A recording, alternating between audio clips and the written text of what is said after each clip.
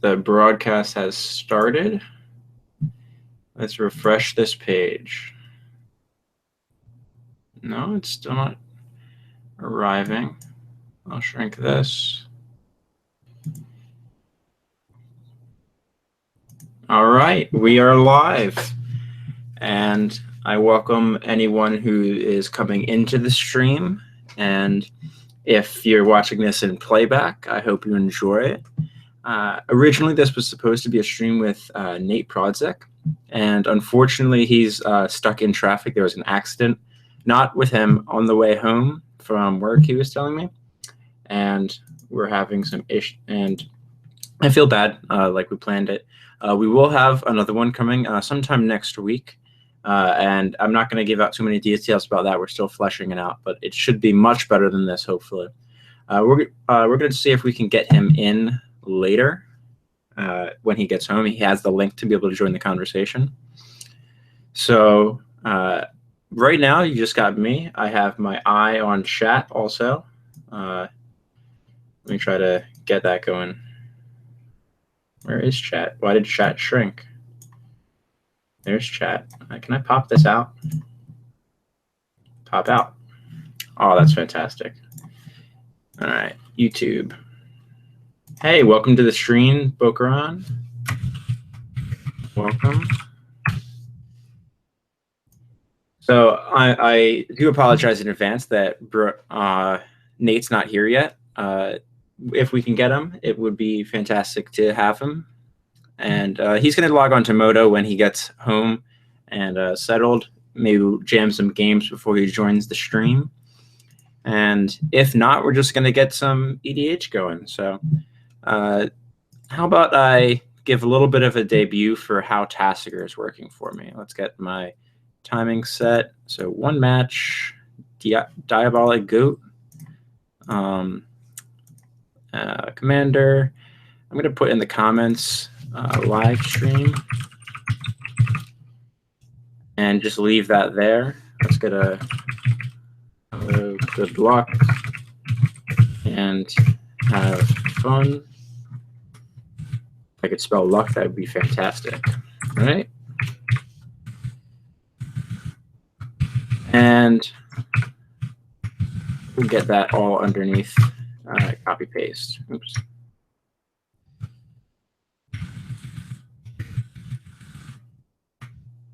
And X. Let's host a match. See what we got going. And I'm putting live streaming in the comments just in case. Let's hide this. Just in case someone doesn't want to be on a live stream. I figured I might let them know that. Let's see if I can get always on top going. On top. I'm not quite sure where it is, why it's not showing up. Won the dice roll. That's fantastic. All right. So let's just use the Windows Snap feature. There we go. Hey, Rampant to Nothing. Welcome to the stream. I'm always happy to hear some compliments. I probably should have set the timer to quite a bit longer since I am live streaming, but it'll work, right? Oh, Moto must be. There we go. All right. So I see this opening hand, MTG Nero. Let's hit him with good luck, have fun.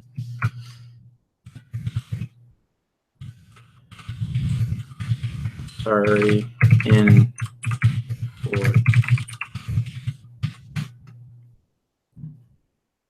All right, so what do we like about it? I like Bazaar with the Temple, so I can pitch that away. Bazaar also feeds the Murderous Cut. I'm one mana off being able to get Ashiok online quick. Azusa Lost but Seeking can be a punishing deck. What do you guys think? I'm going to go for it. Let's be a little ballsy and keep the stream going. We'll see if this is one of those types of keeps that if it pans out, if I hit that blue or black mana quick, this is fantastic. If I don't, the hand's a pile of garbage. So, hey, wow, that was fast. Signed in. All right, cool. I'm going to lead on the Bazaar. So the proper Bazaar sequence is to set a stop on my upkeep. Also, come on, F2.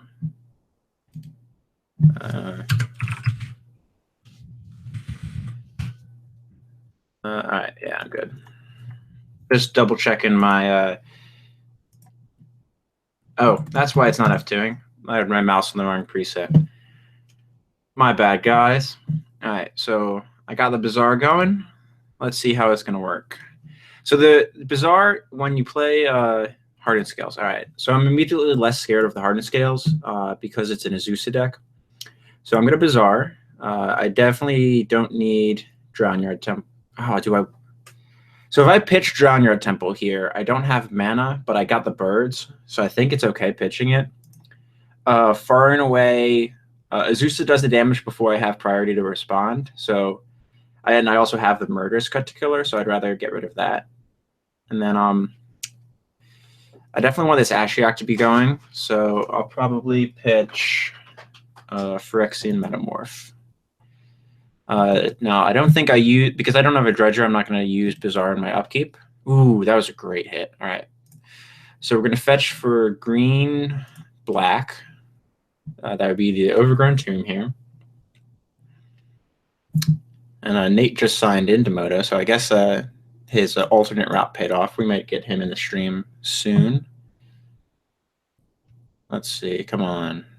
We're foothills. Get the Overgrown Tomb. No bug. I would love to pay some life. Get the bird. And I'm going to F6 the rest of my turn. Ship it back. The only reason I'm not F6ing my opponent's turn here is because I may want to activate this Bazaar in response to something. If he's going to kill it, might be worth it. It's going to feed this Tasker so incredibly quickly. I'm not going to use it yet. So let's see. That is a turn 3 Ashiok. Now I could get the Trinket Mage, but I really want to get Ashiok going. It's a creature deck, and when they don't have pressure for Ashiok, she can take over Ashiok can take over the game very quickly. All right, Vorinclex is going for good. Next turn, let's see. I don't know if I want to. I still don't know if I want to use the Bazaar. Azusa's down. All right, how many lands do you got? Got them both, and Tribe Elder. Okay, and this is the issue with Azusa decks. So now that MG Nero has ramped out all of this, he's down to 3 cards in hand, or she, because playing Azusa. The chance of them being out of gas is kind of high. There's a chance they probably only have 1 threat, maybe a second. So my plan here is I'm going to activate Ashiok, get Acidic Slime, Bailoff. Ooh, and I hit the Sylvan Library. One of the best hits that I could get. Sylvan Library is really what makes the Azusa deck tick, because with all the mana that she nets you, you need draw. You need to be able to keep her fueled and keep threats on the table. And getting rid of Sylvan Library is huge there, because I think that would have been the top deck, and I'm sure they would have slammed me down and it forced me to use this counterspell. Now this is going to hit their first real threat. Do I care about Silverheart? I don't think I do. Hey, Nate. How's it going? It's going well. 1 sec. It seems like you're playing through my speakers. All right. Stream, are you able to hear Nate? I'm guessing you should. Let's see. Oh, I see you there. Okay. All right, cool. I don't know why it's coming through the speakers. If you're in stream chat, let us know if you're getting a double feedback from Nate. Do I care about Silverheart? No, you have Murderous Cut in your hand. Yeah. I think I just let it go. I think you just Bazaar in response, probably, if you're planning to use Bazaar at all, or cards to make a decision with. If you're planning to Bazaar at all. I think I force Azusa into combat first. Oh, yeah, sure. I guess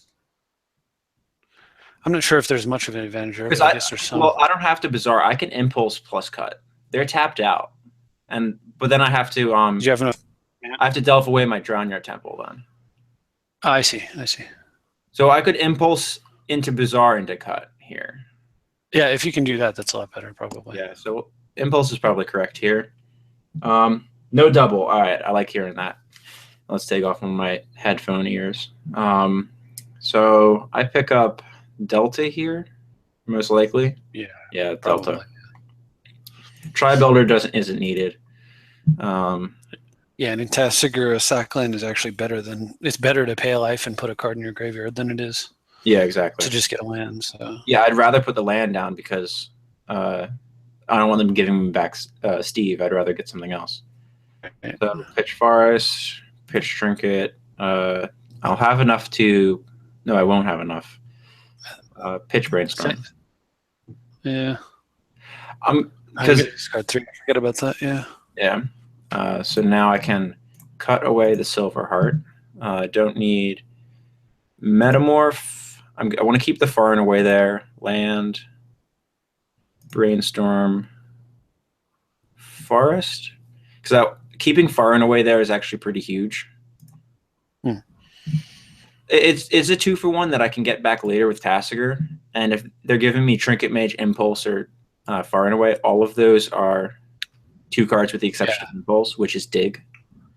So, yeah, I figured it was attacking Ashiok. All right, Rampant and Nothing. Thanks for the feedback.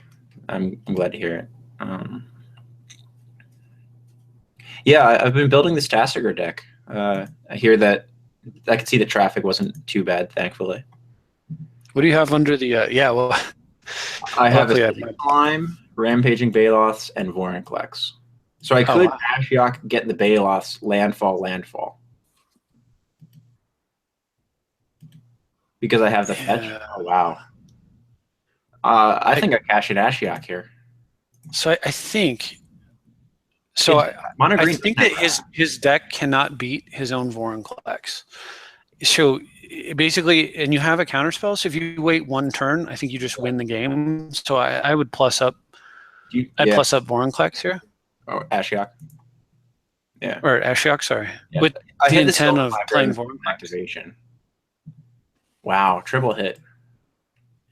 Yeah. I think Rishka's decent so far. I don't think it's going to be anywhere near like the insane card that it is in other decks, but and then just Tasigur. I've only played against it once. Yeah, so I have 5. I can Tasigur with spell backup. Yeah. Yeah. And then I don't know, fetch or no? 5. Yeah, I fetch first. You're right. Because that way I can keep the Drawing Your Temple or Far and Away. I want green, I think. Breeding Pool. I don't need the black as much. The deck's mostly blue.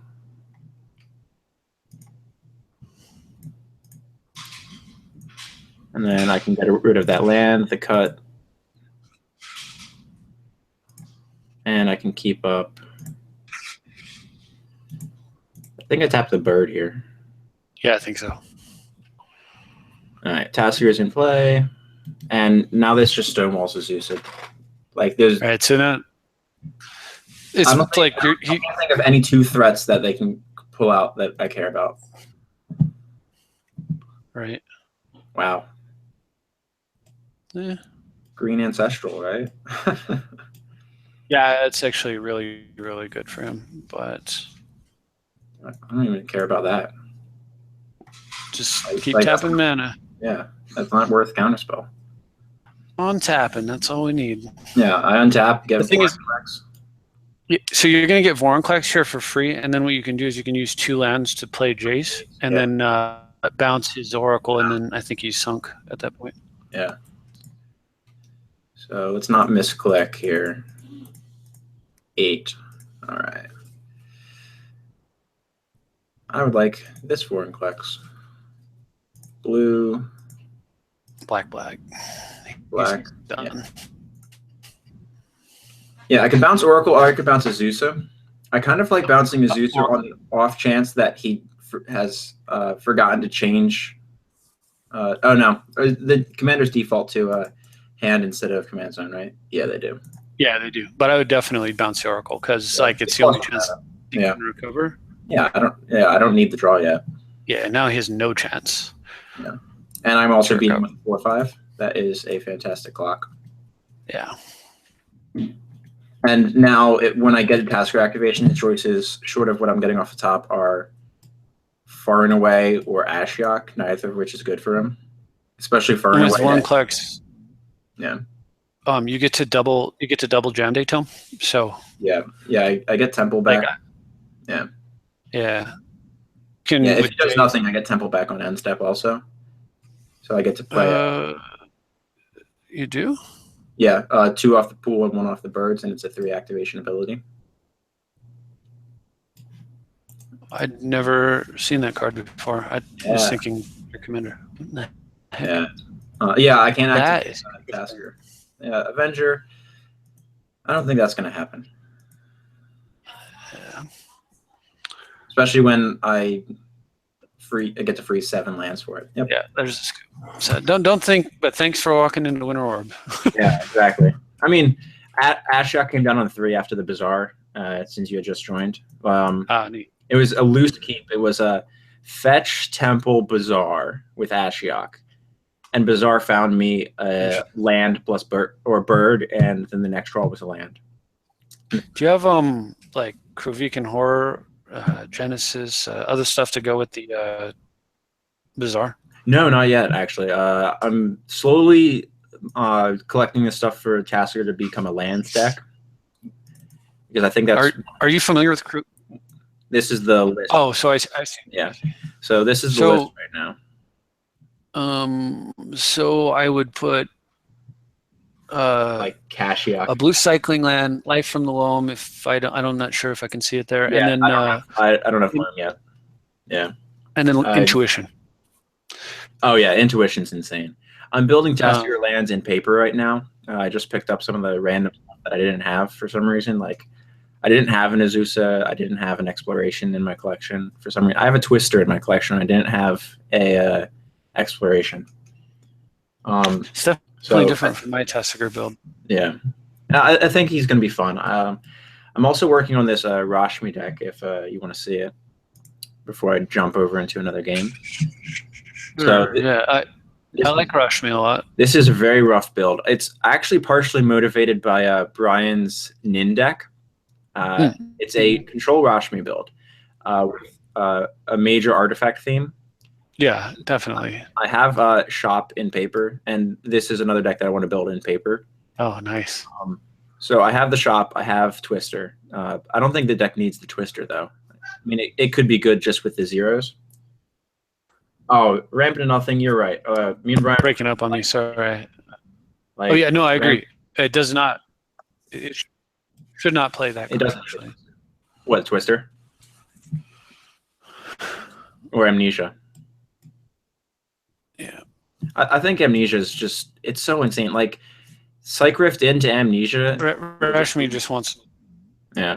Rashmi generates a ton of cards.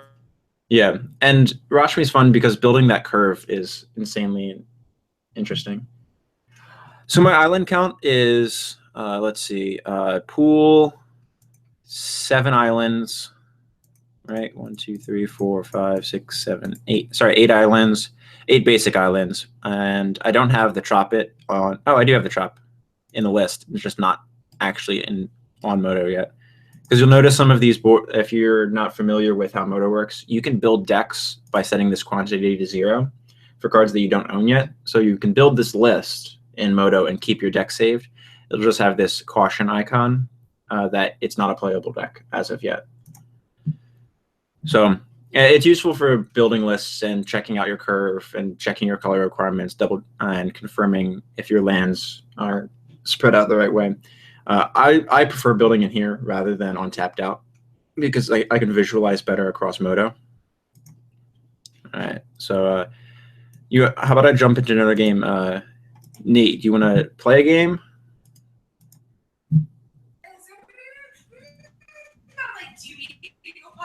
Yes! I got you. All right. Who does shout? Leovold as well. Yeah, Leovold's pretty good. I'm not gonna be picking up Leovold on Moto for any foreseeable future right now. Notion Thief plus Wheel is pretty spicy as well. I played the Notion Thief Wheel combo in my Tazri deck for paper dub because I have the Twister in the deck now. I do not currently have one for the Rashmi that is listed that I have videos on my channel. That is this list currently. I think I've refined it as close as I'm going to get off my current Moto collection. I'll be putting a tapped out link in, and I'll be going back and editing the description for some of my videos as soon as I have that finished. All right, so let's jump into a game. Play lobby. Nate, you just going to spectate for another round? Do we still have Nate in Hangout? We do. Hey. Okay. There we are. What did you do? Oh, mute. Okay. That being said, you have to. I have a hard time playing. Oh yeah, I agree. He can end the game by himself. I've played Nick Fit. Sound competitive, anything goes. I like this. Let's play the Sun deck. Good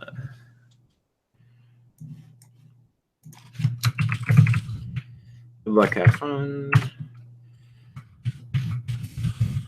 Streaming. Sorry, for slightly slower play. It's going robot voice on us. Yeah, I noticed. I went viral. Gwendolyn DeCorci or DeSorci? How do you pronounce that, Nate? All right, so I see this opening hand. Wooded Foothills Winter Orb again. It's Winter Orb against Grixis. It could be good. Yeah, I don't have the ramp that Yisun wants, but I do have Wooded Foothills to get Arbor into natural order. That's why it's good. Yeah, that's what I'm thinking. So you just want to go like first turn Arbor, second turn drop the orb because it doesn't matter anyway. Yeah. And then a couple turns later, when he's trying to crawl out from the orb, then you natural order. And knock out any mana sources he developed. Yeah. Off my stop. So I can maybe shut down Magic Online on my end and see if that improves our call quality, or I can leave it open if you want to run some games. Yeah, I don't think it should be affecting. It's affecting your connection to the call. It probably isn't, but I'm not sure. There's only limited troubleshooting I can do here. You think I slammed the orb here? Yeah. I mean, I think so. It's only because it's a complete force him to answer this and then not have an answer for order. Yeah, and it has nothing to do with what the game plan is. It's a complete red herring. I would like my creature. Wow. I don't tap just a basic forest, but that's me. Well, I don't mind him spending a kill spell on the Dryad Arbor if it taps him out underneath the orb. If he's gonna spend his turn dismembering my Dryad Arbor to Stone Rain me, or spending 2 mana to kill my Dryad Arbor, I actually don't mind. Do you think I play the Arbor Elf here? Because Elf pays for itself next turn, doesn't it? I tap 1, I untap 2 next turn, play a land to 3, untap for 4. I'll definitely play Arbor Elf. Yeah. This is as long as one thing lives, I have, or as long as he doesn't kill either of my dorks, I have natural order sacking away Dryad Arbor. And then I still have Arbor Elf going underneath Orb, which is effectively 2 mana per turn. Because Arbor Elf actually let me bank mana off my lands with Winter Orb in play. Alright. So let's check out chat. Sounds like T-Pan. Yeah, that is my line right here. An early stack, yeah. Wow, Mana Crypt. Alright, so that is not Gwendolyn Corchi mana. Yes, tap out. All right, spend Mana Blast. Deranged Hermit. All right, so now I just slam it, sacrificing Dryad Arbor, you would think. Yeah, because Arbor Elf is a better mana dork. He's got 5 cards in hand. He pushed out Mana Crypt, which makes me think he's got a 4 mana counter here. So I think I just tell him to answer natural order, and if not, I get to destroy mana crypt. Yeah. This is the dismember, or dismiss. Dissolve. All right. Scry top or bottom, sir. On the bottom. Well, you think you would have waited? I guess that's what we get to work with. Yeah. I mean, it wasn't dismissed. Like, I'm fine with him dissolving. Let's get to that. And he's digging for something. He knows that Isan's a threat.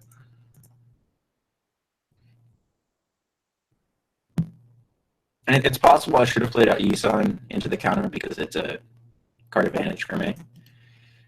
I think this is Gwendolyn, meaning I'd get a window to resolve Isan or Nissa.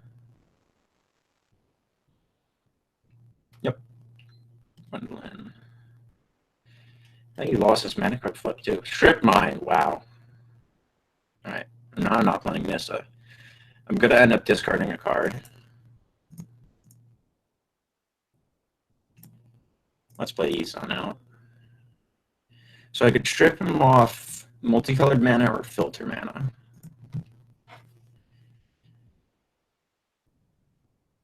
So if I cut off Cascade Bluffs, he's got a single red or double black. If I cut him off Command Tower, he's got a single black or double red.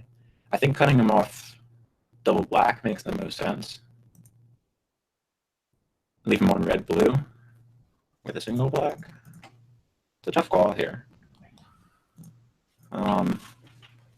I could cut the C. What do you think?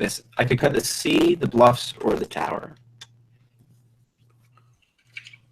Oh, it's strip? Yeah, because I can put them on double red or double black. Yeah, I think you strip the tower, but yeah, because bluffs doesn't produce color mana by itself. Right. So with Winter Orb out, you want him to have to invest 2 mana sources to get 1 mana. I don't have Winter Orb out anymore. He Vandal Blasted. Oh, is it gone? Yeah, he missed it. Okay. Yeah, it looks like I missed a number of things. What happened to natural order? He Vandal Blasted the orb and then dissolved the order when I sacked Arbor, and then pushed out Gwendolyn de Corchi without counter magic. So I'm going to get a card discarded out of my hand here. And I lose the worst card in my hand. That's awesome. Now I just sit on Isan. And tell him tutor for Wrath or lose the game. All right. Yeah, counter was incoming. Agree. Yeah, Joe. Target player. Wow. He keeps hitting the stuff I don't need. Let's see. You're going to yield to Isan? So now you get to sort of see it from the other perspective of the Isan line. Let me open up the deck some. So it's a 3/5, so I'm not going to get the tracker. Trackers usually used when they have something with 2 toughness that I can fight Isan and use Isan to kill their creatures as well as get my own. I get Queer and Ranger. I'm short on a forest, but I know I'm going to get a forest off this Nissa. So using Queer and Ranger to bounce a forest isn't great.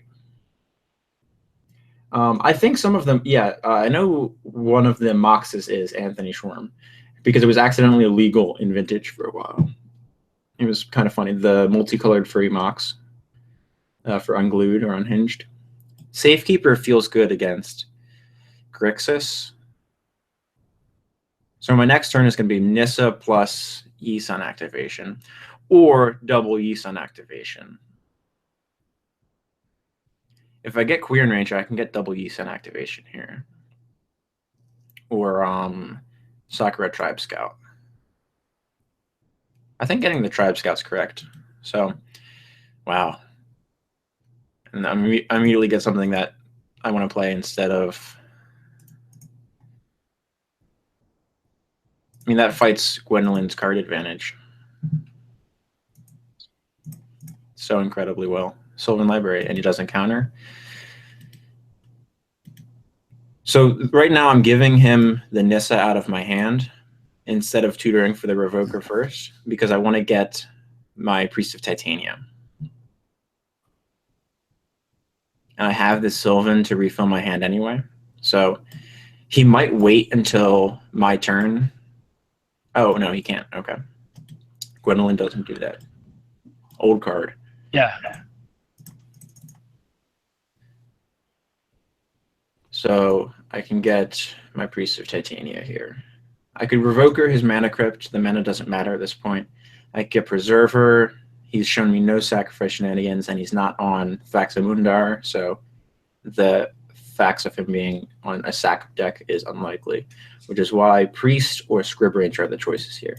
Scrib Ranger gives me Yisan to 3 and 4 in the same turn, and the way that works is I can bounce a forest to untap Yisan, use Scrib, then replay the forest. And then on his turn, I can do the same thing and put the forest back in play with Sakura Tribe Scout. And I think I committed to that line. I figured that's better. I figured that's probably a better choice anyway. Scrib also has the side effect of blocking her indefinitely, so he can't, like, say, throw a Sword of Fire and Ice. Yeah, I don't have it this turn. Always yield. I pick up the Preserver. That's nice. I'll take some life hits. Ooh, very nice. Yeah, Symbiote's insane. Yeah. And it kind of makes me feel bad that I didn't get Elvish Visionary now. But I still think this is better line. Yeah, the Visionary interaction is so bad. So 5, 6. I've played a land. I can play Symbiote. Now, the way that I want to do this is use Arbor to untap Forest. And I want to do that during my turn because I'm going to tap a Forest. Mm-hmm. And use Yisan for 3 now, and then Scrib to untap Yisan, bouncing a Forest. And then on my opponent's turn, I can use Sakura Tribe Scout, I can use Sakura Tribe Scout to put a Forest back in, and then Scrib Ranger the Yisan to go up to 4 with 3 mana open. So I was actually able to deploy Symbiote as well this turn. Yep. So up to 3 go Gleemox. So, yes, so just to make sure, you could respond to this by picking up a forest, untapping. Yeah, hold control, yeah. And fetch. The thing is, the 4-drops in this deck are actually just. I'll show you when I come up to 4. There are strictly answers in this deck. Dragon. Okay. Yeah. So. I could get Fearsome. I'm assuming my hand. I'm going to lose my hand. I think hand is probably exactly. So I can probably get Corruptor or Renegade Leader. I mean, if you wanted to keep picking up permanents with your Dork, Wood Elves might be an acceptable. Yeah, because choice. I can Symbiote, bounce Wood Elves, replay Wood Elves. Yeah, that's probably correct. Something along, yeah. I'm lagging again. I'm getting robot voice. Oh. All right, so now I untap Yisan now. And I'm doing that during my turn just so if they have a response, I can. They have to spend mana now before, and they might be top decking response, and I don't want them to respond to Scrib Ranger's activation to kill Yisan. Because now I can respond with Yisan to do anything. I'll lose my Preserver, no big deal. I paid 4 life for it, but it gets it off the top of my library. So one option could have been to play the Preserver, and then he can't make you discard anything, and then before his turn ends, during his discard step, you pick up Wood Elves. Oh, there you go, yeah. And okay, yeah, because he likely doesn't have a stop set. Is during your turn, or is it as a sorcery? That's the question. Your turn. He can use it during end step. In response to my Symbiote activation, because bouncing the elf is a cost. I don't care about preordained. Because bouncing the elf is a cost, he can respond with Gwen, and before my thing even untapped, he can make me discard the Wood Elves. True, although I suppose you could have picked up a forest and just let him eat the forest, and then respond with Gwen, and then after the Gwen. All right, so he's digging for something here. He's got to find Wrath. That's what it is. He needs Tutor or Wrath. It's the same position this deck always puts control in. I mean, it's how Yisan works. Sure. Right. Wrath or die. The thing is, Wrath, I'm at the point where the mana that I have is pretty good. And I have the Oracle, because that might be a really good 4-drop to get. This is the 4-drops. So Let's see. Thoughts on Mana Crypton decks with low or no ways to untap it, effectively a colorless Dark Ritual that can tick up. Yeah, Mana Crypt is good. I don't know if you mean Mana Vault. Colorless Dark Ritual is Mana Vault. It's still very good because on turn that you're doing nothing, you can untap it anyway. So Colossus is in there for the mono black matchup. Acolyte's there for the value. How many creatures? I'd be looking at Oracle, but I don't know. Shepherd and turn off Crypt here also. Yeah, but if you want to kill Crypt, you could either do it later or you could have done it earlier. It doesn't seem to be a high priority. I'm not at Sabretooth combo, so I'm just moving up the chain. So Oracle's probably correct.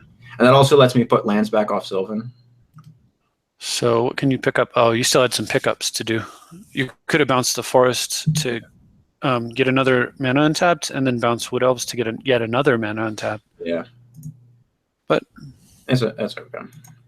Yeah. It happens. All right, so I'm just trying to build my hand up. Even though I could have put the Forest back on top, because I saw another Forest after seeing Sylvan, I just decided to take 8 there. Their deck isn't pressuring me at all. So now's the turn that I move up to Seedborn and then Kamal. So I activate. I would really like to get that Lightning Greaves, but yeah, I just need to go for Seedborn here because if he does, he's 1 mana short of Cyclonic Rift, and I'm gonna destroy his board in his upkeep. Seedborn. All right, so let's clear combat. I don't care about damage with this deck, really, because once the deck goes for wins, their life total is irrelevant, which is kind of different than most green decks tend to function. Oh, not Kamal. I have to get Woodland Bellower here. My bad, guys.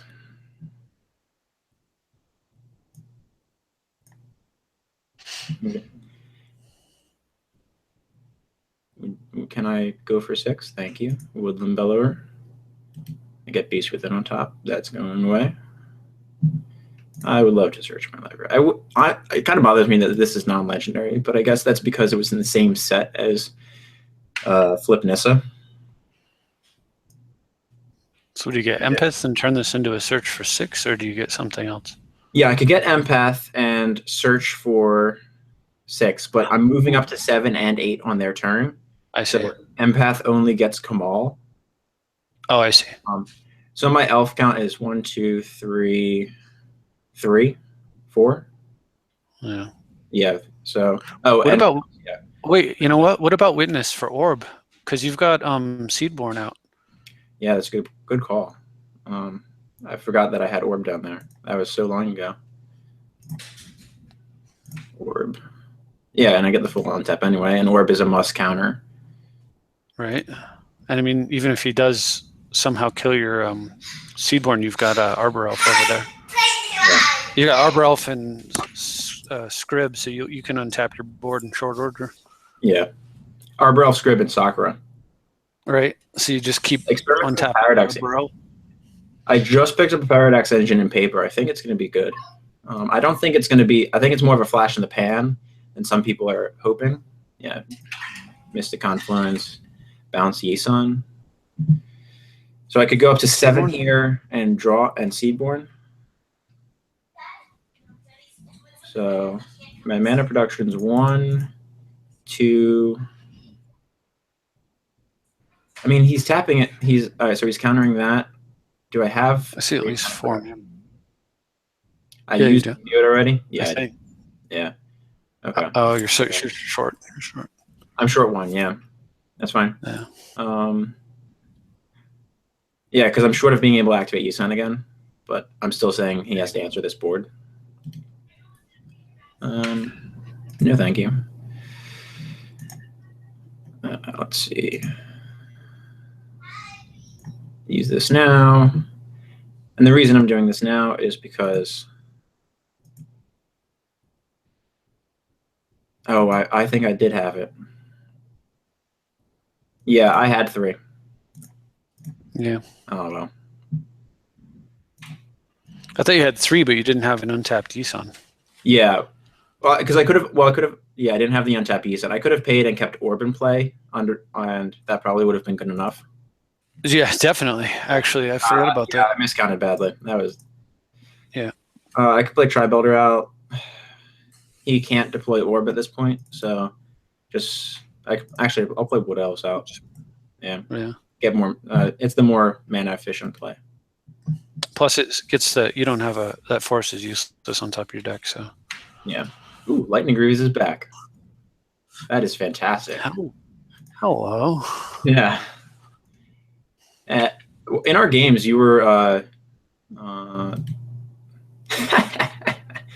That's the hurts of random discard. Oh no, yeah. Steve. So I don't care about trying to do untap shenanigans this turn. You can bounce Wood Elves maybe, but maybe not. Wow. Yes and yes. With an Arbor Elf in play, absolutely. Yum yum. I would like to enchant this forest, sir. I would like to choose green. How about I enchant this forest? Wow. Wow. So good. All right. So Greaves comes down first. I think I bait with Yisan because I mean, if he counters it, you can replay it. I know about my entire hand. Greaves isn't. Well, that's true. That's true. Yeah. And if they hit Greaves, I want Seedborn to resolve most. So right. Rather than Greaves. So because I have 3 spells in hand that they have to counter. Right. Although truthfully, like he's just about dead if you attack a couple of times. I mean, it's fun to do all this other stuff, but you could just kill him. Yeah. Yeah. Counter. Drain. I got the mana. Yeah, Seedborn is important. All right. 1 card in hand. I'm going to keep Arbor Elf back and Scrib because I don't want a sword coming down. I could keep Oh, you can untap Scrib. Yeah. I usually like to try to keep my untap shenanigans as secretive as possible. I mentioned it when I was doing a recording of one of the games that we played, where when you cast Cryptic Command and you tap down my board, I used Yisan in response, and I could have kept up Yisan's ability to be used by still keeping the Quirion Ranger, because the Quirion was still in play. I still had the 3 mana. The reason I used it first, though, was because I really didn't want to have to pick up the forest because I was planning to move up to 5 on my next turn. And if I picked up the forest, I wouldn't be able to go from 3 to 5. I'm not sure if I remember that game, but I believe that it was like one of the games I was losing. So yeah, I think that my thought process was I have to hope he doesn't know how to play his own deck. Yeah. Because I don't really have any other choices. Like if you do know how to play your deck, I'm dead. So I got to play like you're going to make a mistake. I have to make an error. Yeah, because you use Cryptic to tap draw. Because I had what was it? Sylvan Safekeeper in play. And I was like, I saw Cryptic going. I saw you tap the mana for Cryptic, and I was just hoping that you were trying to bounce something, and I could fizzle your Cryptic because you had selected one target. I was like, I'll trade a land for a fizzle of Cryptic any day. Yeah. But I mean, you played that one right. I think because you just have to draw. You have to try to find the tutor. You have to try to get the Wrath in play. Give try to luck sack into the 1 in a million. Wow. Yeah. Terminus off the top or whatever. But yeah, I mean, the one of our games you did luck sack into the Deluge, didn't you? No. Every Deluge that I played against you, I tutored for. You were speculating what I was tutoring for. It was always Deluge, but it was only when I realized that I would lose every game I did not fetch a Wrath, and I had the potential to win every game that I did. And 3 games basically, and the second 3 I won. And it was after the first 3 games I said, okay, I will not allow myself to do anything but tutor for a Deluge. Yeah. And then I won the next 3 games. It's absolutely correct there. Because if you don't have Deluge, you lose the game. Yeah. And I mean, that's how Yisan works. And I think he's actually much better in 1v1 than he is in multiplayer, just because I think my most competitive deck plays 3 Wraths if I count Cyclonic Rift as a Wrath. Right. And that's it. It's Deluge, Rift, and what's Probably Terminus or Pernicious Deed. That's the enchantment where you pay X and destroy all artifacts, creatures, and enchantments with CMC X or less.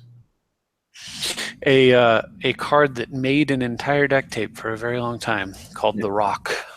Yeah, I'm familiar with the Rock. I'm familiar with a lot of the old decks. You're talking to me about your old Plow Under deck, and I'm a fan of that card. I played that in Dual Commander for a little bit, actually. So the deck was around during the time when Necro had owned everything, and it was pretty solid. Yeah, because they're necroing lands back into their hand. It doesn't feel good. Well, back then you could run 4 Ophelos and 4 Priests of Titania, 8 Llanowar Elves type cards. Yeah. And then it was a Fyndhorn Elf at that time. Yeah, Fyndhorn and Llanowar both. Yeah. And then it had 4 Rancors, 4 Smokestacks that you could sack the Rancor to. Oh, okay, yeah. 4 Plow Unders and 4 Stunted Growths. Yeah, you can feel your Smokestack with the Rancors, yeah. And then you sideboard in Masticore, so when you play another green deck, you just Mechanic Masticore and Wrath-a-God their whole board. Yeah, and Masticore is insane. I think it's probably one of the best creatures of that time. And the key for the reason why I did well with the deck better than the other green decks was because I ran 4 main deck. It was a green charm. Mm-hmm. And it lets you untap target permanent as one of the abilities. Okay, so you untap one of the other abilities, Dorks. or Raphaelos or Priest. So you could do absurd things very quickly and very consistently. Yeah, because it turns the charm into a ritual. Exactly. Okay. Yeah, I started playing, actually playing Magic in Mirrodin, and that was just casual with friends. And it's probably a good thing that I didn't want to actually ever play in tournaments at that time, because from what I hear, Mirrodin was a dark time. Oh, I didn't care for the format. I don't. Yeah. But I don't really like formats where blue is basically dead, designed out of the format. Yeah, it's fine if people show up with anti-blue, but when by design because Wizards knows that they can't sell. They don't do well when control is a popular format. They don't make as much money. Or a popular archetype. Well, I'm sorry. Yeah, popular archetype in Standard. Yeah. And as a result of that, you'll find fairly consistently that they do not design much cards that support control formats or control. Right. And when they do, usually it'll be clumped up in one block, so the unpleasant format appeases the control players for 6 months or whatever, and then rotates out. And then all the control players are happy that they got to play control for a little bit, right? And then go back to tempo builds, right? By 2 years of turning cards sideways, Yeah. I think that's very adept analysis of why we haven't seen the Damnation reprint that a lot of Commander players want. So up to my local store has them listed at $68 US. Goodness, that's amazing. It's crazy. Funny. I just traded for one. I have no deck that I would play that in. I don't play mono black. It's the only deck I would play it in, and I don't have that deck. The deck that I have, I actually traded for the one that I needed for some reason. Is the Tasigur Lands deck that I'm building, just because Damnation. I don't care. I'll delve more stuff away. My commander costs 1 mana. Right. In almost every instance, Tasigur costs 1. That makes sense. Just having that extra Damnation is fantastic. I think the list is 4 Wraths. It's the Rift, Damnation, Deluge, and Deed. So I'm just going up by 1. Deed's fantastic. No, and that depending on how much ramp you play, and I don't know how much you're playing that deck, but I would probably lean towards. It's a lot of the it's burgeoning Azusa exploration. So I would replace the Damnation in the list you just gave me with 1 or 2 cards. I would either replace it with Death Cloud, or I would replace it with the card that cycles. It's 3 black. Decree of Pain. Decree of Pain, thank you. It cycles for -2, or it's an 8-mana kill all, draw X, where X is the number of creatures destroyed. So I'd replace it with either one of those. I consider Decree. I was on the fence about Consume the Meek. That's the black 3 instant that kills MC 3 or less. Yeah. So the reason I like Decree is you may want to save Toxic Deluge, and if you play against Gaddock Teague, you just sit there looking at Decree, frustrated that you can't cycle it and make everything get -2/-2. So, or you mean Damnation or Deluge? If you play against Gaddock Teague, you can't play card. I can't play Deluge or Damnation. You can play Toxic Deluge. You can. I thought Teague couldn't let you pay life. No, Teague says you can't play cards that cost 4 or more, or have X in the casting cost. Oh, X in the casting cost. Okay. For some reason, I was thinking he disallowed life payment as well. That's another white card. Angel of Jubilation. It's white 1. Non-blacks get +1/+1. Players can't pay life or sacrifice for costs. Interesting. It's a random hate bear. I see mostly in Boros builds that are like a hate bear Boros. Right. I think hate bear builds, especially in multiplayer, are not terribly strong. I think that you need to be doing something more proactive than putting a Thalia in play. So somebody's advertising an Anything Goes game. I was thinking of jumping in it. Do you want to try and stream that, or do you want to continue to run them? No, if you want to jump in, is it a multiplayer? Oh, so one. Yeah, go for it. I'll spectate. All right, I'll shoot. Let's see if we can do something with Brea. Or should I play? Oh, ha. I'm on his block list apparently. Anything goes except me. Yeah. I'm that's fairly common to me. You want to? Who should I give him? Azami? Rashmi? I don't. Yeah. How about let's play aggro. Let's see if he can deal with Krenko. Or he's on my block list. That's the thing. I can never tell. Yeah, I can't find that. Oh wow! And I win the dice roll. So. Oh man, that hand. All right, Yidris. Okay. He's on Wrath or Die. Well, this is how Krenko wins, right? Krenko wins by drawing Soul Ring, Mana Crypt, or Mana Vault. It's exactly how Krenko wins. And being on the play. So turn 1 to get that too. Ring. Map for sure. Map, yeah. Show me that way you get to dump your Krenko turn 2, and then you get a strip mine him. Yeah. And that's 2 turns. And I get strip plus Bushwhacker plus Krenko activation the following turn. Right. And I can respond to Bushwhacker's ability ETB trigger with Krenko. So the that's very two goblins that it creates have haste and +1. Oh, interesting. He's going to keep up. That's very tech, though. I like that. Yeah. Well, he's going to keep up. Show me days. And for chat and in the stream, normally I'll play around things like days, but when you're playing Krenko, you're just committing to jamming the threat and saying, have an answer. And yeah, make him beat you. Yeah. Don't hand it to him. Say it's the first time that I've actually seen that mentality is the new Eldrazi decks that you see popping up in Legacy and Vintage right now, if anyone's familiar with it. Tainted Pact. Ooh. No, Exile. What do you got? This is going to be fun. I love Tainted Pact. I play Antazri. Yeah. Hit another mountain. So at one time when I played, a long time ago, I played Tainted Pact in Laurel, and so every land was, either snow or not snow, whatever, based on the pact, not whiffing. So we think he's getting here. Frantic Search. So he is definitely on combo. I was wondering when I saw the pact. Yeah, I figured once I saw Notion Thief and Frantic Search as well. Tainted Pact can be a very bad demonic tutor, but yeah. I think you should have stripped him there, by the way. Yeah, I probably should. Oh wow, yeah, he missed land drop. I didn't even catch that. He missed a land drop, and he's going to Frantic Search to try to find mana. So yeah. So War Driver plus Sword. I have 5 mana. Yeah, if I would have had 4, I would have had 2 mana. I could play War Driver out. So War Driver and Sword. And the reason I play Sword in this deck is because of. Is there any? Huh? Well, is there any reason not to play the Bushwhacker right now? The Bushwhacker is actually relevant for saving the haste and the +1.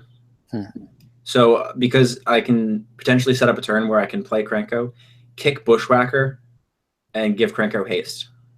Yeah, I don't know. All right. It's just about how much damage you lose while you wait. Yeah, and that's really it. He exiled 4 lands. I don't even know. Okay, now I definitely get strip. Yeah. And then just don't use it so he can't Frantic in response. While by having it in play, he can't cast Frantic Search at all. Yeah, and I'm just gonna beat him for 3 and continue to hit landfalls because of this Sword of the Animus, which I've been very taken with. There it goes. There's your strip. Yeah. Cost blue mana. You gonna kill someone? Looks like he's gonna make a kill. Great. He's just terrified of me getting land drops, which is correct. I think. I honestly think. Yeah, I honestly think he's in for a bad time next turn here. Yeah. 4, 5, 6. So I can cast Krenko, and then next turn it's Lookout plus Bushwhacker. Well, Sword gives you a land, right? When you hit him. Yeah. I could. So why not kick Bushwhacker, equip Sword, and attack, or I could play Krenko. Yeah, do Lookout. Can you do Lookout, kicked Bushwhacker, equip Sword, smash face? Yeah. Then you have a very nice follow up here. Yeah.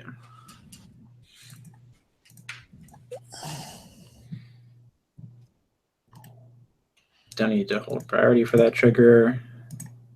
Get on there. And crash in. Yield to that. I think hitting him with Sword's important because you want to make sure that he cannot, like, you can just continuously recast Krenko no matter how many times he. He found a land. It does not cast Frantic Search, though. Oh, yeah, okay, so he's sitting on that shit. Now, yeah, fair enough. If you're him and you change it back and you're sitting on ramp in your hand, don't you just take Copperline Gorge as soon as you see it? Like, I would just take Copperline Gorge. I mean, maybe as soon as I next leveling me, but yeah, okay. Right. Lotus Gerber with no. Well, that's pretty. So he's going to be able to Frantic Search. Yeah. Well, this is a chump block here. That's what this feels like. Oh, if he chumps, I think he's foolish.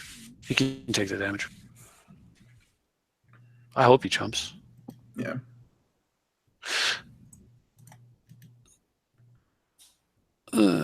So not to be too quibbling, but I think right there you should have played Krenko first, then play your spell. Because if he has Daze, you really don't care about the tokens. That's a good point.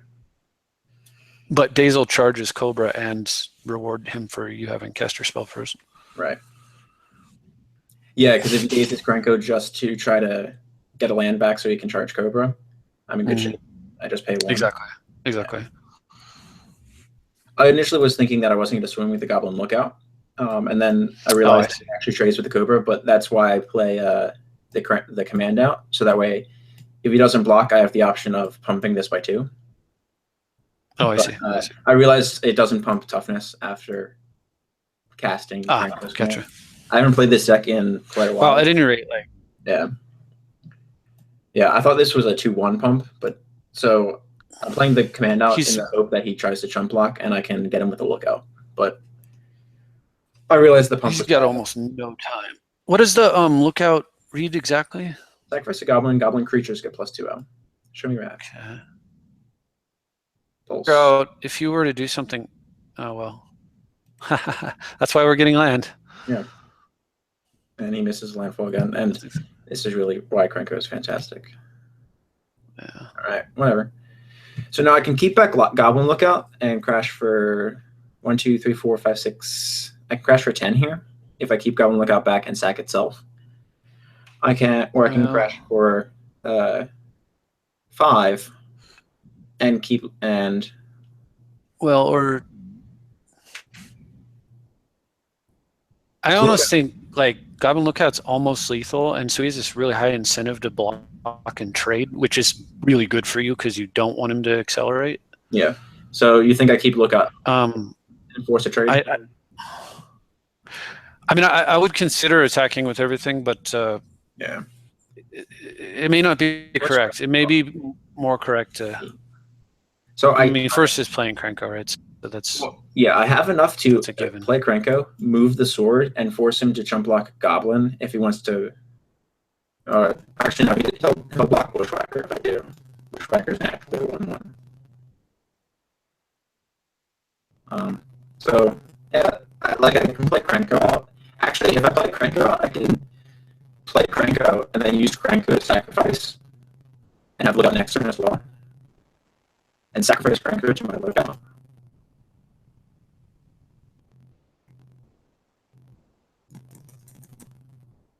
So I was running through the math in my head, and the most you can hit him for is 10 and 10 if you were to use Lookout on your commander and then replay it this turn and do it a second time, which means not lethal. It's not a 2-turn kill.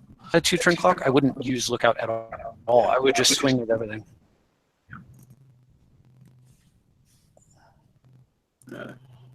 Yeah. With any luck. And I'm still ramming on ahead. Like, yeah. All right, so he's terrified of the Lookout. That's what we want.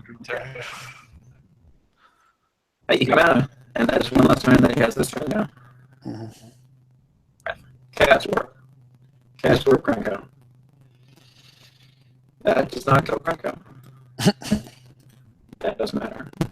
I mean, that's cool with the -2. You can copy kill Goblin. You can copy your Frantic Search. Maybe that's what he that's probably his game plan. I'm gonna hold this.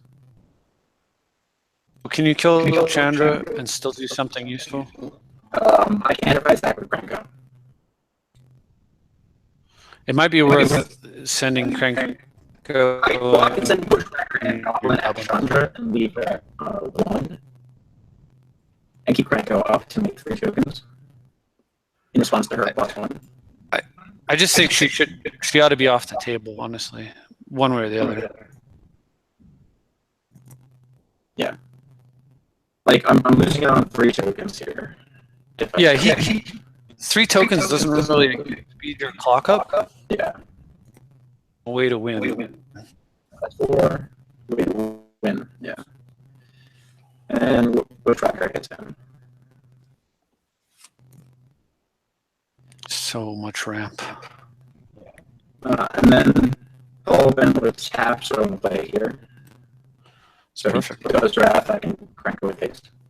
Which is totally relevant in this game. Land Grant, what do you got in their wrath? Ooh, Windfall. Huh. He should do really Windfall.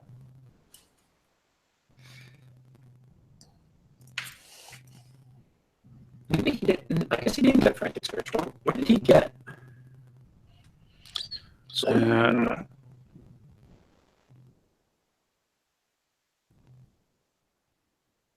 It was Dismember. Put Dismember in their hand. Okay, so he went for it as well. It wasn't a Frantic Search. Frantic Search is just a terrible play. He's playing Lucas. Yep. You got it. Come on, something like Siege Gang Commander off the top. Don't care. Oh, man. Okay. Wow. Yeah, no, it's the curse of this deck. Yeah. So we're gonna move over onto a token because we're still swinging to get the landfall. Yeah, it's definitely time to make tokens for sure. And trade 1 token for land. The more that I get out of the deck, the better. Absolutely.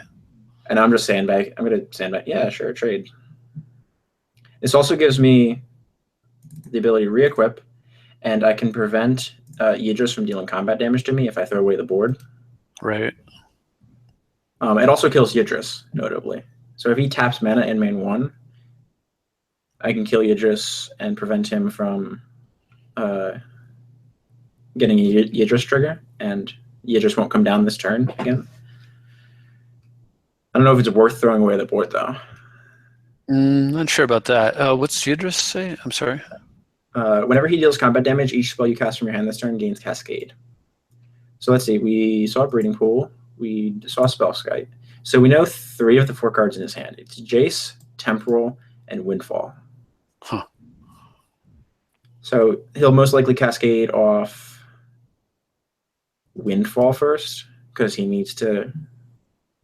Because he can't cast Temporal. So this is a dead card. Jace can bounce Krenko, but I have haste, so it doesn't matter. So I guess you probably should have played the mountain knowing he has the Windfall, but that's... Well, I don't like the mountain doesn't matter to me at this point, and throwing away the mountain, making him think that maybe I'm sandbagging something else might be more worthwhile, because I've played out every land up until this point. So why would I suddenly not play something out? Question is, do I block here and trade the Yidris? I think I don't mind him getting a turn off Cascade, knowing that he doesn't have actually the land untap, the Frantic Search. I think I let this go. Mono red, good in every format. We're lagging very bad, according to the chat. Are we? Let's see. Well, I know my sound is really hit or miss. If you're in chat, don't forget that there is a delay between my actions and what you're seeing.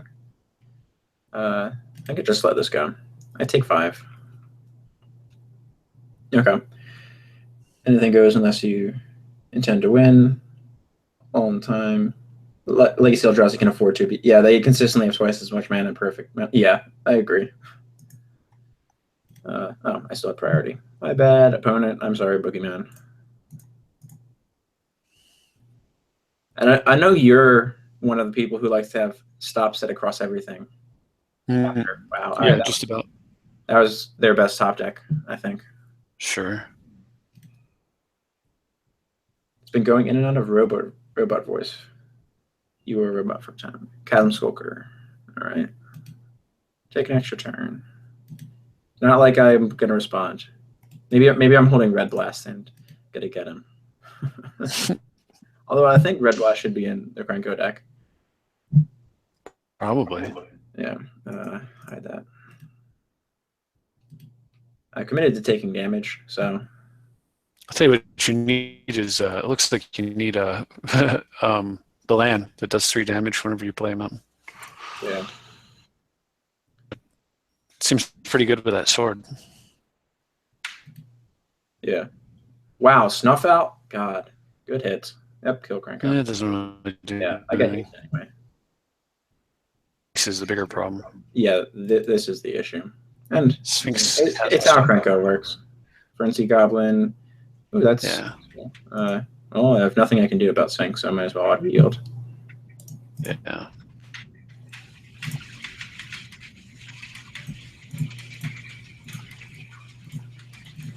How much am I paying for Krenko? I think this is the most I've ever paid for him. So I can slam Frenzied Goblin. Oh, well, I don't know why I tapped 2 there. Because I'm moving the sword, right? Yeah, that's why. Totally on the wrong token. Was this until end of turn? Yeah. Yeah, I need to do another thing. This end of turn. Oh, just gains haste permanently, so I can respond. Yeah. So Yidris isn't going to get another hit in now.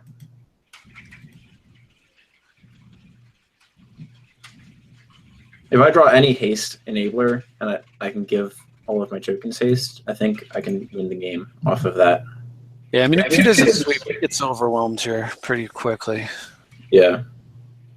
Like the fact that I have so much mana because of this sword, a sweep killing Krenko doesn't actually do anything for him.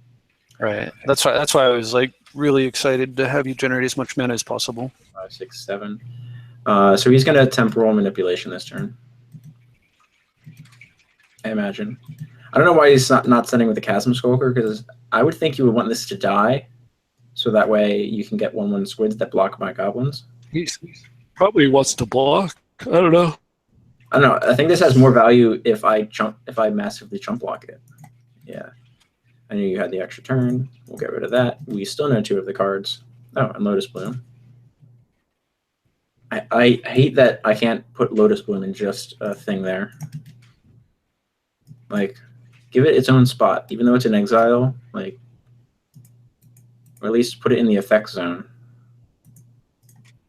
Yeah, no kidding. Jace, that's going to bounce Krenko, right? You're going to fate somebody? That peeve of mine for a while. Oh, no. Okay. Oh, It's a big cat dog. Yeah. All right. He's got a big cat. I have a thing that prevents blocking, so. Target creature can't block. I mean, he can redirect to spell Skype, but it's still one creature's not going to block. So he'll redirect to spell Skype, but yeah, it's still good because if he does that, he has to pay life. Yeah. Carry added. He cannot redirect to carry added, and I imagine that's just a trump blocker. No attacks. I'm not going to F2 through my end step. I've done that before. Like, have Krenko activation on end step and just absentmindedly click F2. Wow. Right. All right. Shurgen. I can run that out also. I would definitely run that out. That's nice. Let's get regenerate. So, is it this turn, or do I wait one more turn? How scared am I of Jace? Like, not scared even slightly. I think you just go face. You can't windfall. I think you just activate Krenko and then go face with everybody and say go, and then make him have an answer. Because if he doesn't, he just dies. Yeah, because I can regenerate whatever gets blocked. Yeah. Yeah. I mean, they're all the same at this point. So. Dennis Crenshaw, yes, it is. Welcome to the stream. And I have Frenzy Goblin. The other thing you can do is after combat, move the sword onto him. You could actually do it. Yeah. Yeah, I think I just send after him. I think so. I don't think I care about Jace at all. No. I mean, yeah. He's already drawn tons of cards off of the. I mean, yeah, he might draw a way to victory, but this way he has to draw a way to victory. Let's make this unable to block. Yeah, does he want to pay some more life? I would love to get him out, and thank you.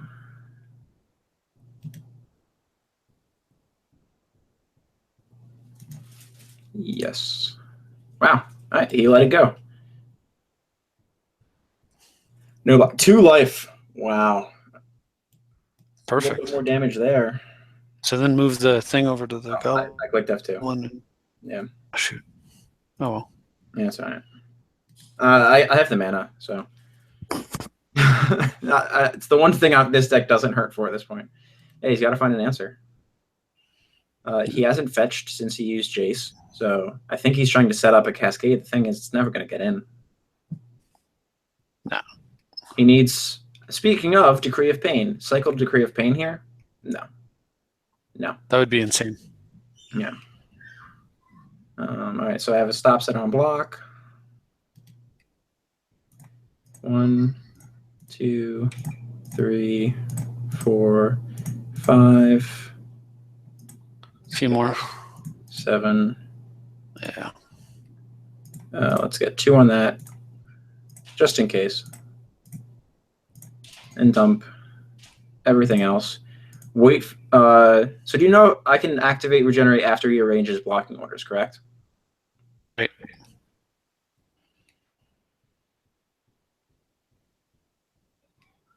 If you have a stop. Yeah, I have a stop set and block. Yeah.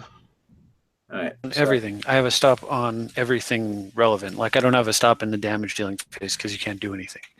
Yeah. All right. So Surgeon, this, that. Because now I can sack away the ones that are just going to die to the Chasm Skulker anyway. Yeah, and they're totally awesome. I'm looking at Goblin Surgeon saying they're awesome, so oh yeah. I don't know what's wrong with what, this one? Yeah, I'm just laughing. Come on. Sacrifice Goblin, thank you. And you can sack every other, the 2 remaining, you can sack one to protect the other. Yeah. or 3 remaining, or whatever it is. Yeah, that's the first 4. Yeah, pretty good spot. So 1 dice, whatever. Yeah, and I take 4 damage. No big deal. I have haste on board. Any creature I draw. This isn't happening. He tried to set up Cascade. It's possible that I should have sacked tap things in case like he doubles power or something. Well, if he time walks, right? But you'll still have 4 untapped guys, so you'll be okay. Oh no, I'll have all of these untapped. No, the regeneration. Oh right, regeneration taps them. My bad. But Yidris dies. I misread what was happening. Yeah, no, you're correct. I'm forgetting how. So we had a way to your life total, basically. Yeah. I imagine it's got to be a time walk effect. I don't know. Maybe he should have bounced the regenerate and then windfalled it away. I don't know. It's a tough call there. Because if I untap, I win. Pretty certain. Yeah. Since he doesn't have crypto, that's probably true. I mean, if he wraths, he has a 14 squids, which is not nothing. Right. Like, oh, is this like Rift? That's 7 mana. If so, then he's an idiot because he should have played it before attacking. Yeah, and it hit me for 15, another 20. He would have won the game. Yeah, it's lethal. You can't take it from the stalker at all. Yeah. Treachery. That's not going to work the way you want. And just fizzle his spell, and then I think you win. Yep. Sure, it'll sacrifice that way. Feels bad, doesn't it? Thought you were going to have more mana? Wow. Oh, I love how targeting works. GG's. All right. Oh, you're not going to concede? Time warp? Oh. Okay. I still have a blocker. Oh, did he find a way to untap? He did. Yeah, he time warped. Sorry, I had Taps was playing. He put GG in the chat, and I'm not sure what GG he's referring to. Unless he has a way to give Chasm Skulker unblockable. I mean, or sweep first. One of the 3 cards that he's got, or that he might have access to. Windfall. Here we go. Sharpshooter. I mean, this is huge. That's a nice combo. The Windfall plus things. Yeah. Thing is, I'm gonna have a hasty sharpshooter too, so that is the game. If it doesn't, the way to sack your guys. No. He shoots one of my own things. I believe. I think it works. One is a way to sack your guys, and you just shoot him, sack a guy, shoot him again. I can respond to a death trigger. I mean, I'm going to give it haste regardless if I untap ever. I think, is he just globetrotting the pre-death? Right, I mean, I'm pretty sure if you untap, you win. So. He got an Imperial Seal, though, so. Oh, all right, he concedes. How do you... Oh, Imperial Seal kills him. Ending. Well played. Yeah. I always forget that actually costs life as well. Yeah. Yeah. Dennis, whoa, what are you doing in my chat here? Jeez. All right, let's catch up on that. I was a robot for a time. Yeah, I'm kind of interested in playing a game. Pardon? Like to do something like I'd like to play a game if you're sure. up to that. I mean, it doesn't have to be against you, but I can either do a share screen or I can try to play it from. Yeah. Here, I'm gonna stop my screen sharing. Okay. And you should be able to share screen to everyone. Okay. It should be share screen me, and then it should ask you to share to everybody, and chat will be able to see it then. Okay. Is that working? Yes, I am seeing your screen now. All right. Is everyone else? Now I'm not seeing your screen. Oops. Let me try that one more time. Sorry, it was a little error on my part. All right, now I'm seeing it. Okay, good. Yeah. Well, I can't join the really budget decks game. So which commander? Brea, Oloro, or I don't know. I've been enjoying Brea actually. I think she's good. I saw your recent post about including who was it? The Skull Clamp as Brian's suggestion. Oh yeah, it was totally insane in Brea. Oh yeah, I think it's a good. I would have assumed that it was in there. I think if I made a Brea list that I would think you would be playing, I would have put Skull Clamp on the list already. Yeah, so I didn't start that way because I've been playing Oloro so long. I'm used to I don't ever intend to actually cast my commander, so my thinking was in a different headspace, basically. Yeah, because you took the Oloro list and edited it, right? Yeah. I was just like, I've been long, and so I got the wheels came off. I was like, yes. So you run Brea? Yeah, Brea. Okay. Brea's cool. Yeah, Treachery on a Goblin Surge in chat saying, Dennis Crenshaw in chat. That's how you know things are desperate. Right. That's what I like to see. Let's see if I can get. So, have you gotten to get any games in against Brian recently with Brea or not yet? No, so I don't normally like Brian and we don't play. Why is this not loading? That's so weird. I don't know.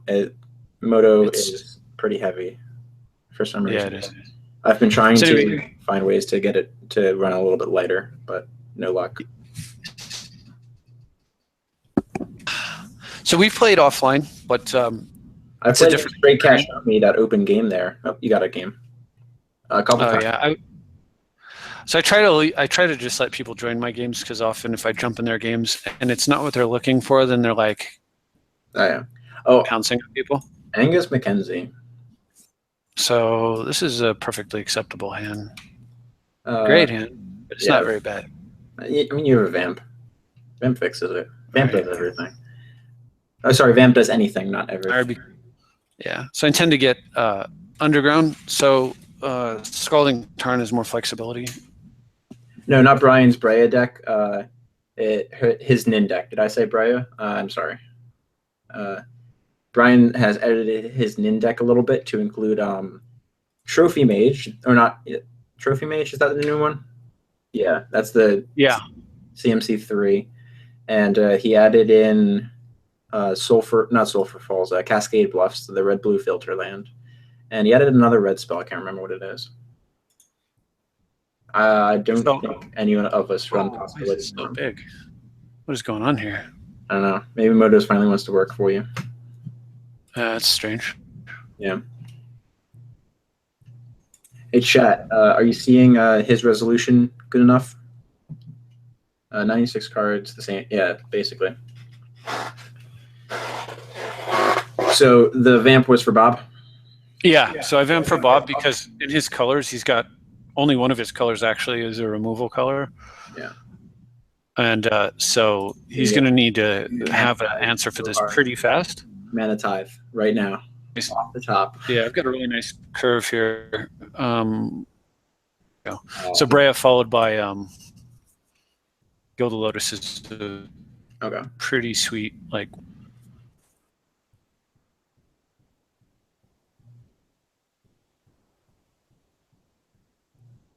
edition of Dak, Rakdos, Ready, Vandal Blast. Yeah. I'm not sure if Brian's tried Paradox Engine. I've been trying to brew with it. It seems like the best deck with Paradox Engine right now is Arkham Daxon. Hang on. So. Yeah. Are you lagging? Oh, there we go. All right. Yeah, it's more Magic Online fun. Yeah. Plow. Yep. No, he had the answer. Oh, fair enough. Make him have it though. Yeah, tell him to have the answer. Feed cut. Dennis, did it get back? I mean, I'm still seeing screen share. I've been trialing Paradox Engine in Brea instead of Gilded Lotus. Scepter. Okay. I mean, I think it's good in the Scepter build. I think Arkham's still the best deck for it because Arkham Daxon actually tutors for it first. And if you have, I think I was on the EDH competitive EDH subreddit, and we were doing a little round talk brew. And it seems like if you have one spell in hand, one artifact creature spell in hand, and you untap with Arkham with the ability to use him from something in play like a Silvermer, you can win the game immediately, because you can move to get Paradox Engine, cast the spell, untap Arkham.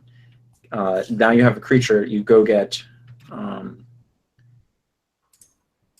what is it? There's an artifact that bounces. I can't think of it off the top of my head. And then after that, you get Mer Turbine, and Mer Turbine fuels Arkham consistently. Yeah, Sisay is very good with Paradox Engine as well.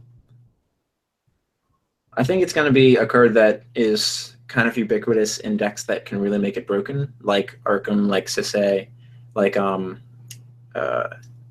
green Selvala and green white Selvala as well. But I think in other decks, it's just going to be another card like Gauntlet of Power, that it's incredibly strong if you untap with it and can utilize it. But short of that, it's not going to be the ban-worthy card that some people think. This is interesting, because I don't really have. Well, I don't really care about damage, but I did want to have some kind of game plan. Yeah, and now you can't. Oh, okay. Wow. Seems good. Better be lucky or good. Channel flute. Yeah. Sure. So the only question is, do I run out the load? Yeah, that is what it is. Thank you. I knew there was something. It's Satanic Flute. And you Satanic Flute 0 to get Phyrexian, one of the Phyrexians, and then you use that Phyrexian to put the Mer Turbine into play and go off from there.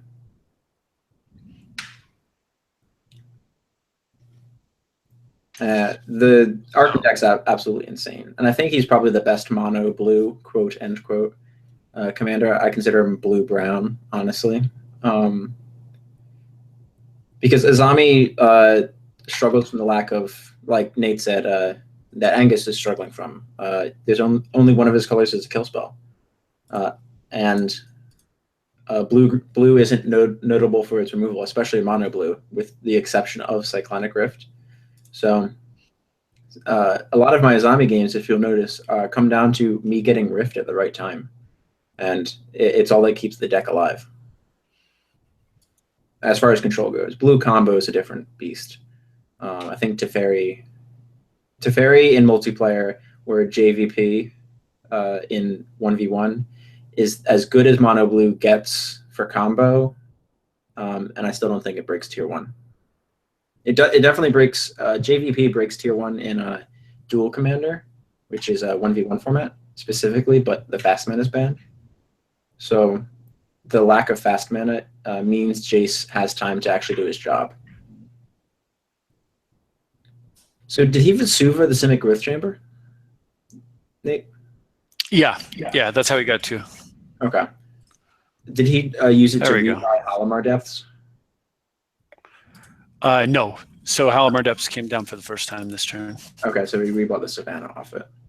Yeah. What do you think of the bounce lands for some of the multicolor decks? I mean, they're terrifying to run because of the fear of strip waste, but they do pseudo draw a card that happens to be a land.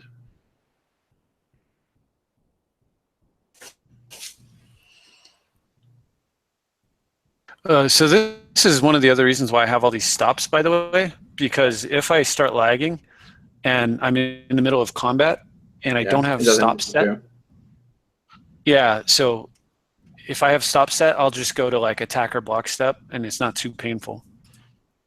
Sometimes click my way right into my end step. Yeah. Jason Doyle, I agree. Blue is better in multiplayer than I think in 1v1, but it's very good when it's a blue X deck in 1v1. Having access to at least one other color gives blue so many tools to work with. And, well, have a great night. The stream will be on my channel whenever you want to catch up and watch the rest of it. Teferi Stack seems to be able to compete, but it doesn't seem to be able to finish the game. It still needs the combo finish, and that's the issue that I see with Teferi Stacks, is that another Stacks deck cripples it. And if you're really going to play the best Stacks deck, I think Nath of the Guild Leaf or Miran of Clan Naltoth is where you want to be. Check out the Hydrophobia primer for Nath of the Guilt Leaf. It's the list that I run when I play Nath. It's a absolutely disgusting deck, and it's designed to beat competitive blue decks. And if I see my opponents on Teferi, I assume it's going to be a stacks or combo build, and I can just steamroll the table because they're not going to be able to deal with everything that I can, and their stacks effects work better for me because I have Mana Dorks. So his Pondify here seems silly. He's going to replace a 4/4 with a 3/3. I'm leaving my Flooded Strand in play because if I condescend and I say I'd like to keep the 2 cards, I may decide halfway, like I'll take one of the cards and then something could change. You just tutor for Pongify? So bad. You could have played Azuria Signet first. Yeah, that's true, but I have no intention of like. I'm absolutely happy to Brea to yourself. Okay. Yeah. You'd rather have the 3/3. Okay. Do you have Brea mana this turn? I could get down with Brea, but I just think that's probably the only question is, do I risk a Lotus here? And he's got 5 cards in hand, so I don't think so. I think I just play Signet, say go. Yeah. Yeah, because you could do Lotus and keep up Condescend, Signet and keep up Condescend, or Signet, Lotus, keep up Condescend if you crack Fetch. Right, right. That's way too all in, I think. I think having the because if you count as Lotus, you don't have Condescend open. Right, and then I just gave him a huge window to do whatever the heck he wants. Lose to Tamio to like I think Tamio is probably the most backbreaking that can come down after that. She's absolutely insane. And the new one is in banned colors. Yeah, I mean, my fear would be something like Future Sight. And then Future Sight's very good also. Yeah, Future Sight would probably lose you the game if you couldn't answer it. Yeah. Granted, it depends on what's in the Angus deck, and I know I'm guilty of it. I don't know. You can let me know if you do the same thing. Immediately start gauging how competitive a deck is based on how their lands develop. Yeah, I don't think that's a guilty thing. I think that's very reasonable, actually. Well, I'm just saying that I do it. Yeah. Although I've recently was surprised. Someone next leveled me somewhat at one of my local shops. I was playing my Tazru combo deck, which is a food chain combo. Mm-hmm. And usually the response that I get before seeing it when they just see Tazru is like, "Oh, cool, an ally deck. Wow, mana drain." Yum yum. Usually the response that I get is, "Oh, it's Tazru. Like that's cool. You can win with allies now." It's like, yeah, it's fun. I do win with allies. Look at the irony here. Right. Wow. I mean, I guess it's in his hand, but why would you not wait for the Brea? Yeah. Well, we're definitely getting a Lotus down here. Yeah. I mean, you're clearly an artifact deck. I would never spend Revoke Existence on that. I mean, I guess he's hoping that you don't have mana because it takes you off of Brea plus Sacrifice, but even then, like, I don't know. No, he's got the Crypt, but he's on a clock still, so Crypt's slightly less good. It's still amazing. Hey. Nath is nasty stacks. Here's now. I think Arkham is better than Teferi now that we have Paradox Engine, but you can't think of Arkham as a stacks deck. He's a combo deck. Arkham is a very good combo deck, and he has very, very good potential compared to other mono blue decks because of his ability to tutor things into play like Spine of Ishtar. And strictly having that in the deck makes Arkham better. And other blue decks will not be playing Spine because it's a 7-mana Vindicate. Decks don't want to spend that much mana, but Arkham just has to sacrifice a creature to be able to vindicate something. All right, so 6 mana, 3, 4, 5, 6. 2 for a counter because he's going to counter back. And then I want to mana drain his counter and then use the mana to kill his commander. So I'm actually going to play this before combat. You mean 1 then, right?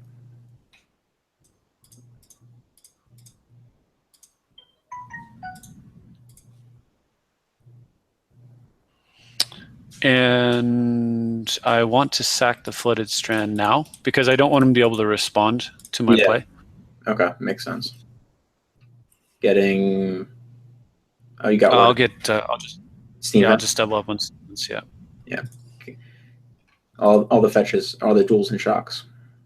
Yeah, I want to make sure that he can't easily restrict my access to a color. So And this also lets you tap the red lands if you want, instead of exactly the white-black lands. Oh. You went over. Oh, maybe I miscounted. Yeah, thank you. It's Lotus +3. There we go. Thank you. You have Lotus white. Oh, okay. I think I would have left probably Hallowed Fountain or Water Grave untapped instead of the Valk. All right, so there's the counter we expected. This is the counter back.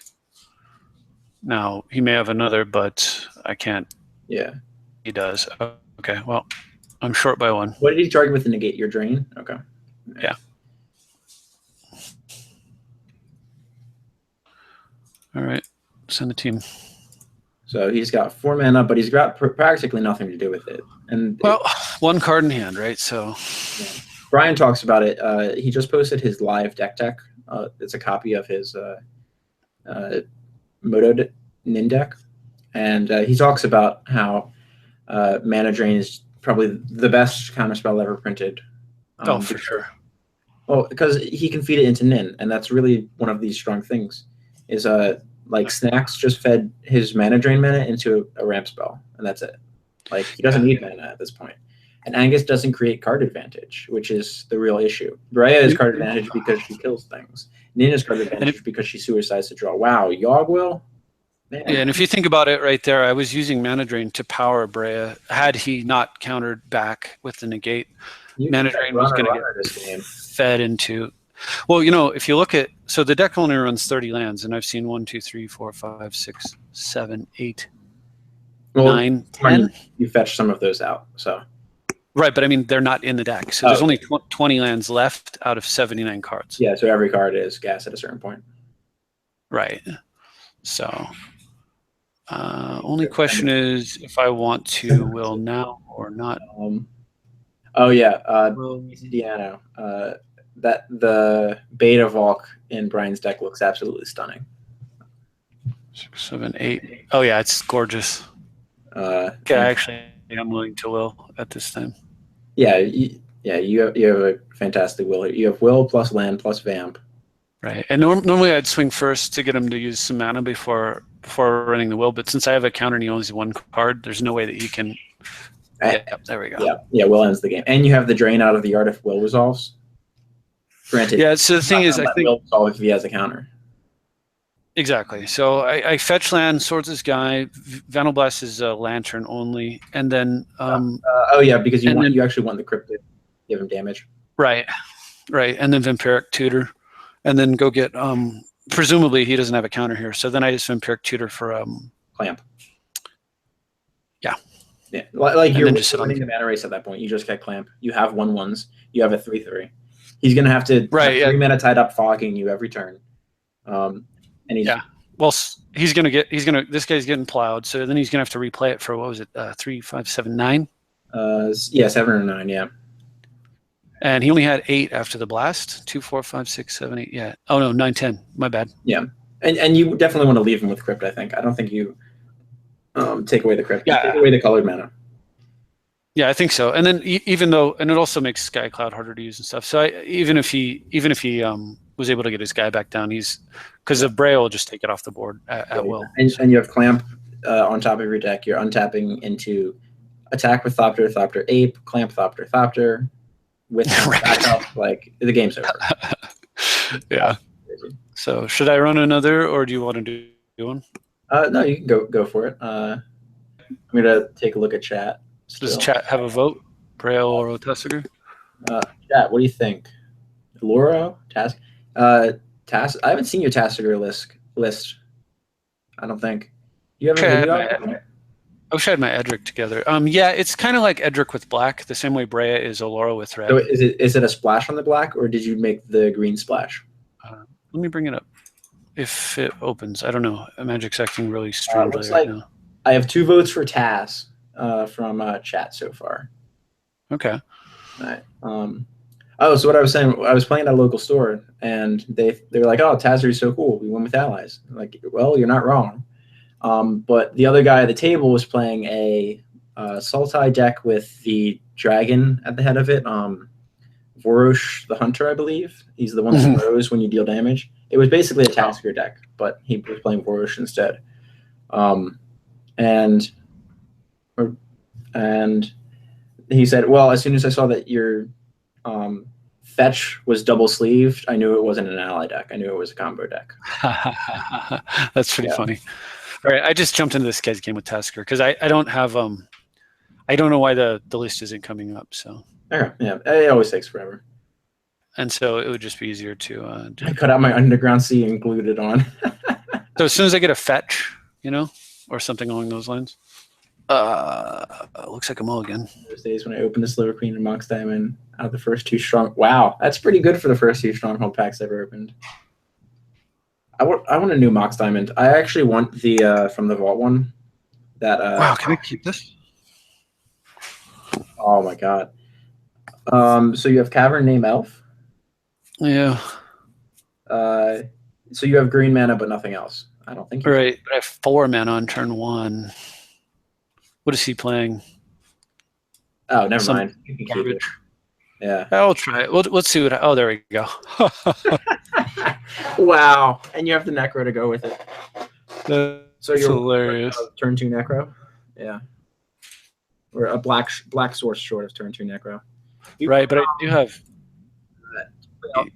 1, 2, 3, 4, 5. I'm almost Tasker level. Yeah. Do you play Elves of Deep Shadow in the list also? Don't know, actually. Green... If I don't, I should. Yeah, from the dark. Yeah, I should. Yeah, it's the City of Brass for black off the elf. Yeah. All right, since he's got black, I don't even feel bad about. Yeah. Sandbag the Crypt. Oh, you're one off Tasker right now? Yeah. Yeah. It's crazy, right? Yeah. You really wish you could cycle that Condescend, though. Or not even cycle it, just use it for the Scribe. Right. Super greedy. Yeah. Soul Typhon. Yeah. Oh, wow. Task went crazy. Or chat went crazy for Task. Okay, cool. Yeah. Hopefully I get a search effect, and then we can bring up the list that way. Yeah. Yeah, I've always had an issue trying to open up the deck lists on or the collection window on Moto. It always takes forever to load for me. I have a R9 390 graphics card and a 5500K CPU, and Moto still wants to take forever for me. Wow. Oh, that's a turn late, isn't it? Yeah, I mean, he's so lucky right there. All right. Wow. I don't know about luck, but interesting. Land gets you Lotus. All right, that's a clock. Land gets me Necro. Yeah. Lotus Necro. Yeah, like he's got a clock, but you just have to not over Necro. Garden Mauler whenever anybody casts a spell? An opponent. And it's specifically opponent? Okay. Yeah. So this is definitely not a good Trophy Mage. I actually wanted to pull and forgot to do it. So you're not impressed with it? Or what are its targets in the Tasker deck? I don't know. It's probably worth keeping, but it's you can go get swords. Attacking a blocking creature. All right. Yeah. Okay, yeah. You're playing the swords in the deck. Oberg fixes all problems. Cast no spells. Yeah. Tori Muller will never grow that way. Exactly. It's a tech. Y'all are learning my secrets. Damn. My anti-Mauler tech. Yeah. This is funny. Well, we knew it was a super risky keep, but Edict certainly. I still think you're in great shape, actually. Like, you're not really under any real pressure. Yeah. It's not Well, bad. I say real pressure, and watch she's going to drop something huge in. All he has to do is just Wasteland Urborg, and I'm in. 21 people watching right now. Oh, nice. Yeah. Oh. Casting spells. Okay. That. Wow. It's extremely painful. Yoggle the Fenhorn. Well, so this thing becomes a 5/5 just to get a Fenhorn Elves out. Yeah. Which may be worth it, actually. But like, if you have a kill spell, you gave his guy a permanent giant growth. Sure. And you put a Mana Crypt into play under your own side. Right, that's the other drawback, right? So otherwise, discarding. Throw away shackles. Yeah, I think I just throw away shackles. I think you throw away Trophy Mage. Well, Trophy Mage is a trump for this guy that can go and fetch, but it can also go fetch Crucible? Sort of Fire and Ice, which should shut down all of his offense. All right, I'm thinking Shackles shut down offense, but you do need the island count to get going. And also Tari and Mauler is going to get outside of Shackles range very quickly. Yeah. Okay. And I mean, I have Will. I do have Will in hand. So if I drew 2 islands, a Will and allow me to actually cast Shackles. You absolutely need it. Yeah, it makes sense. Because it would be 6 mana. Yeah. You know, the first island comes down and I play Gilded Lotus right into Trophy Mage, and then the second island hits and I play Will into Shackles and use it. Yeah. I was having a discussion with one of my subscribers recently on, wow, nice. We're on green mana. Okay. So do you put Necro down here? I think I want to stop bleeding. I have too many cards. Yeah, I have too many cards already. Like I have. Well, I mean, you could run Trophy Mage into, or Lotus at Trophy Mage into Sword. And then once you get the Sword going, as at least for stonewalling the blocks, then you can start going.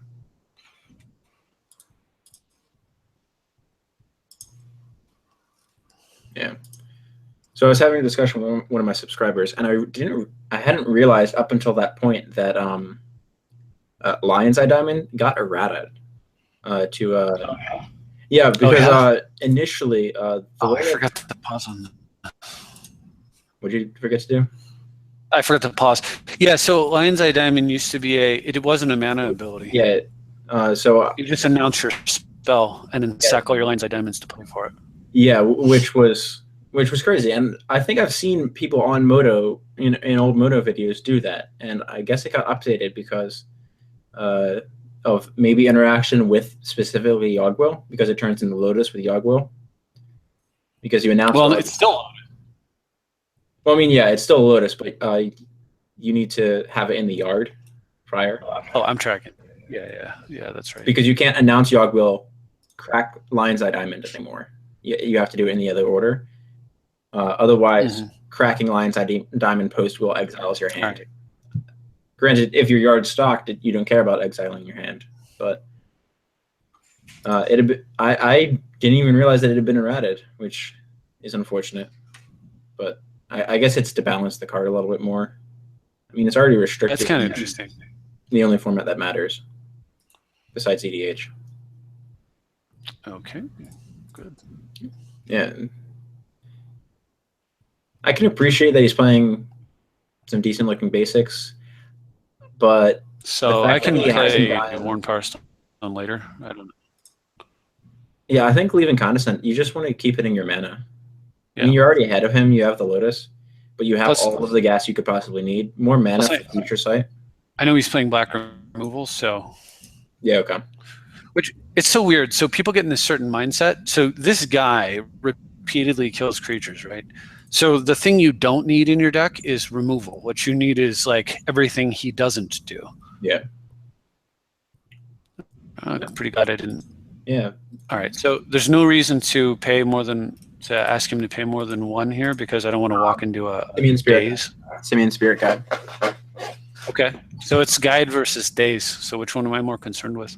I mean, he's not on a combo, so probably you're more concerned about Daze than Guide.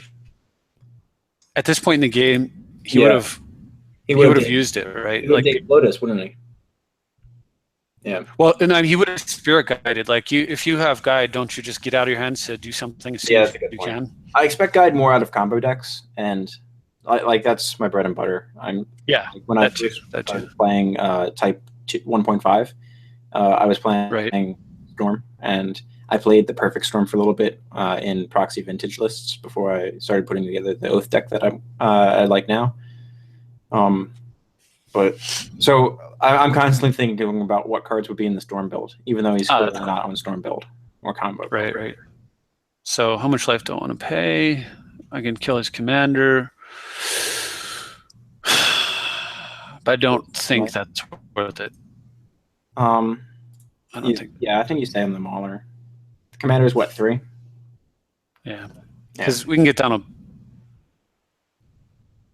What was your views for Condescent? Was it land?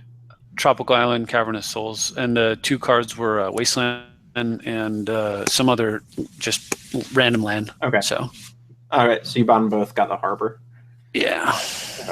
Because you just want more mana for the future site to be leveraged. I think you're off the Necro plan at 14 life. I think so as well. Especially with. I think I'm on the plan. So. Come on, fetch land. Okay. Pay 2 life. Yeah, actually I do. Yeah. All right, more land. So you can Power Stone. Another blocker out. I need to discourage his attacking. And this way you have. I can't will Condescend. You can use Task to chump block the Tauren Mauler and let him die, and kill his commander if you want with the sword. Yeah, exactly. Because Tasker always costs 1, or theoretically always costs 1. So do you play Vintage at all, Keep Flying? Yes, I do play Vintage. I do not play on Moto. Certainly concerned with casting spells. I love that they use the old art Oath of Truth. I'm very happy about that also. I'm kind of glad that it didn't get a new art with it as well. The new frame looks fantastic. I kind of wish that they did what they do with the originally Shards of Alara block, where they had premium packs and the entire pack was foil. And they did that for the EDH sets. Give them destroys as like prize payouts or something. But some people really like foil cards. Personally, I like playing white border lands and old art. So I'll still play original Oath, but the new one does look good. And having updated wording for Oath, so the wording matches Oracle, is fantastic as well. So here's the deck list, by the way. Oh, awesome. As it stands. Yeah. So. Grant Wicks. Oh, there you go. Yeah. Oath is the deck that I'm currently enjoying. I like LSV's take on it currently. If you watch the Vintage Super League Grant Wicks, I think it was last season, he showcased the Show and Tell build in Oath as well. So if Gristlebrand or Emmy gets stranded in your hand, you have Show and Tell to put it into play. You don't have to try to get Jace or Brainstorm to put it back on top of your deck to be able to Oath it into play. Currently, I'm testing out 2 other Oath targets, which I think are both sideboard options because Mentor is so big in Vintage right now. One is Blazing Archon, which creatures your opponent's control can't attack you, and it's a 5/6 flyer. The other is Elesh Norn, because if you Oath Elesh Norn into play, players do not receive priority before SBAs are checked, and Mentor and all of the tokens are immediately placed into the graveyard as a state-based action. So if you Oath into Elesh Norn, all of the spirits that you gave them off of any Forbidden Orchards and all of their Mentor plus Monk tokens are immediately killed. LED is not for balance. Well, I think Lotus is technically considered a mana source ability. Guild Black Lotus for Thai bucks in chat. So I moved this over. Yeah. Because it creates a situation where he can swing in with two big guys now, and one of my guys will die. But I actually want that. I'm very happy to throw a Trophy Mage in front of Trump blocking the way you can and then Umaze while you're Tassiger. Right. So I don't care about card advantage whatsoever because I have Future Sight. So what I'm going to do is counter bounce. Are you going to bounce the Tauren Mauler, reset it? No, I'm going to bounce the Mana Crypt. Oh.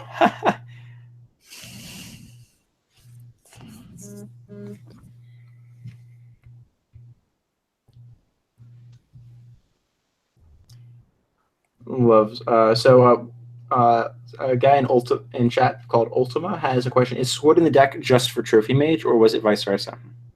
No, it's the other way around. Okay.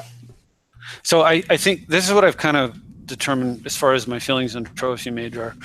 If you are running the Sword of Feast and Famine, and Fire and Ice, and you're running, of course, you're going to be running Crucible. I mean, every deck should. So probably if you're playing blue and you have Shackles, basically what I'm getting at is Trophy Mage without the swords, even in a blue deck, isn't good enough. Mm-hmm. But it is with the swords. So I have Trophy Mage in my current rough build for Rashmi, and I'm not playing any of the swords. Yeah, I think you'll find if you have, I don't know how much you've played with it yet, but I think you may find that it isn't good enough. My experience. Yeah. It just doesn't quite do it. Like paying 6 mana for a Born Power Stone, for example, it's just not good times. Yeah, it makes sense. So I'm going to untap here. And the reason is that what I want to do, besides not taking the damage, what I want to do is I want to do a Gigantic Yogwell. Next turn, right? And then, oh, hey. Yeah, I think next turn, right? Because you can you can use crypt as a ritual if you want, and cryptic very nice. again. So you get 1 mode out of Cryptic Command if you want. So I'm going to run out. Okay. Are you going to cast them? Eric. Okay. Okay, because you can untap some. You're just building up for the Yogwell. Yogwin, sorry. Grant Wicks, yeah, I'm not a fan of Brian Kelly's Oath build. It's just not my cup of tea. I think VSL did a very good adaptation of it with the show and tell and the semi-transportive sideboard. Here is mana sources do technically exist as far as the game is concerned. It's just not a card type anymore. When you announce a spell, you select mana sources to pay for the spell. If you do not have the requisite mana floating in your mana pool, those abilities are considered, or mana abilities is mana source. So Gilded Lotus is a mana source in the sense that it's a mana ability. It doesn't use the stack. That's basically it. So kind of a pause here. I have a couple options. I can burn the Mana Vault again in order to kind of play it safe and fetch a. Your island count now is 3. Yeah. So yeah, you see what I'm thinking, right? Okay. Yeah, I see. The other thing is I could get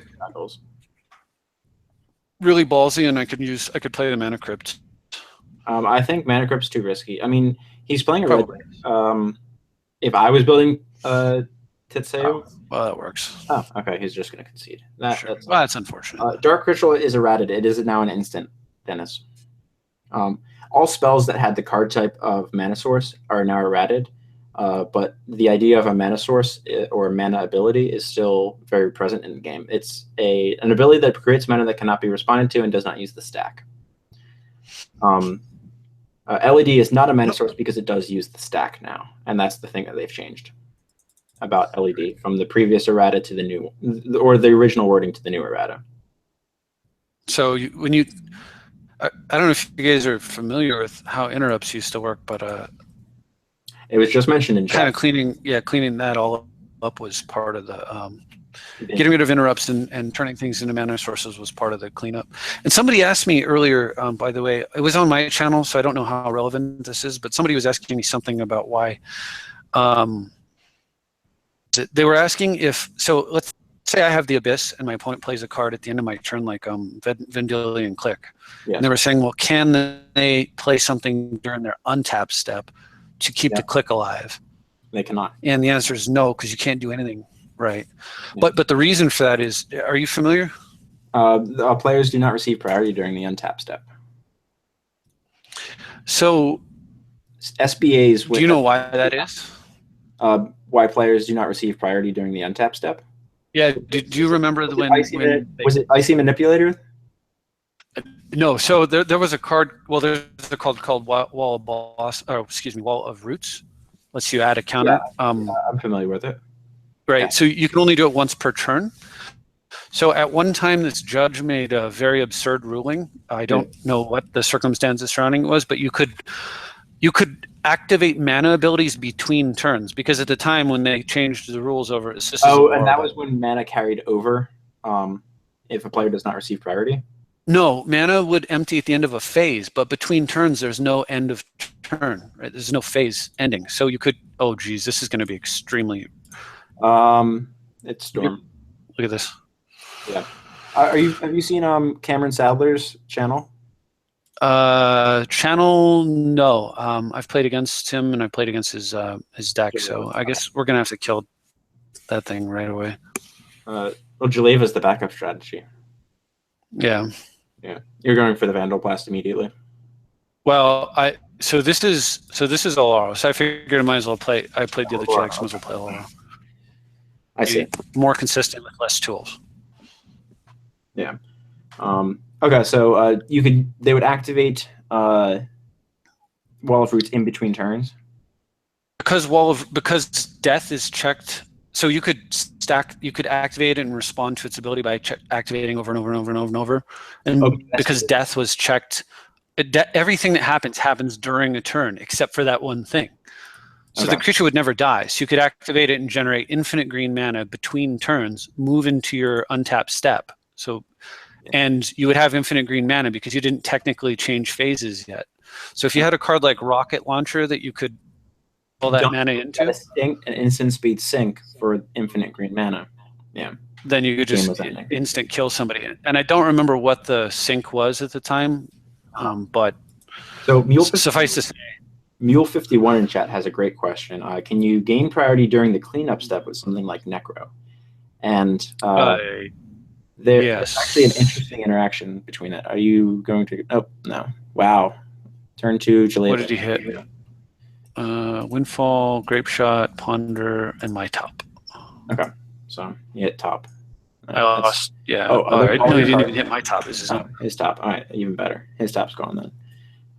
So the way that priority and cleanup step work is when cleanup step is when you go to cleanup step, if there's a spell or ability that needs to be placed on the stack, you restart end step basically, and it's relevant for the new spell that was the new time twist that was printed, Days Undoing, that ends the turn. So if I have something like Notion Thief in play, and I cast Days Undoing, it will force into cleanup step.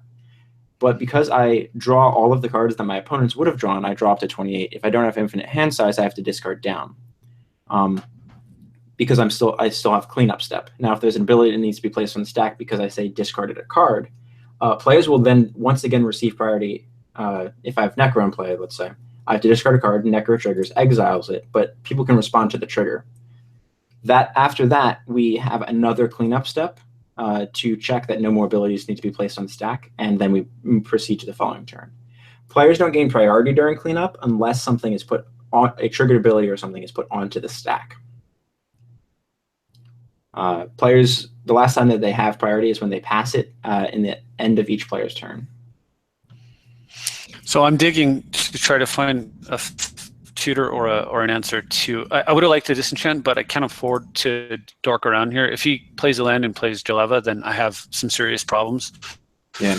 And so I'm searching for an answer to that play. What's that? Mystical. And the reason I mysticaled for Terminus. The reason I fetched Terminus specifically was because the best top deck answer here is Swords to Plowshares. So yeah. So you want to leave that in the deck and use your more narrow answer. Right. So I don't have it. So he's got, oh God, what does he get to play? Demonic, Mana Drain, Dark Petition, Yogg-Will, and Mana Drain. That's horrible. He's going to cast Dark Petition. Yeah. What's the first one you said? It's Dark Petition, Mana Drain, Yogg-Will, and what else? Demonic Tutor. My Demonic Tutor. Okay. Does he have Spell Mastery? He does not yet. He's going to try to cast. Strangely enough, no. Actually, I could see him casting Dark Petition just because it puts it into his own yard, and it's more relevant than casting Demonic Tutor when they're effectively the same card from Jaleva. Yes, Gitrog Monster does abuse the interaction of Cleanup Step Discard with Dakmor Salvage. which can actually create a perpetual cleanup step that cannot be shortcutted according to judge rules. I don't agree with demonic tutor. So I'm gonna. It's a really tough spot for me because I'm gonna let the tutor go. So he already played lands, so he's not gonna get Waste Under Strip. Okay. Or if he does, I have a turn to find mana, and I would. I mean, he might go for this turn because he has tutor. I could see an extra combat step as well, so he could tutor again. Oh, the tutor was his. Yeah. I guess so. Interesting. I thought it was mine as well. Then I agree with casting tutor. I thought the tutor was yours. And if the tutor was yours, I would have cast Dark Petition off. So I don't even think he didn't tutor for that. He's setting up for next turn. I can't afford to let him. Yeah, I can afford to let. Because I cannot afford to counter that. Yeah, because now he has a petition. So if he has something to do in combat, he can DT plus use the mana from petition because he has spell mastery. Oh, I want to. Oh, and you don't have a black for vamp. Yeah, all I need to do is just draw a mana source. Yeah. Any source that's not a blue-white source. There's this huge risk. Actually, even a blue-white source gets you the lantern into the tutor or the relic into the tutor. Well, if I drew a land, I just play on and say go because I counter what he fetches. So I'm bleeding him out of his. He most likely tutored Doomsday. Yeah, well, he has the duress. He's gonna take one of your counters. Thankfully, you have two. Yeah. Because he's going to try to resolve Doomsday. Right. That makes sense. Yeah. He's got Yogg-Will, so, I mean...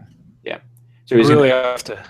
Yeah, so he attacks, casts Yogg-Will, plays Duress, plays Bloodstained Mire, cracks it for Blood Crypt or Badlands, so he has extra black mana, DTs. Yeah. And this is just one of those, like, games where I'm like, one of the reasons I like Brea a little bit more than I like Laurel is because I just have more. I have a higher number of solutions to these broken starts. There is a beginning of end step. If you choose to retain priority during your own end step, you have the ability to activate something. You'll notice at the bottom of Brian's screen, he has a stop set in his own end step. So he has to click F2 to pass priority in end step or click OK to allow his opponent to gain priority again, meaning he's able to activate abilities in his own end step. It's just like imagine just like your draw step. You can't play sorceries and lands, but you can play all of your other spells that are instant speed. I'm trying to imagine what he could be getting here. It's draw spells. Because the cards will go into his graveyard. It doesn't matter anything else that he gets because Doomsday lets him search his graveyard. Yeah, he could go get deep analysis. But Doomsday. Pardon? Yeah, he could be getting deep analysis. No, he doesn't. And two other cards, and then it's Gush, Get Probe, and another free draw. Street Wraith. I can see Street Wraith because they're all free draw spells. It doesn't matter where they go. Right. If he's trying to go off with Labman and Doomsday or whatever, but I mean, he knows I have Muddle, so I mean, he has to push the Doomsday through. I would have expected they went for Yogg-Will, so he can duress and set up for the following turn. He's still got you on 2 mana. Like he can try to let it run one more turn.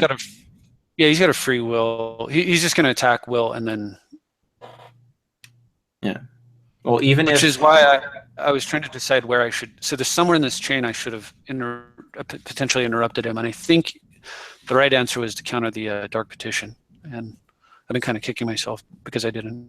Well, if he has free draw in hand, countering Dark Petition doesn't do anything for you.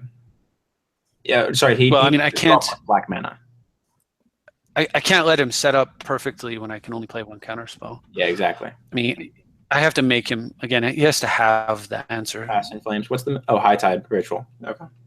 Yeah, ritual. So I mean, obviously, like you probably give him High Tide.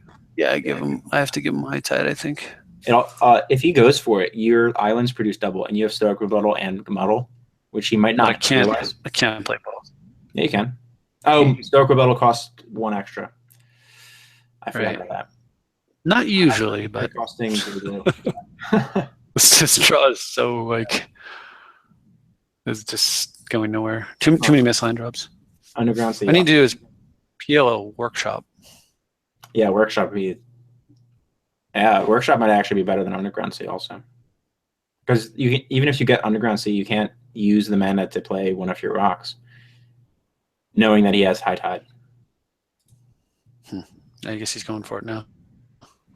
I imagine. The deck doesn't actually need that high of a storm count. Oh, okay. Whatever. Good game. Oh, Necro. Okay. Yeah. It's dead. Yeah, he sets up. All right. Well, I'm Oloro. I honestly think like Brea is just Oloro, except better. So Mule's question was, is the beginning of the end step? I answered that. Say my opponent uses Through the Breach on my end step. Will the creature die when we return to the end step because of the triggers on my cleanup? No. So is Through the Breach until end of turn or at the beginning of the end step? Do you know it off the top of your head? I'm trying to think. I expect it's at the beginning of, but I do not know. Put a creature card in your hand, into play, sacrifice it at that creature at end of turn. Oh, for a while. Card displaceability. Okay.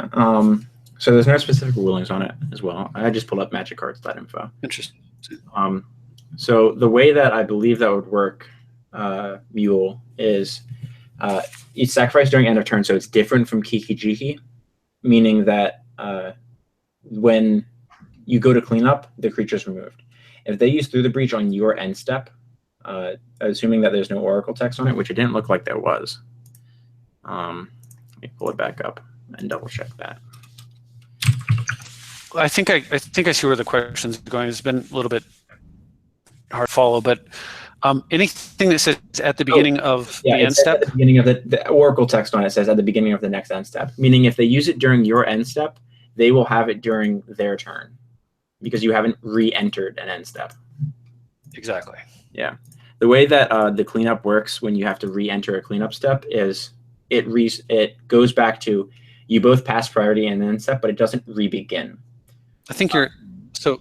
If I could go for it. There's an easier way to explain it possibly. So anything that says at the beginning of your end step, you wait for that trigger to happen, and then during the end step you play it, and it will stick around for an entire turn because at the beginning of the end step has already passed, and you have all the way till the next end step. Yeah. But anything that says until end of turn is during cleanup. Yep. Yeah. Full stop. Yeah. It's cleanup and it's gone. So those are your two options. And there was a deck called White Lightning. There was a deck called White Lightning that had to end up getting errata. That took advantage of the change. It didn't used to work that way, but Workshop into Relic. Are you familiar with White Lightning, or? I'm not. White Lightning is there was a card that's 1 white, 2 colorless, and you put 3 2/2 knights into play, and then they die at the beginning of the end of turn, basically at the beginning. Yep. What's happening is hang on, running some quick math. All right. Was it like errated because at the beginning of this Red Crusade on turn 2, and then you would play that card. Okay. We lost your audio for a sec. See. All right, now, no.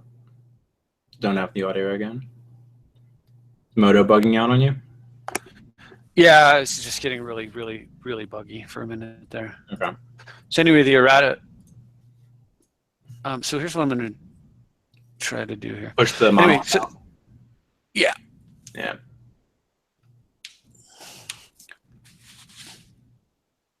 So in that case, we'll just Imperial Seal. Now I cannot. I should have sacked Scalding Tarn and then sealed, because now I cannot sack the Tarn. So that was just a misplay. If he responds. Yeah. Okay. Yeah. I mean, it's not like you're playing the shock. You don't have. It's not like you're playing a deck that has to get the shocks. You have the URs, ABURs on Moto, so. Right. So I'm just trying to, I'm going to go get Force Focus him, obviously. So. Yeah. And I mean, there's a chance that maybe next level, maybe he does something that you suddenly don't want that tutor, and you're okay throwing away the seal, and you can fetch it away. I suppose that's quite reasonable. Ah, okay. So what did I go get? I got Force the Will. So this is a good example. That's hilarious. Got it. I mean, of course, I planned that out. Yeah. Right. You predicted the predict. Exactly. Because I don't want to lose my best card, my best counter, or second best. Yeah, no, you'd rather have it in the deck somewhere than in your graveyard. Yeah.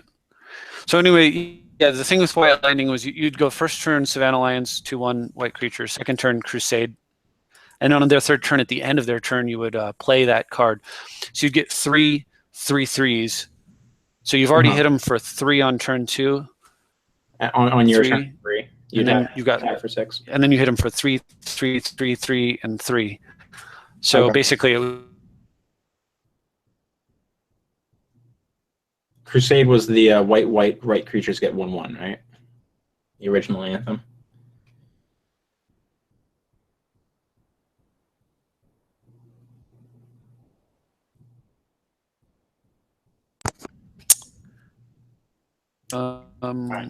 Sorry, I misheard the question. No worries. So Crusade was the white enchantment that all whites get +1/1, right? Oh, Crusade? Yeah, exactly. Okay, yeah. That's what I thought it was. Yeah, when you're making 3/2/2s, that's a lot of damage. Yeah, it's insane. Do I have priority when the stack is empty during cleanup at that point? You do not gain priority. If there are no abilities waiting to be placed on the stack during cleanup, players do not have priority. The only time that players will gain priority during a cleanup step is if there are abilities that need to be placed onto the stack. And those abilities can only be this is just total. Players aren't casting anything. This is just total bait spell. It's good for me if he counters, because then I go for the hand. And if he doesn't counter, then I get Scalding Tarn. Yeah. It's good either way, yeah. If he has a 3-mana counter, he's just going to probably lose the game on the spot. Gotta do some quick math. So 3, 4, 5, 6, 7. I have 1 floating, would be 8. But he doesn't have... I could deprive this, right? And deprive Bounce Shop. Yeah, 3, 4, 5. 3, 4, 5, 6. And hit him for almost all of his hand. You could deprive Bounce Shop, play Scalding Tarn, right? Is that the line you're going? I think I just pick up... Well, it could be Chop or Underground. I'll just pick up Underground. Okay. That's me thinking Gush. And I don't think you play Gush in your list. No, I don't. So... But I'm always wary of making sure that I have 2 islands when I try to. My Rashmi deck plays Gush in it, so I've been hyper aware of making sure that I can always Gush if I need to. It's a free spell that's 5 for a Rashmi flip, so it's 2 free spells for the cost of 2 lands. Ah, that seems nice. Yeah. So does this turn. So I'll take, not only did I get to keep my Crucible. All right, so Mule in chat. So after cleanup happens and you Necro exile everything, you must then pass priority again from your end step to go to the end of turn and go back to cleanup. Because Necro triggered and exiled cards on your discard. And technically, if each one of those, if you have multiple discards, each one's trigger is opens a window for casting. Yeah. Well, even after the stack empties, after like if I Necro up to 10, discard down to 7, stack's empty, I still have to pass priority to leave my end step. Granted, I can't Necro back my hand back up. The question they're having is about Get Rock Monster. Because you're discarding lands, provided that you can continue to discard lands, you draw another card, then you have to discard for cleanup again. No. Cleanup only happens. Cleanup No. Only happens at one time. Okay. Right. So I thought it was you trap you can theoretically trap yourself in a perpetual cleanup step. No, I think it only checks once. You can double check that, but I'm fairly certain that that's what happens. You'll discard, you'll draw a bunch of cards, and then sack the vault, kill Talrand. This deck is just so much better. Yeah. It's just Oloro with massive amounts of... Duretti seems so good. I'm very impressed with him. frankly, this is actually better than Dak Faden. Dak Faden is, you know, the greatest thief in the multiverse. So yeah. Okay, so Labra in chat is pretty sure that we do get another cleanup step. Like if you discard lands, he may be right. Yeah. I'll be honest. That's not draw. Yeah, it's one of the weird interactions. I actually need to look up because Gitrog Monster is going to end up being the Tasker deck just because it's good value, and it's also a huge beater that has to be answered. Right. So it's worth including as one of my higher end drops. It might actually be the only card in the list, Tasker notwithstanding, that's like over 5 mana. 5 or 6 mana. I think makes sense. I think Froggy costs 5. Yeah, and I think actually it is an oversight for me not to. I honestly don't like my Tasker list. I just I feel like I just slopped it together. I need to like. That's how my Moto one is right now. It's mostly it's my Sidisi list, just a little bit more control, a little bit less creatures. Yeah, like my Tasker list is just like Tasker with a little bit more black and a little bit less Edric. Basically, it's the Edric deck. Yeah. So this deck is about as perfect of a deck as I've ever put together.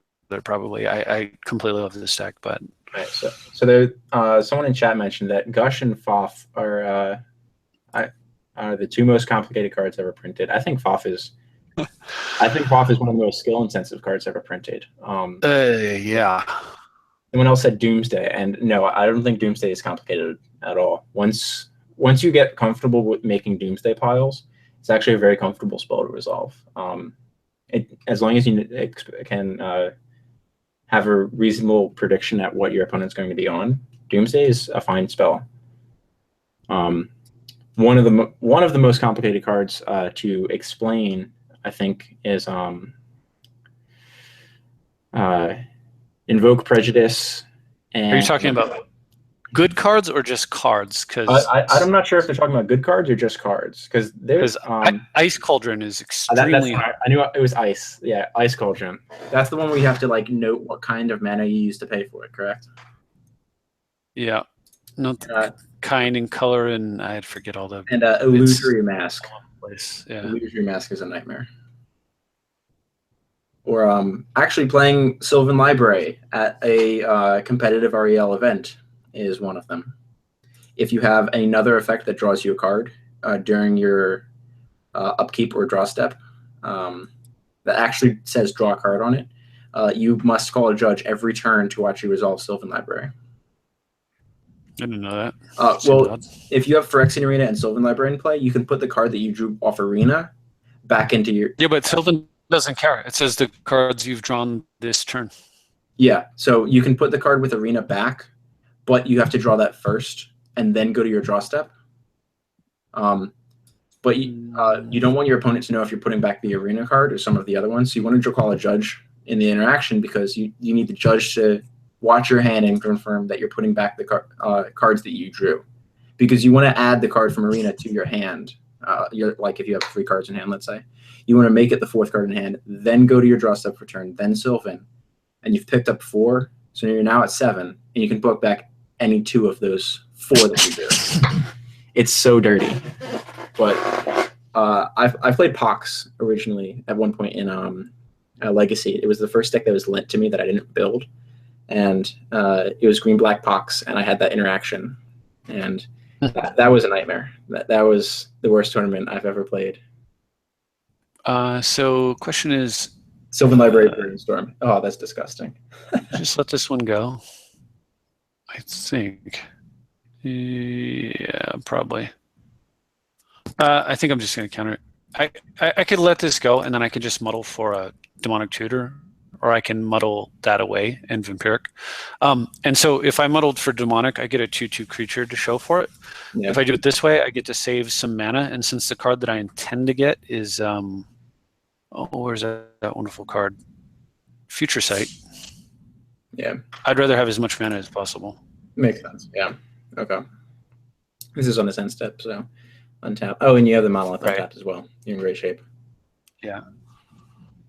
So one of our chat has checked the rulings. With Gitrog, you can get trapped in a perpetual cleanup step. It just restarts a new cleanup step every time. Oh, interesting. Thank you for sharing that with me. Checking that. So it's not technically the same one. You're in the same end step every time, in the sense of you're trying to move into cleanup and proceeding with the turn, but you can get perpetually trapped, providing you continue to discard lands, which is amazing for churning through your deck and just dumping everything. Right. And Dennis Crenshaw commented, Sylvan Library plus Brainstorm is one of the worst interactions. Yeah, that doesn't. I don't ever want to have to resolve both of those. Like Brainstorm and Upkeep, no way. So this game was only slightly over. Yeah. Oh, you flip showing the mana drain. I don't think there's any coming back. I mean, I don't have 2 blues, so in theory, like he's got a turn to kind of pull something off. Okay. But you couldn't play one of the lands in your hand. Right. Yeah, I've already played a land, but I mean, so the thought though is, I mean, what could he play? Yeah, the Abyss going. Like, I don't know how he gets out of that. The ready alone makes it impossible for him to do anything. He can't play artifacts. He can play creatures. Can't tempo. He can't pressure you because of the Abyss. He can kill off Talrand, so he can't use Talrand to create pressure without having an incredible string of spells. And I can kill the Crypt whenever I need to with Brea or Ready, so there's no chance he's gonna. Because one of the things that I like about Brea is the ability to kill Mana Crypt. Well, unfortunately, I didn't get to. So I had Magic Online crap out on me, but I had a game where I had 3 life and I played Necro. I played Brea and sacked. Did it? Okay, yeah. Oh, with Brea. Then, all right. Yeah, and so then my opponent drops me back down to. So between the cards I drew and everything else, I dropped back down to 3. Brea's. And then asking Brea to be able to continue to Necro. I ended up necroing like I was at 3 times that game, and I drew like 15 cards off of Brea because of the necro. Yeah. Nick Brooks in chat said he had to explain the interaction between Sylvan Library and Abundance. You're familiar? Oh with yeah. Well, that's super straightforward. Yeah. It's just you didn't draw any cards, so you can't put any back. But because you can't put any back and you didn't draw any, you don't have to pay any life. Yeah. Because you replace the draws. Yeah. There's another card that works very well with Sylvan. So similar. However, you want to make sure you dredge all 3 of your draws. There's a card that's 1 white and 3 colorless. White and 3 colorless. Yeah. It says you may skip drawing a card to put a counter on it. And once it has, I believe, 3 counters on it, you can choose to sacrifice it to draw 7 cards. So if you have Sylvan Library out, you activate Sylvan, you skip drawing regular draw step, you put nothing back, and then you sacrifice it and you draw 7. That card would be called Pursuit of Knowledge. Skip drawing a card. If you would draw a card, you may put a study counter on Pursuit of Knowledge instead. Remove 3 study counters, sacrifice Pursuit of Knowledge, draw 7 cards. Yep. So that was an old combo as well. Yeah, that's pretty good.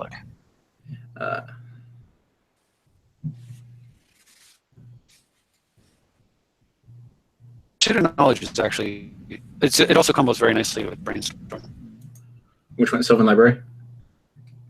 Which you brainstorm for 1 blue. You put 2 cards back in your hand from your hand and draw 7. Yeah, seems pretty good. Anyway. Oh yeah, that's insane. Yeah, so it's a blue mana, or sorry, blue white 3, draw 5. If you're doing it all in the same turn, yeah. Right. That's on curve. You pay 5 minutes, draw 5. Like. Yeah, that's actually completely fair. However, if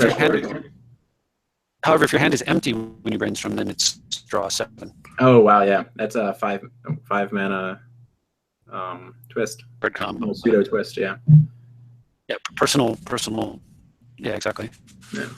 Oh, Kozilek. It's rare to see monocolor or colorless on Moto, at least. Yeah, it comes up. So I'm holding Misty because it's the best card I have for fetching black, and I don't want to allow my black mana to be vulnerable. Yeah, because you know he's going to have all the destruction effects.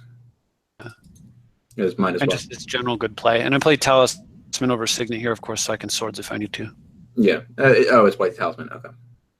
Yeah, so I can, if he plays like say Revoker, I can float a white or Metalwork or something like that. Yeah. I think like Metalwork is the most terrifying thing for him to come down with right now. Yeah, fair, true that. I think it's a fair assessment. He's not terrible. He didn't Sensei's Divining Top during his upkeep.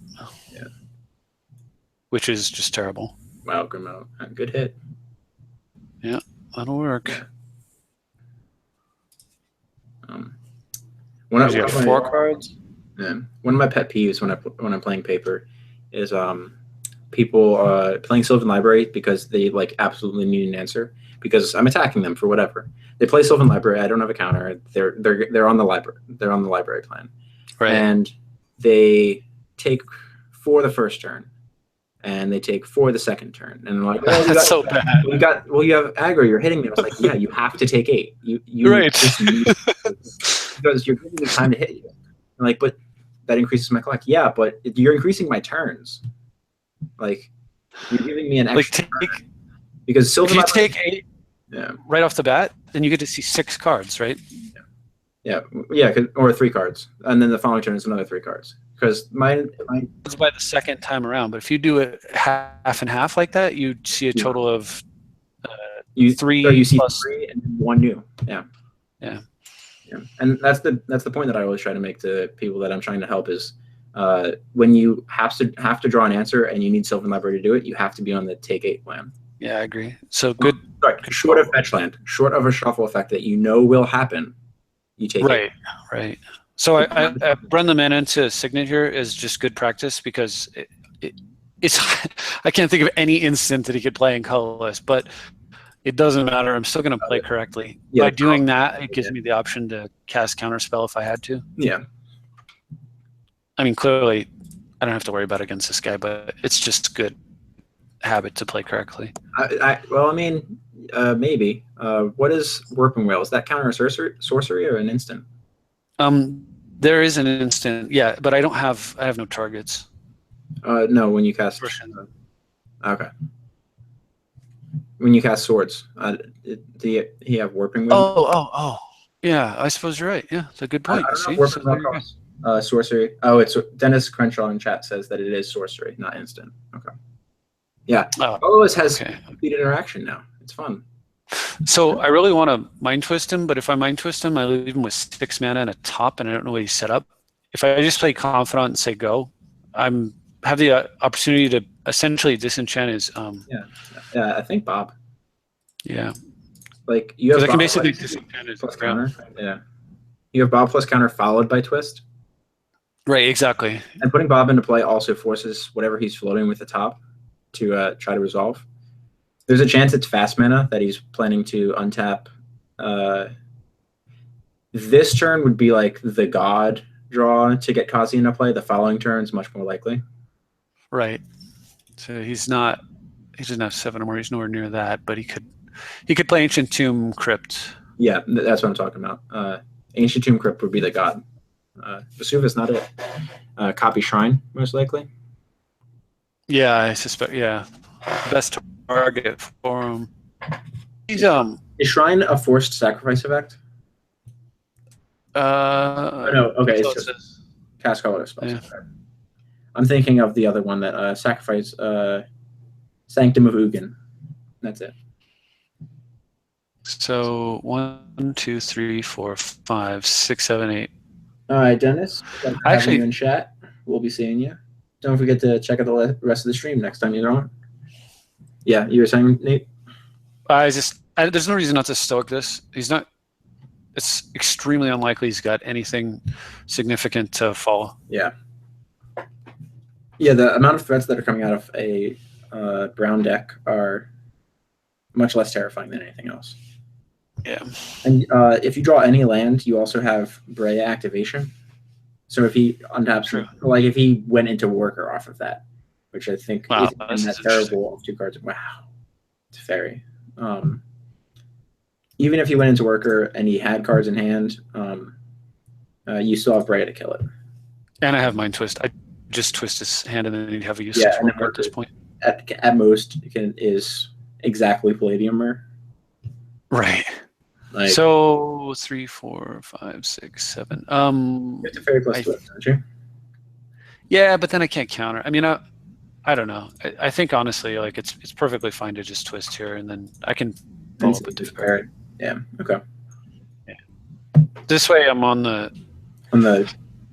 He can't strip mine me. So if one of his cards is strip and the other one's a relevant spell, he could get to it with the top, but he won't be able to see Memory Draw. That's a pretty relevant card. Yeah. 1, 2, 3, 4, 5, 6, 7. I'm surprised he didn't run the Basalt out through the Monolith. Yeah, because it's basically free. Yeah, it's a free spell. It gets out of his hand, and then the following turn, if he doesn't have anything to do, he has the 4 lands up to just untap for Monolith. Right. Yeah, I think that's. I would have run the Monolith too. He could run the Monolith out, and then end of turn tap the Monolith and untap the Grim, and then on the next turn it's only 3 to untap Monolith rather than 4 for Grim. Yeah, that makes sense.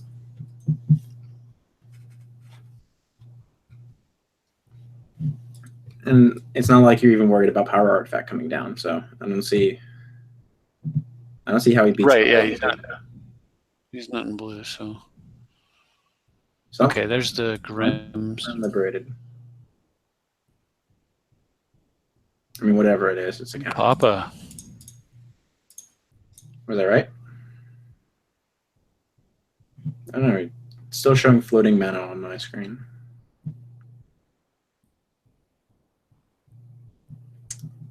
You there, Nate?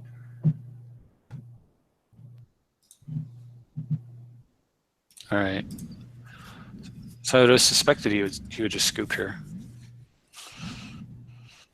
Okay. Oh, I was right. It was Karn Liberated. Yeah. I was guessing off the 7 mana. Yeah. Yeah.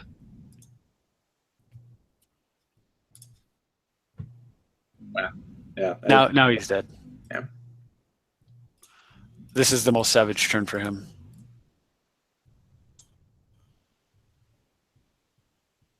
So what's your DT target? So DT target is Tezzeret if I have the mana, and it's Winter Orb if I do not. 5, 6. So Winter Orb with Teferi is like a lock-in. If I can throw a Tezzeret in there, that's great. But I don't think I don't have deck also or no? What's that? Have you considered Stasis? Or just because it's not as too durable? I have not. Okay. You usually see it in this Teferi builds, just because Teferi plus Stasis wins the game. Makes sense. Thing is, I don't want a symmetrical effect, and Orb is asymmetrical for me vast majority of the time. Yeah. Which is why he didn't even wait to see what's coming. He just scooped. He knows DT. DT happens, and he's only gonna have 4 mana next turn, and his best play is probably untapping Grim Monolith. There's no way he's coming back from it. I think that's the game at that point. Let's see how many people we got in stream. Got 14 people watching. That was good. Nice. Yeah, he was definitely hosed, but there's the list. Yeah, the War of Invention's a sweet new addition for the archetype, I think. What's that? The War of Invention, the blue Court of Calling. Oh my gosh, that thing is so good. And the fact that you can inspire tapping your Winter Orb to get a full untap. Yeah, it's hilarious. And also with Brea, you pay 3 mana. It pays for 3 mana on that thing. Yeah. It's absolutely crazy. All right. I'll be right back. I just want to see what commander. Ooh, the Grumbler. I think I've played 1 game against this guy. Was he any good? I think it was about a medium build. I felt like a 75. All right. Yeah, Ekra Shadiki and Ravos. Okay. Well, he's not playing blue, so. Yeah. I'll be right back. We can chat about the commanders in a sec. The partner commanders in a sec. Cool.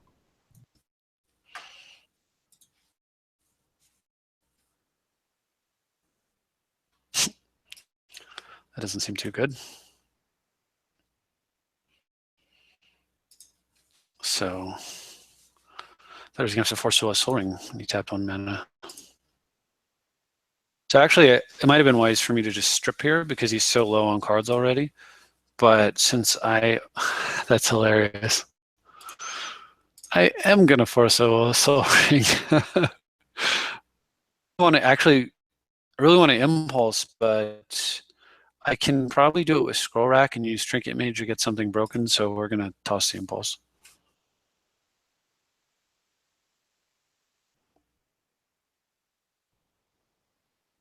If he doesn't just concede on the spot, which is quite possible. Let's see. I can't see chat. That's the unfortunate thing.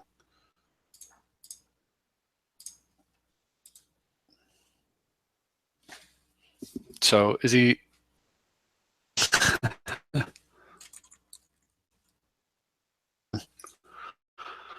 it is. Like, it's always fun to call the play. Although I actually didn't think he had the soul ring. He might have just top decked it right there.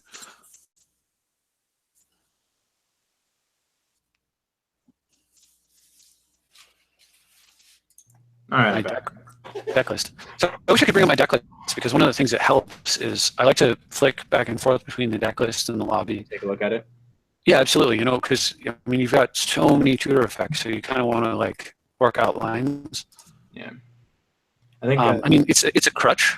Yeah, I think this one player has me blocked a straight cash homie. Oh yeah, I'm pretty sure he's either on my block list as well, or vice versa. I don't know. I think I might have blocked him also. Yeah. I've run a couple games, and it was just he's playing like a tuned list, and as soon as he saw that I was on a tuned ESON list, he conceded, and I saw him continuously queue lobbies until he was playing against somebody playing like the green white god. Like, I was like, that's not the right way to play the game, in my opinion. You know, well, it's funny, but so guys like that are what against challenging decks, and they say, "Oh, you just want to get your wins." It's guys like that that give competitive a bad name. Yeah, exactly, and it has not.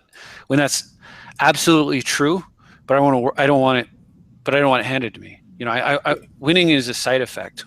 So if I built a good deck, I'm not sure. I think it's a good deck, but I find out if it's good or not because I win or don't. Yeah. It's so Mule, if you use March of the Machines and Mycosynchlatus to make Garrick a creature, and then put a +1 counter on Garrick, can my Experiment Crudge use his Planeswalker abilities? Provided the Garrick is still a creature, I believe that's correct. Which is crazy. Experiment Crudge can get loyalty counters. Who knew? So what was the seal target? Crypt? So, yeah, so Crypt for 2 reasons. Well, one, I have Twist in my hand. Well, 3 reasons. I have Twist in my hand. I can play a counter spell now, and if nothing happens, I have Teachings. Yeah. So it's basically like a draw right now. So. And going after like something like Confidant against Porphyros is probably Judge's Tower one day. That format has all these weird, obscure interactions. What is Judge's Tower? Are you familiar with it? I am not familiar with that format. I was interested in a format. There's a format where you play Vintage, except each card has a point value. So you can only add. Like your deck has to be a certain number of points. Right. A certain number of points. All right. So yeah, exactly. And so it's a very, very interesting format because, you know, you're not going to play all the power. You're just going to play with what you think makes the most sense. So. Do you know how many points? So anyway, I fetch Mana Drain here. Play in the format. And Twist. What's that? You know how many drains are able to play in the format? In the point Vintage. Oh, I don't know if that is worth a point or not. I do remember some examples. Balance was 1 point. I think Oath of Druids was like 1 point. Lotus. Give me it was like a 10-point. I'm trying to remember. Like a 10-point deck. So Lotus, Ancestral. Trying to think what else. They were all above 5. If that gives you an idea. All right. Yeah, I'm trying to ballpark like what the deck is, because my backup deck that back when I was playing on Cockatrice for just testing random decks and brewing with Vintage a little bit was I was playing Shockwave's Red Blue Landstill list. I actually played two steam vents in it just for the 5th and 6th Volcanic Island. Okay. Just because the life wasn't negligible. It was negligible in almost every matchup, but now that Mentor's huge, like the life matters, and I don't think it's as good as it can be. Now it's playing like Slice and Dice as the sideboard. Yeah, this twist is huge. Yeah, it's pretty. His best line is untap land into Perforos. Right, and then we're looking at Teachings in the Graveyard, and then if we we just Teachings for Anguish Unmaking and take out Porphyros and call it good. Possibly. Oh yeah, Anguish is exile, isn't it? So you That's right. So I would actually play the commander here, except I want to flashback Teachings and then get to it. And there's really no reason to play the commander and tap out that much blue. So Judge's Tower is a format where you have to play cards and activate abilities as soon as you possibly can. If a player forgets to do that or breaks a rule, no matter how small, they lose. Okay. The easiest way to lose in that format is messing up the order of cards in the graveyard. Kind of interesting. Yeah. I don't know. The one deck that I've seen Sheldon make and talk about, I think it was Sheldon. Maybe I'm wrong. Mm-hmm. Was a USA color Judge Breaker deck, and it was designed around cards like the interaction between Humility, Opalescence, and Starfield of Nyx. It's everything that a player sitting down in a local, like a side event at a PTQ or something, they might not know the interactions on, and they're going to question even when you explain the interactions the 4th time, and they don't understand what it is. Right. It's pretty interesting.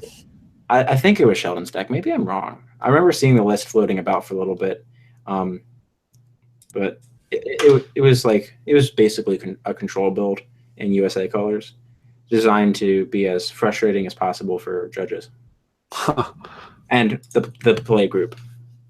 It was back when Shahrazad was legal in EDH, and you could play Shahrazad and play mini games. Huh. I didn't realize Shahrazad was ever legal in EDH. That's pretty interesting. It was for a little bit, I believe. And then people started realizing you can fork it, and it was quickly removed. Have you ever played we were talking about the partner commanders. What do you think about them? That game ended so quick. It ended before. Yeah, that's true. I almost played the partner commanders for the artifact guy that. Silas Ren, Seeker Adept. Yeah. So that the blue-black one, and then the flyer, Red. I think, was the one I was looking at. Not the ground creature. You're going to play. You're going to play Esper for the deck instead. Yeah. Okay. Yeah. I mean, Silas Ren plus what's the other one? The core, the 2-mana core. That's cranial plating. Seems pretty good. I really like the blue. So out of them all, the really good one is the blue-green one for sure. Oh yeah, Thrasios. Yeah, he's insane. After that, you're kind of stuck with somewhat limited options. Yeah, I would have liked a slightly different blue-black one, or one that costs like blue-black hybrid, or blue, just one blue and one black for slightly different stats, but wasn't to be. But so, because I was testing them for a little bit while in paper, and it doesn't do that much. Like the blue-black doesn't get as much value as I would like. See less run. I see. Yeah. Yeah, that's the thing. Every time I look at it, I think this is a really complicated and difficult to use Edric that won't be as good even when it fires. It was Silas Ren. The blue-black, like the 3-drop. Yeah. There's only one for each of the allied colors, which kind of bothers me. So I'm hoping that in future commander sets, they're going to continue the partner mechanic. Right. There's something like 115 combinations of just what they have now. It'd be fantastic. I'd definitely love for that to happen, but yeah, I think it's a good idea. I would like maybe 3 of each color combination at the end point. If they decide to stop doing partner at a certain point, if they have 3 of each color combination by that point, I'd be happy. Because that'd be 30 by 29 for potential commanders, which is pretty fantastic. Seems pretty good. I don't know. I'm looking at it a little differently. Like I just look at like what's playable, and I don't see too much out of the commanders that are playable. So I'd like at least 1 playable commander in each. You know, I'd like to be able to build a 4-color deck with 2. I don't know, that is playable. Yeah. Right. So that you have different ways that you can go, and something with a flavor that's different. You know, I don't want it to be the same. Yeah. Have you tried out Atraxa yet? Yeah. I don't think so. She's the new proliferate during your end step. She's the null red, I believe. I think she is. Oh yeah. I like the way she looks. So. Yeah. Okay, so during my upkeep, so I revealed Fact or Fiction. I still haven't drawn yet, so what I'm going to do is I'm going to off pre-draw. So if I get a 1-mana tutor, I could just go draw what I want. Yeah. This works though. yeah, you got DT. All right, 2 mana, draw whatever you want.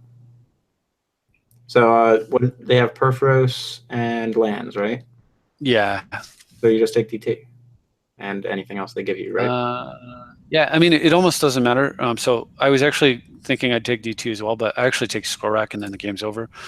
Because I want the Merchant Scroll. And the reason I say it's over is I'm going to float some mana off of that. And then we're going to do this. And that is a game. Oh, okay. Makes sense. Yeah. And you have the Brea to get rid of the Crypt, so... Yeah. So yeah, Forbid is pretty good. Yeah. And I'm drawing 3 cards per turn, so oh yeah, because between Teferi, Bob, and Draw Step. Exactly. So normally, like, you know, I might have protected Skorak by keeping artifacts to throw away, but I don't need to do that because I don't need really the improved card selection off of Skorak here when I'm drawing 3 per turn. He's at 4 mana, there's nothing that can come back from this. There's no split second spell that can also hose you in mono red. Right. 1, 2, 3, 4, 5, 6. His can deal. Yeah, he can't. 9 extra damage as an instant as well, so that's something to keep in mind. Oh yeah. Because I mean, the sooner you can end the game. Yeah. So I think Atraxa is going to be here to stay for a while as far as the 4-color commanders go. Yeah, and I actually may build Atraxa and dump Tasigur and just put Tasigur in the Atraxa deck. Mm-hmm. Mule 51, you're not allowed to have 2 of the same partner.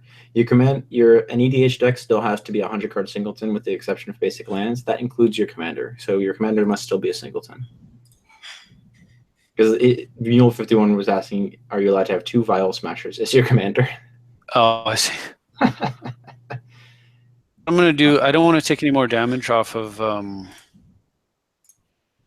oops, I should have played that off the shop. But anyway, I don't want to take any more damage from Confidant. Crypt. I'm going to continuously scroll back rack the Herborg. Okay. And attacks. That's forbid food. Yeah. As is the and the Toxic Deluge. Yeah, and then you deprive first, pick up a land, and then forbid with the land and the Deluge. Yeah. And then you sand, or you can cast Vindicate, yeah. Okay. Yeah, so because I'm never going to get 4 mana, that's just not going to happen. Yeah. And now that you can remove Crypt from play right in here, if you need to, right. The game's going to be over. So, what do you mean? It's tracking. You were highlighting the commander damage, yeah. So let's see. It's one of the cool additions they pushed out in the new update. Was the track. Yeah, I like that actually. I mean, I'm not a fan of it because I have Click as one of my decks, and people would lose to forgetting how much damage they've taken. Right. Click has to kill with commander damage, so now there's no way they forget it. But I think it's a good update. I think it's correct. So that way you don't have to scroll through chat to find out how much you've taken. Yeah, it was just, it's actually one of those things I've been asking, kind of shaking my head about, thinking like, who doesn't think this is important, you know? Yeah. Well, what bothers me is when you're playing an EDH match, it still doesn't let you click submit deck and skip the edge. Yes, I hate that. I don't know why. And I've been submitting every time they push out a new update. I put in new tickets for all of the stuff that like the submit deck, because I'm just trying to keep it on the top of the pile, I guess. But right. I submitted a ticket for the allow us to click always heads for Mana Crypt or always. That would be nice. Like, for the love of God, let me auto yield to the entire ability. Right. No kidding. Like, trust me, I'm okay with just finding out that I took damage in my draw step. It's okay. Seriously. Yeah. All right. Well, let's just finish him off here. Okay. Yeah. So the new Atraxa seems to be. I think the build that's okay is the +1 counter build and evolve. The better 75% build, so to speak, would be a Super Friends, and that can get maybe like 90% competitive, I think. But the best one I've seen so far is Stacks. It's Stacks Super Friends.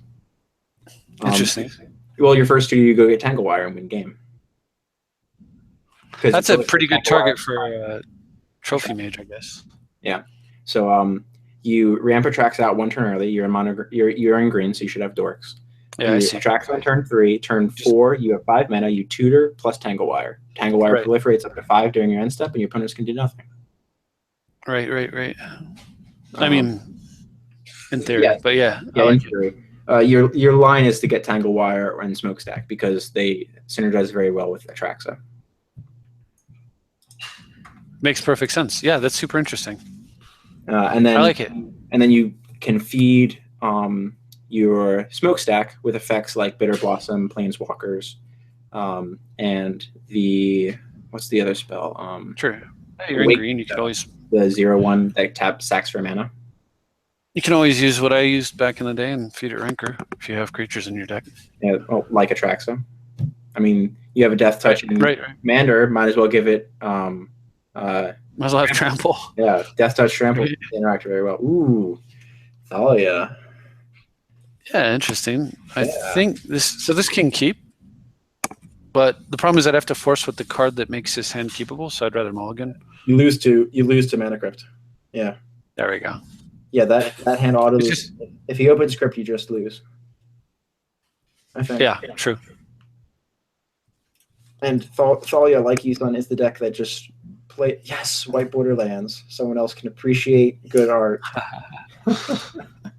So awful. Cool.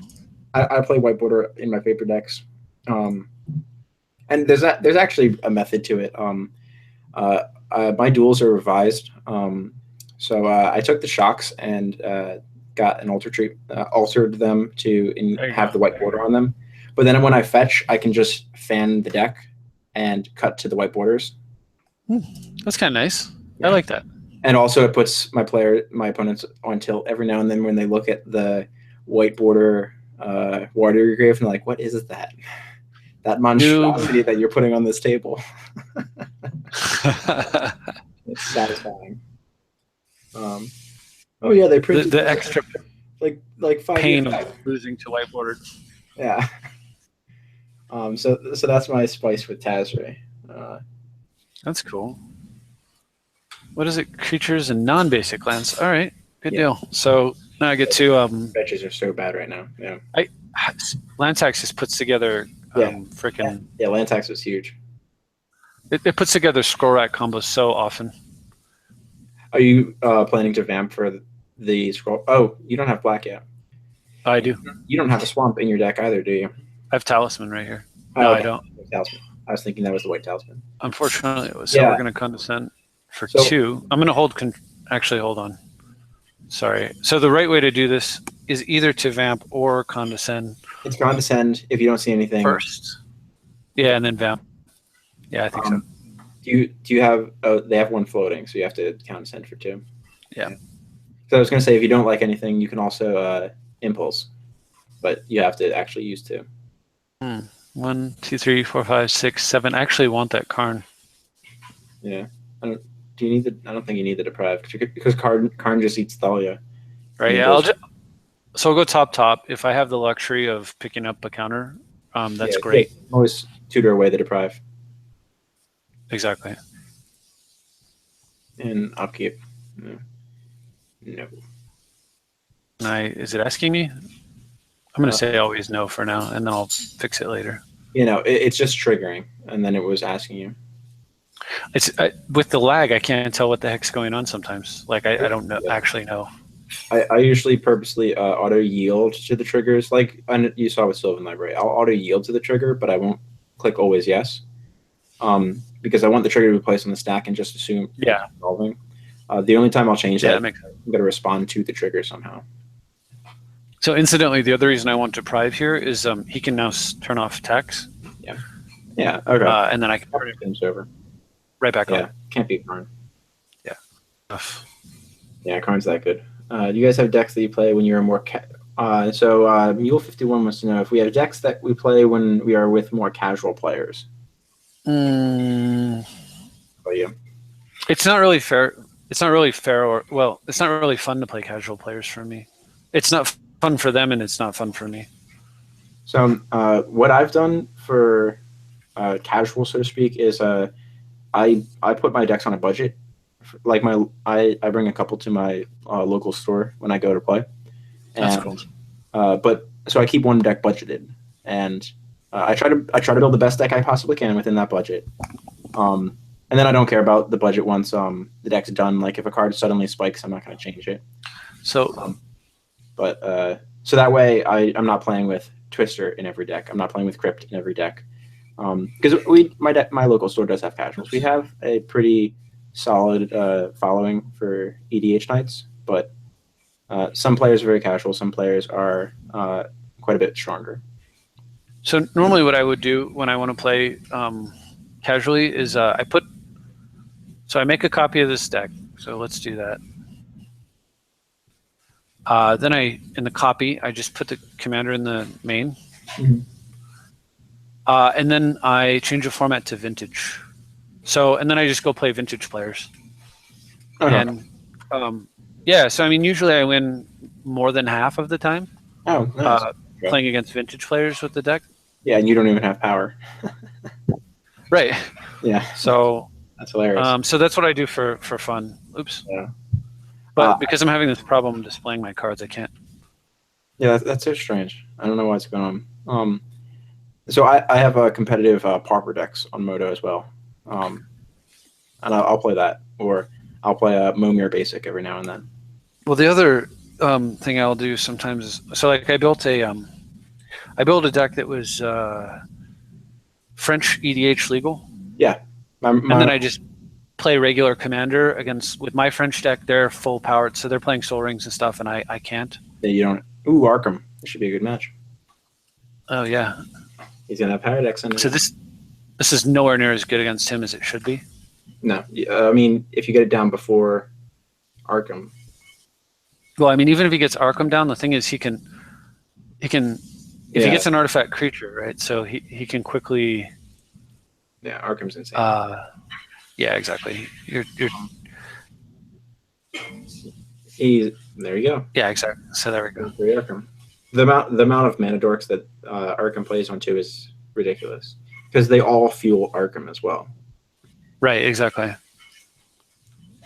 So. Chat wants to see your Brea list vintage game at some point. Yeah, I think that'd be a lot of fun. Oh wow, this is so unlucky. I hope that he misses a land drop. No. He did. Yeah. Wow. Do you have? I will take that. Thank you have a consent. There you go. Yeah. Wow. That hurts. I mean, I think he still has the correct keep. I don't think you can throw that away. Wow, it crypt on top. Yeah, I think that's fair enough. So now you have land, crypt, signet, keep up, cryptic. So, that meant right? Exactly. Yeah. Right. I think that's right. However, the other option is Brea. Brea. I actually think I'm going to go Brea. Yeah. Because here's the thing: I don't think he's going to really. I don't think he has a action-oriented play here. Okay. Like his best play is probably like skull clamp his guy. Oops. Yeah, I think that's what I was thinking is the correct play on his line.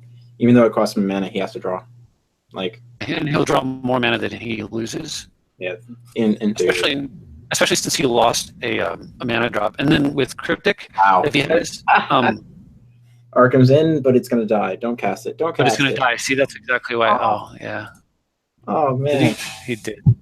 You can just rant. So what I'm gonna do is you don't even have to use exactly. bread. So I'm gonna. So he can sack this string as up. Yeah. Okay. So he'll get an Arkham trigger and then lose Arkham. Well, you'd think. So I'm gonna do is a little trick with top here. I'm gonna draw an extra card. So. All right. So you're gonna hold control, activate top, sack top plus Thopter. Exactly. Okay. We're gonna kill not Mannequin. Let me make sure we're gonna kill Mannequin. So. He doesn't have a target. Yeah. No target. So that also kills Arkham, and I got a card out of it. I was worried he was going to clamp Mannequin and not use Opal and then turn off his Opal by accident. Also, I misplayed. I was all excited about that play. I should have attacked first. So now he knows he should just trump block. But if I'd attacked first, then I would have got some free damage in. You might not. So, and at this point, Arkham's getting quite expensive. Yeah, he's 8 now. And that's the kneecap of the Arkham deck. Lattice plus Null Rod is good enough for Arkham. Right. Bye-bye. No, I would not play Lattice plus Null Rod in Arkham because it turns off Arkham. Null Rod, yeah, that doesn't seem... And the player with the best board state wins. Yeah, typically the Arkham deck doesn't have the best board state. The Arkham deck wins through Lattice Disc Forge is the most common. Ooh, Edric. Edric. So here's the thing. I don't have white, but I can brainstorm Terminus back. And so I need a white, or I need a black. Yeah, you need, and that's 4 color. Like that's, and you're barely splash red. And yeah, are you playing Duretti going? Then I'm so sad. Are you playing a City of Brass and Mana Confluence in the deck? Yeah, and the other card I thought about playing is the one that is like Is that the one that works when you have an artifact? Oh no, Tarnished Citadel is the triple life. It's 3 damage City of Brass or colorless. Oh, okay. So like it hurts, but it works. The new, but I know which one you're talking about. The new one that was just released. I'm drawing a blank on it. Let's check. There you go. So I don't need Rift, and I don't need Terminus, and I do need white. Have you checked out the new counterspell Disallow? Yeah, I would like to run it. I just don't think that there's room in here, but I would very much like to run it. So I put Terminus on top. So the thought is, if he does not play his commander, then I just map Terminus away, and if he plays his commander, then I don't. Spire of Industry is the new card. It taps for 1 color, or it's pay 1 life, add 1 mana of any color. So he didn't. So I'm gonna. Oh well, that changes things. Drain. Gee. Yeah. So I was gonna play Strip Mine, strip his land, and then Imperial Seal for Wasteland. I was actually gonna strip his basic island and then Seal for Wasteland and go after his Hinter. Okay, yeah. Because gotta kneecap Edric a little bit. Yeah, this game's almost. This is basically over for him. Yeah. Other elves have Shroud. I'm not sure that we care. No, it's not Raphaelos, which you can't play, so yeah, you don't really mind. So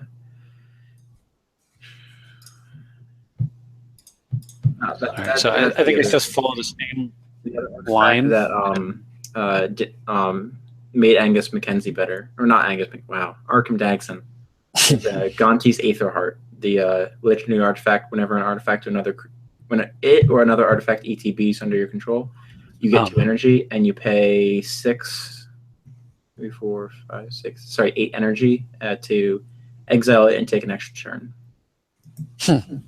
But you just use Arkham to get it and take an extra turn.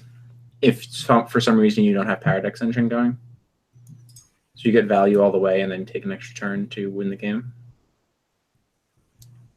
I like it. Yeah. So pretty sure what we want is same line of thinking. I'm gonna just get Wasteland. Yeah, just a little bit later. And now you have the mana drain to sit on also. Right. I've been going back and forth about the new artifact Walking Ballista in my CDC deck.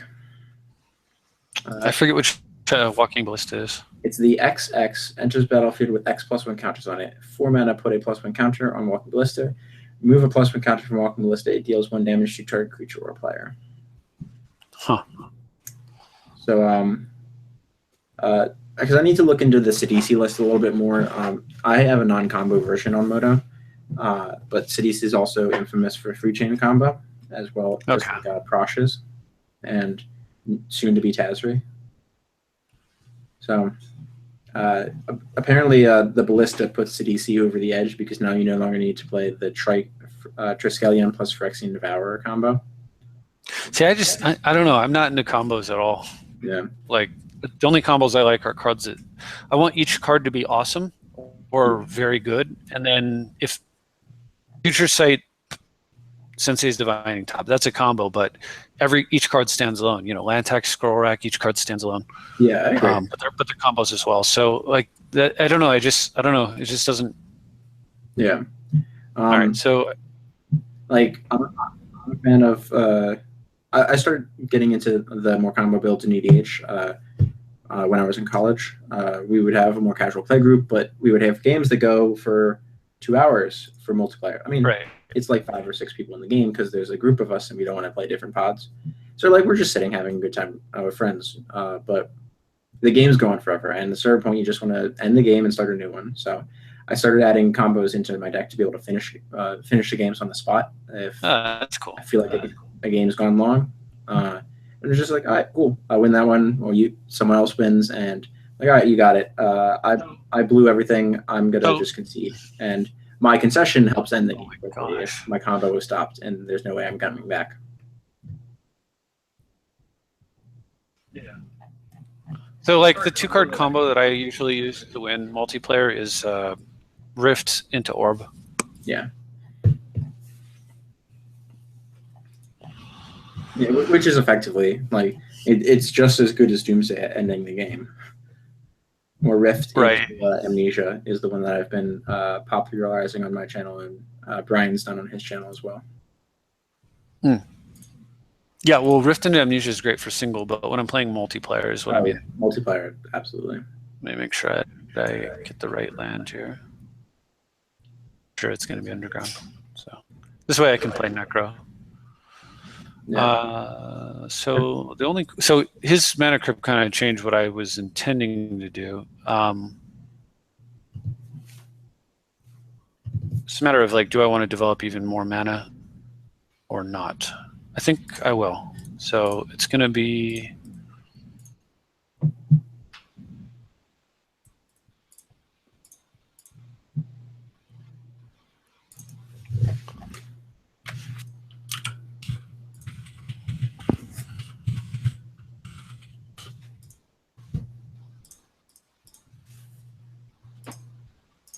So I'll give him an opportunity here to do something.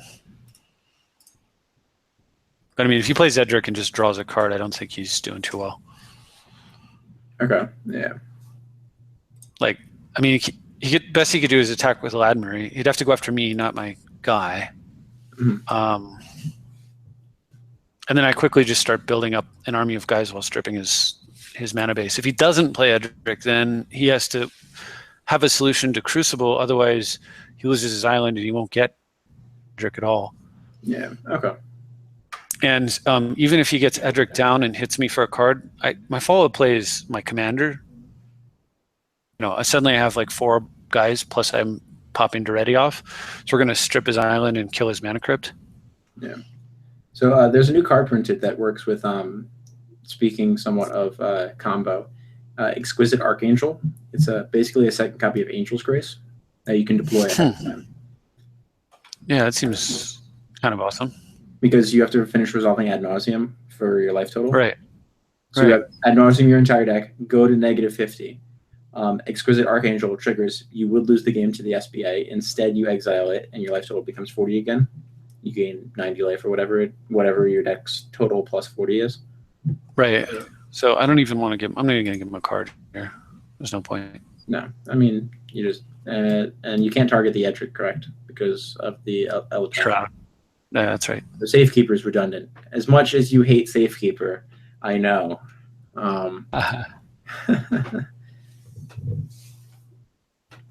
So. No, I'm a big fan of combos. I play enough decks that use them effectively.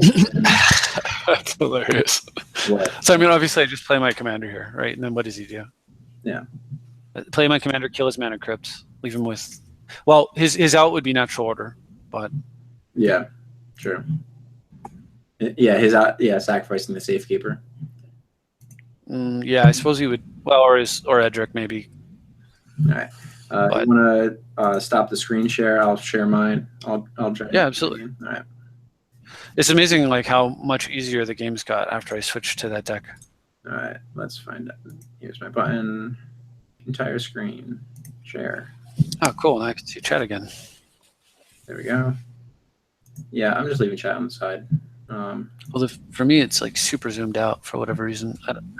I can't actually see. Oh yeah, there we go.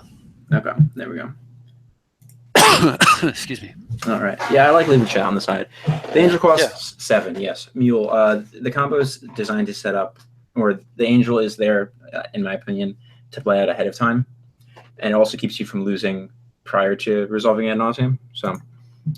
It's a turn before setup. It's not a instant win like Angel's Grace is. I still think it's good in a deck that needs that nauseam to win.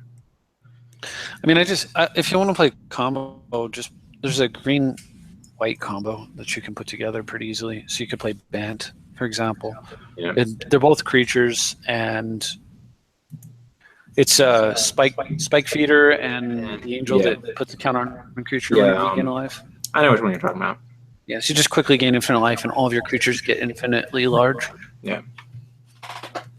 And you can put it together very quickly and easily. Online for a little bit, someone was trying to keep a database going of all known EDH combos that win the game on the spot. I was like, that's a thankless task that doesn't really do anything. Yeah. Like, there's so much. And really, I like playing them and talking about them on my channel a lot because I've run into games in real life where players don't recognize a threat like letting Arkham on tap or seeing a Thopter assembly, which seems innocuous on its own, but that when the player untaps or plays Time Sieve and takes infinite turns, they're like, oh, that's a thing. Okay. Right. Yeah, so I like highlighting the combos just because I think it's important. Part of my goal, as stated for my channel, was to try to make a little bit more of an educational attempt. Yeah, absolutely. Nobody watches MTGO live streaming. Wow. Poisonous. Poisonous, you were just on live stream. Well, he's kind of right, though. I mean, if you go to Twitch and you try to find Magic streams, there's not much out there. Oh, yeah. I mean, for Commander, it's very sparse. Certainly not for Commander. I would love to play first. So I do like Gahiji. Thopter, Sword, and Krark Clan Ironworks, so you generate infinite mana, life, and creatures. So I have Mystic, Bird, Temple. Yeah, that's cute. Image, yeah. I have the Pod. How do you not get Pod? Right. Like, yeah, Tinker, reusable Tinker. It seems good. Yeah, in a deck. I'm so impressed by your Yisun that I think in green decks that aren't running Yisun, you should, even as a as an inclusion. Yeah, I think he's very strong. He's. I think any green deck that wants to go to 6 CMC, in my opinion, if your curve is staying low, like in some, that's a hit. Wow. Oh wow. All right, so I could run Pod out. I'd rather keep that secret. I could run Predator out, or I could develop mana. So you could go mana, either way. I have CDC next turn. Bird of Paradise and Mystic. Yeah, so I could play. Yeah. Oh, Image the Bird. Yeah. So if I image Bird, I like that quite a bit because you get a lot of options next turn. Then next turn I have Bird, Mystic. I'm reliant on the birds to be able to cast the Sidisi. Conversely, I could play Temple and play Elvish Mystic, and set myself up so that no matter what, as long as I keep one dork around, I have Sidisi. You're still relying on the birds, so it's just how you want to do it. I mean, I think I'd rather ramp, but that's the right answer. It's just, and this way it gives me Trigon Predator plus Pod, I think, if I'm one short next turn. Or no, I have Pod plus Pod activation. Let me pull up. Yeah. Yeah. So you want to pod away the bird, probably. Yeah, I pot away the bird that is an illusion. Yeah. Yeah. But well, ideally I play Sidisi down and then exactly, and then pod right after. A Temple followed by Sidisi. Yep. It's a nice curve because you get to play Sidisi and the Temple without the Temple hurting you. Well, I lead Temple first. Oh wow, that's beautiful. Yeah. You get to do everything. So I push this. Yep. And the reason I push it is because of Sidisi blue, black, green 1. Oops, that's too much. I have no, it's perfect. Yeah, no, I was having too much for that. I want to see what I hit off Sidisi first. Oh yeah, I keep forgetting what he does. Yeah.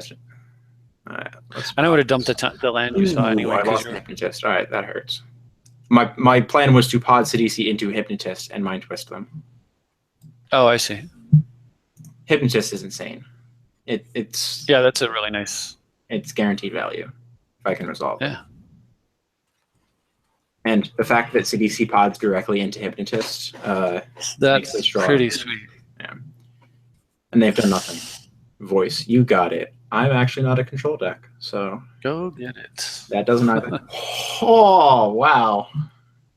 Nice what one. was I saying about Hypnotist?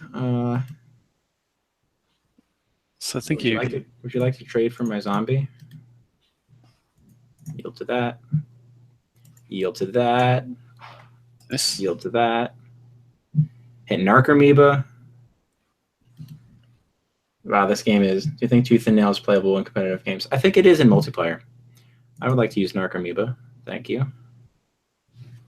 You can, in some decks like Mono Green, it's 100% play it. Yeah. I think in the big mana green decks like Prime Speaker, I think it's playable, but not in something like Edric. Yeah. No, I like Omnath is what I had in mind. Let's use the for example for black. Hypnotist. Can I Mind Twist you, sir? For 5 life. This might be. Don't you get a zombie out of that? Or? Yeah. Yeah. So pitch bird. And the reason I pitch bird is I want to pod a zombie and get a different dork. Yeah. Well, the Narcomoeba is an easy one too. Yeah. Unless you're planning on getting a 3-drop. That's the reason to leave Narcomoeba in play, actually. Yeah. Because I don't need the zombies. Oh yeah, zombies are perfect. Goodbye, hand. They have Seed Spark. All right, so that's the enchantment. Oh, it's not flashback. Okay. Triumph. Wow. Wow, look at that hand. All of the kill spells. I'm glad I didn't run the pot out. Yeah, see? It worked out nicely. Oh, I forgot. You have to pay life first with this, which is really strange. So actually, you don't need to pay life here, do you? You can just go the whole. Potting up to 3. I have Yavi Elder as one of my outs. Well, so I want to keep mana open. When I'm not under pressure to pay the life or pay the mana, I usually try to keep as much open as possible. And Yaviel is actually a very good hit with a pod. Do you have a 6-drop in the deck? Yeah. No. You just want to keep your Mind Twist on the board, but yeah, I always keep Mind Twist on the board. Yeah. A repeatable Mind Twist. Let's pay this. Goodbye, Narcomoeba. And getting Yaviel here actually fixes my land situation. You can't get it. You don't think it's better? Wouldn't it Witness be better? So you Witness for your clone, and then you play your clone and copy the Witness again, and then get something else? I could Witness reanimate clone. And that only costs 1 mana. Yeah, I guess. You're. He has an empty hand, so I don't see. Yeah. Because I lose to. There's no Wrath in Naya at 3 mana. Short of burn. Well, yeah, and it's Pyroclasm, I guess. But I get Edric. Edric probably ends the game. Well, you're already winning. Yeah. Well, ends the game faster. It's all good. Either one. Yeah. I'm going to go for the Elder. I think Elder's actually... Because it draws me a card as well. Well, yeah, if you do it the other way, you draw a card too. It's just that the card you draw is Ashiok. Yeah. Two creatures that you can this draws 2 cards. This draws a card and 2 lands. Well, yeah. It draws 2 non-business spells. Yeah. What were you saying? Goodbye, green. Land for business? What? Yeah. That's right. That's funny. Yeah. Land off the top. Yeah, I didn't have to get Mind Twisted. Yeah. Oh. Yeah. So now if you can pod into Witness, you should do it as quickly as possible. Yeah, I agree. Think. Yeah, because I can set up Ewit, strip mine. Yeah. Because at 2, I can get the Strix is usually my default. Yeah, that's pretty great target. Yeah. When I don't have image, Strix is the default. I can also get Fauna Shaman or Bloom Tender. I don't need the mana. Is a Confidant in this deck? There's not a Bob in the deck yet.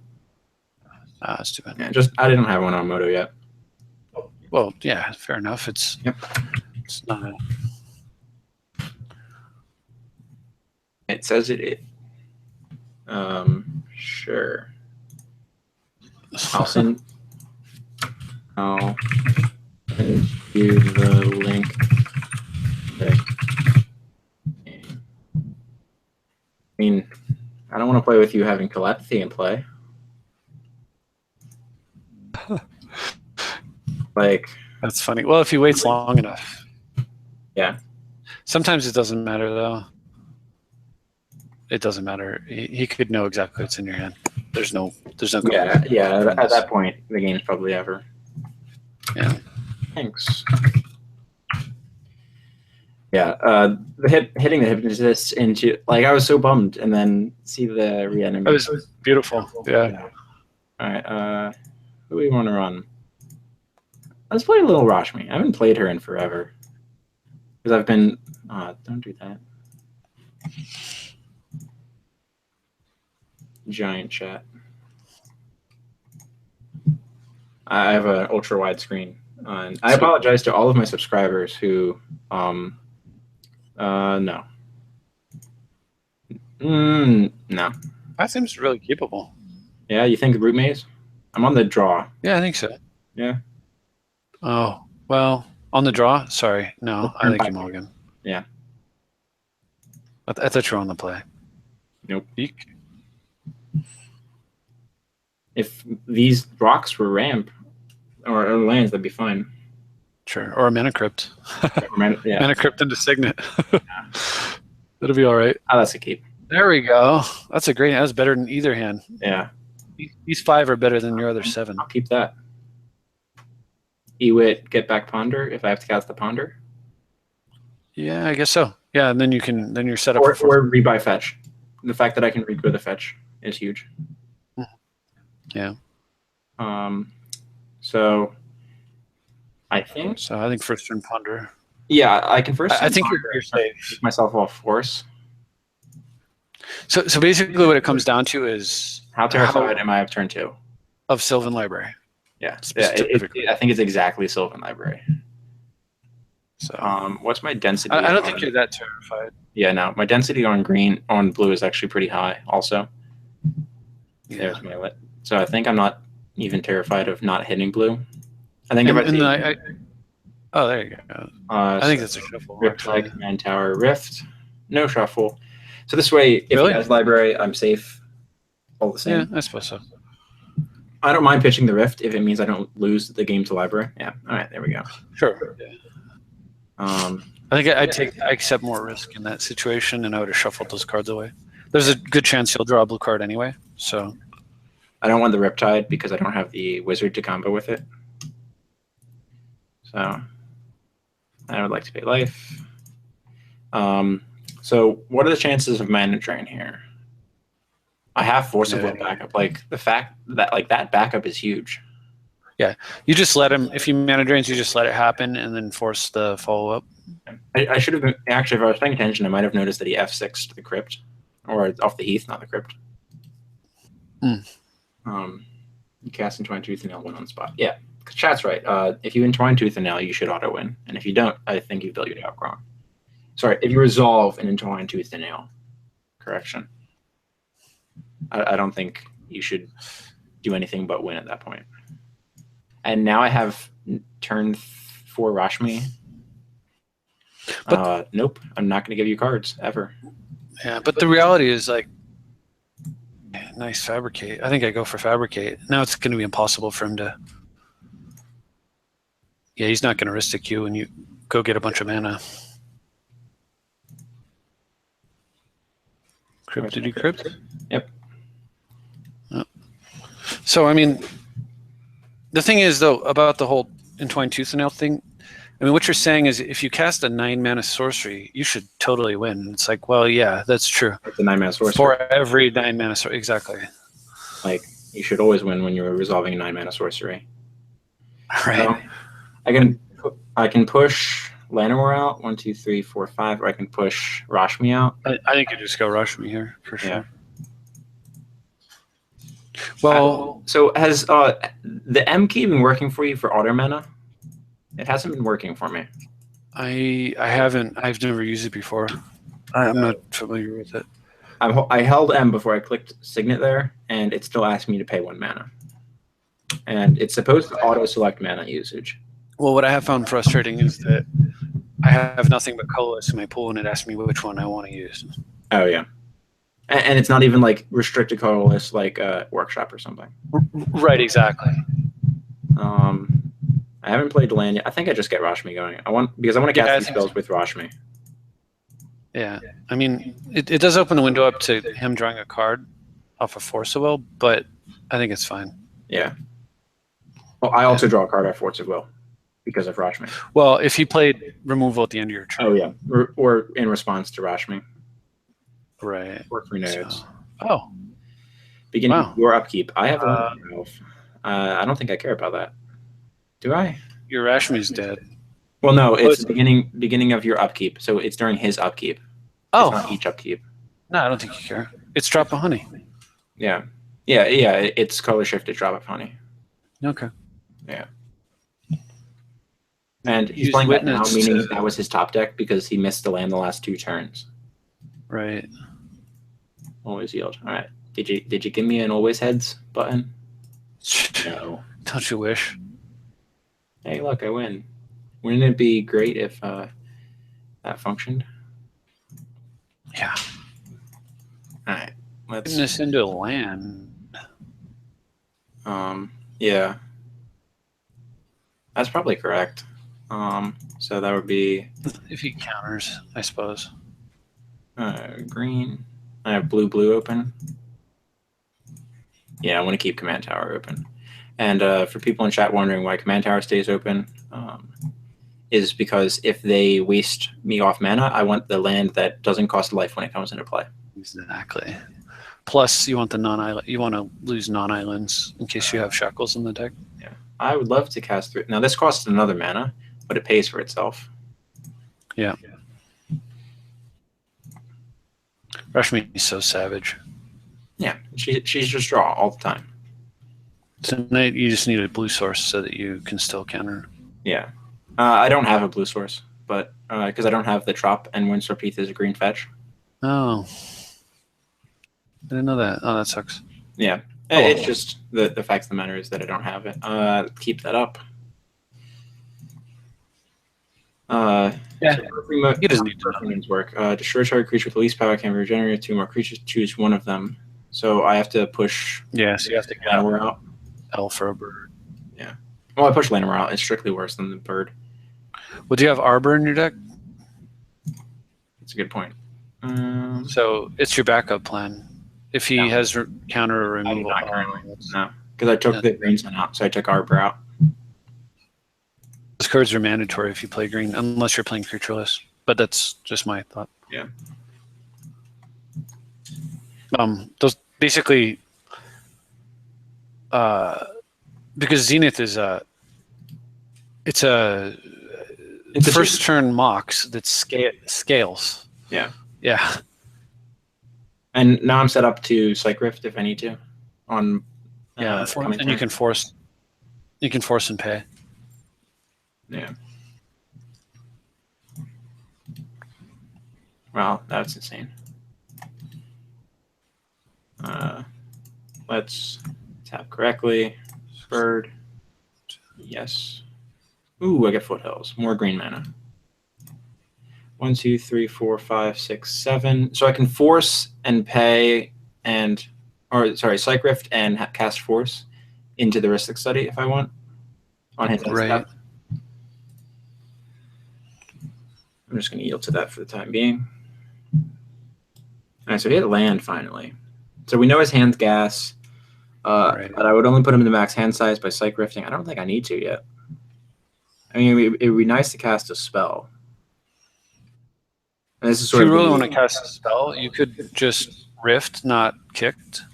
Oh, and get rid of the nodes or the study. Right. Yeah. I always forget that Rift has an actual mana cost, it doesn't cost 7. So like blue and a crypt and then bounce whatever. I honestly think the nodes is more annoying. Yeah. Yeah, I can bounce nodes and hardcast Force on the way back down. If I want to. It's a lot easier, of course, to counter the study. But it's not the card that matters. Yeah, I'm in the mana race here. Yes. Oh, I could capture. Wow. Nice. That's a fantastic card. And these are really the cards that really shine in Rashmi. These types of extra turn effects. Because they're also card drawing. Yeah. Because they're strictly better than Explore. Right. So it's an extra turn plus a card draw plus that extra turn Rashmi triggers again. So it's actually 2 cards. Yeah. Yeah, assuming I have a spell for the second turn as well. Yeah. It's basically equal to Concentrate. 1, 4, 5, 6.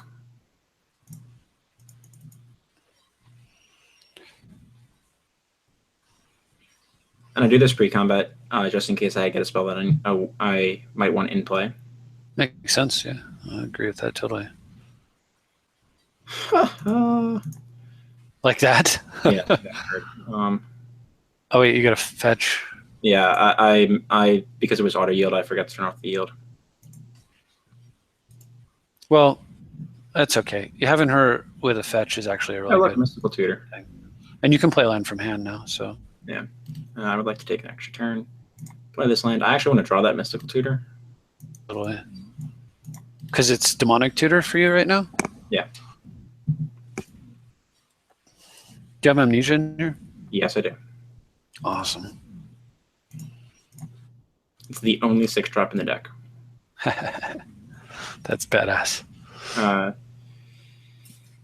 So, I turned off my audio. I was like, why is it asking me? I'm taking damage for a reason. So the way that I run this, I think I fetch first, see if I get more land off Oracle. Yeah, I think so. I actually don't think you make the play this turn. Yeah, no, I sandbag it. Beast Within. That's pretty good. Because now when I cast Mystical, I draw Beast Within also.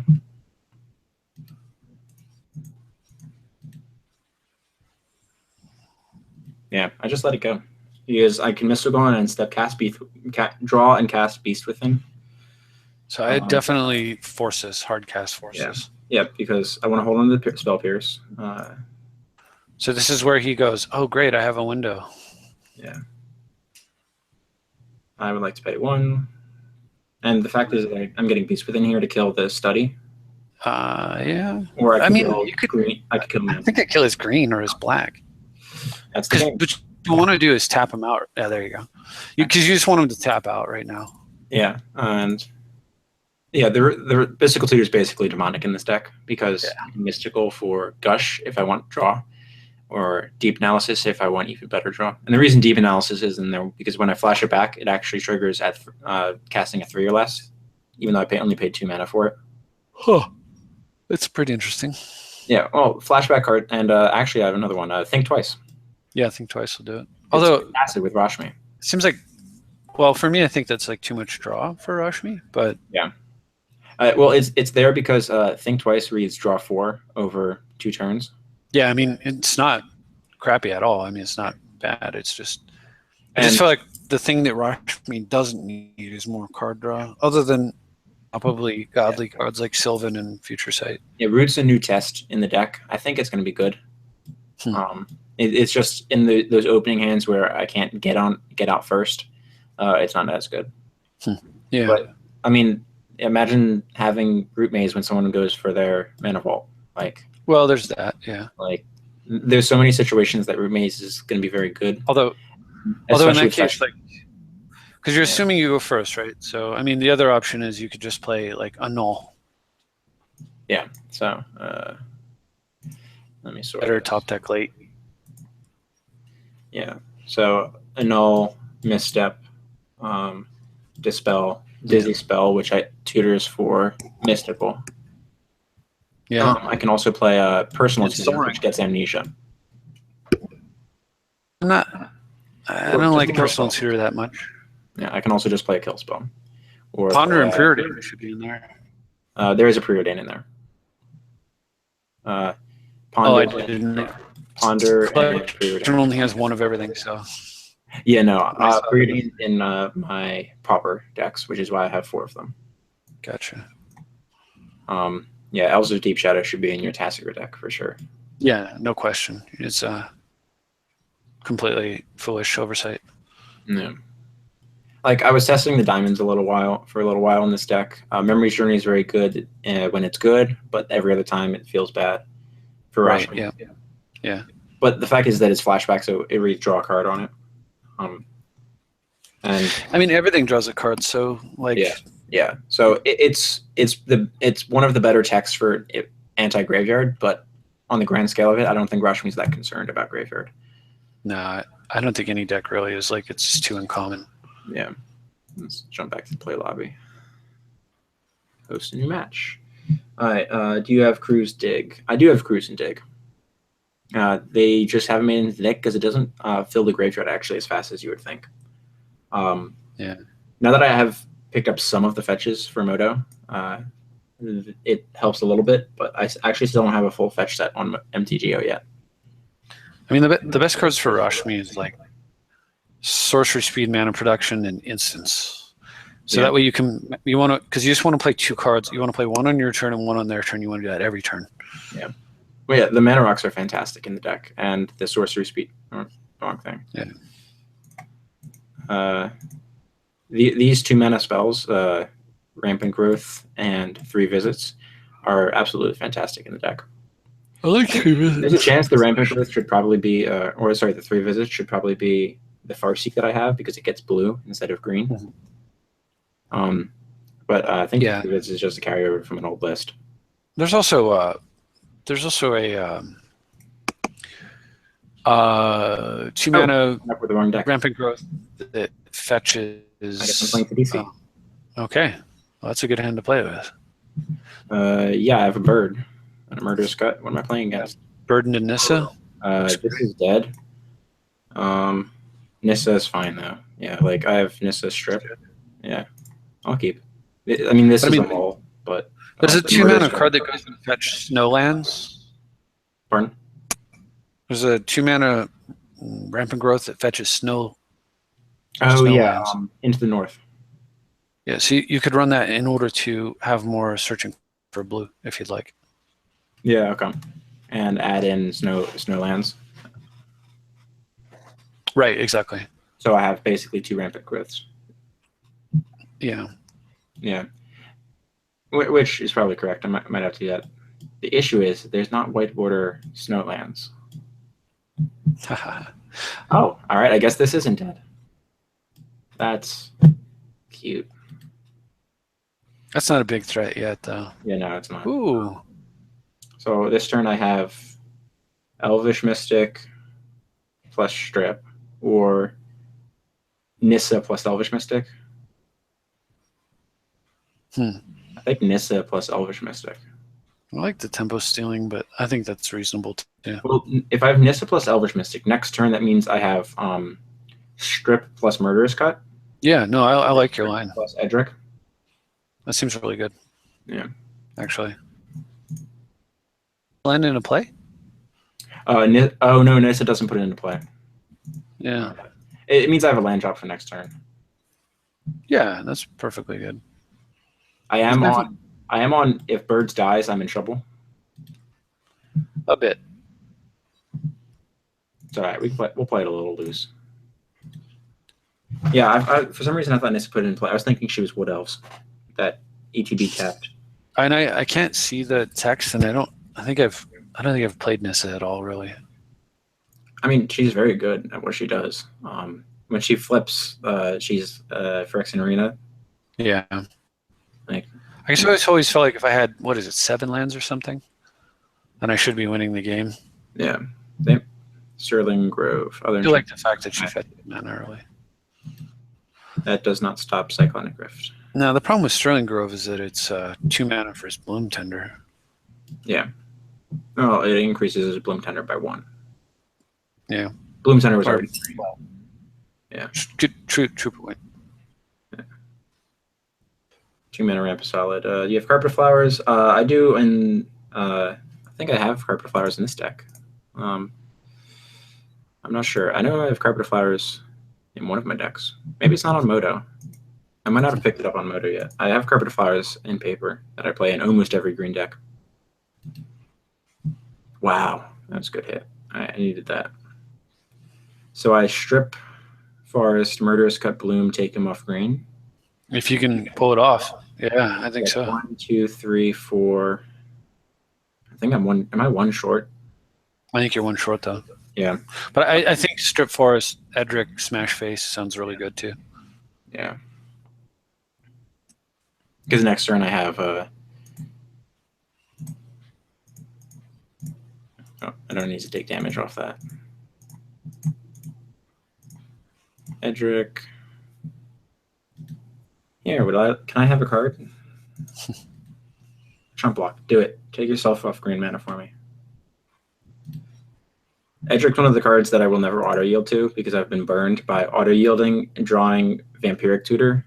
Oh yeah, I never auto yield. Yeah. But I always auto yes because. Okay, yeah. Because you're always going to want to draw anyway.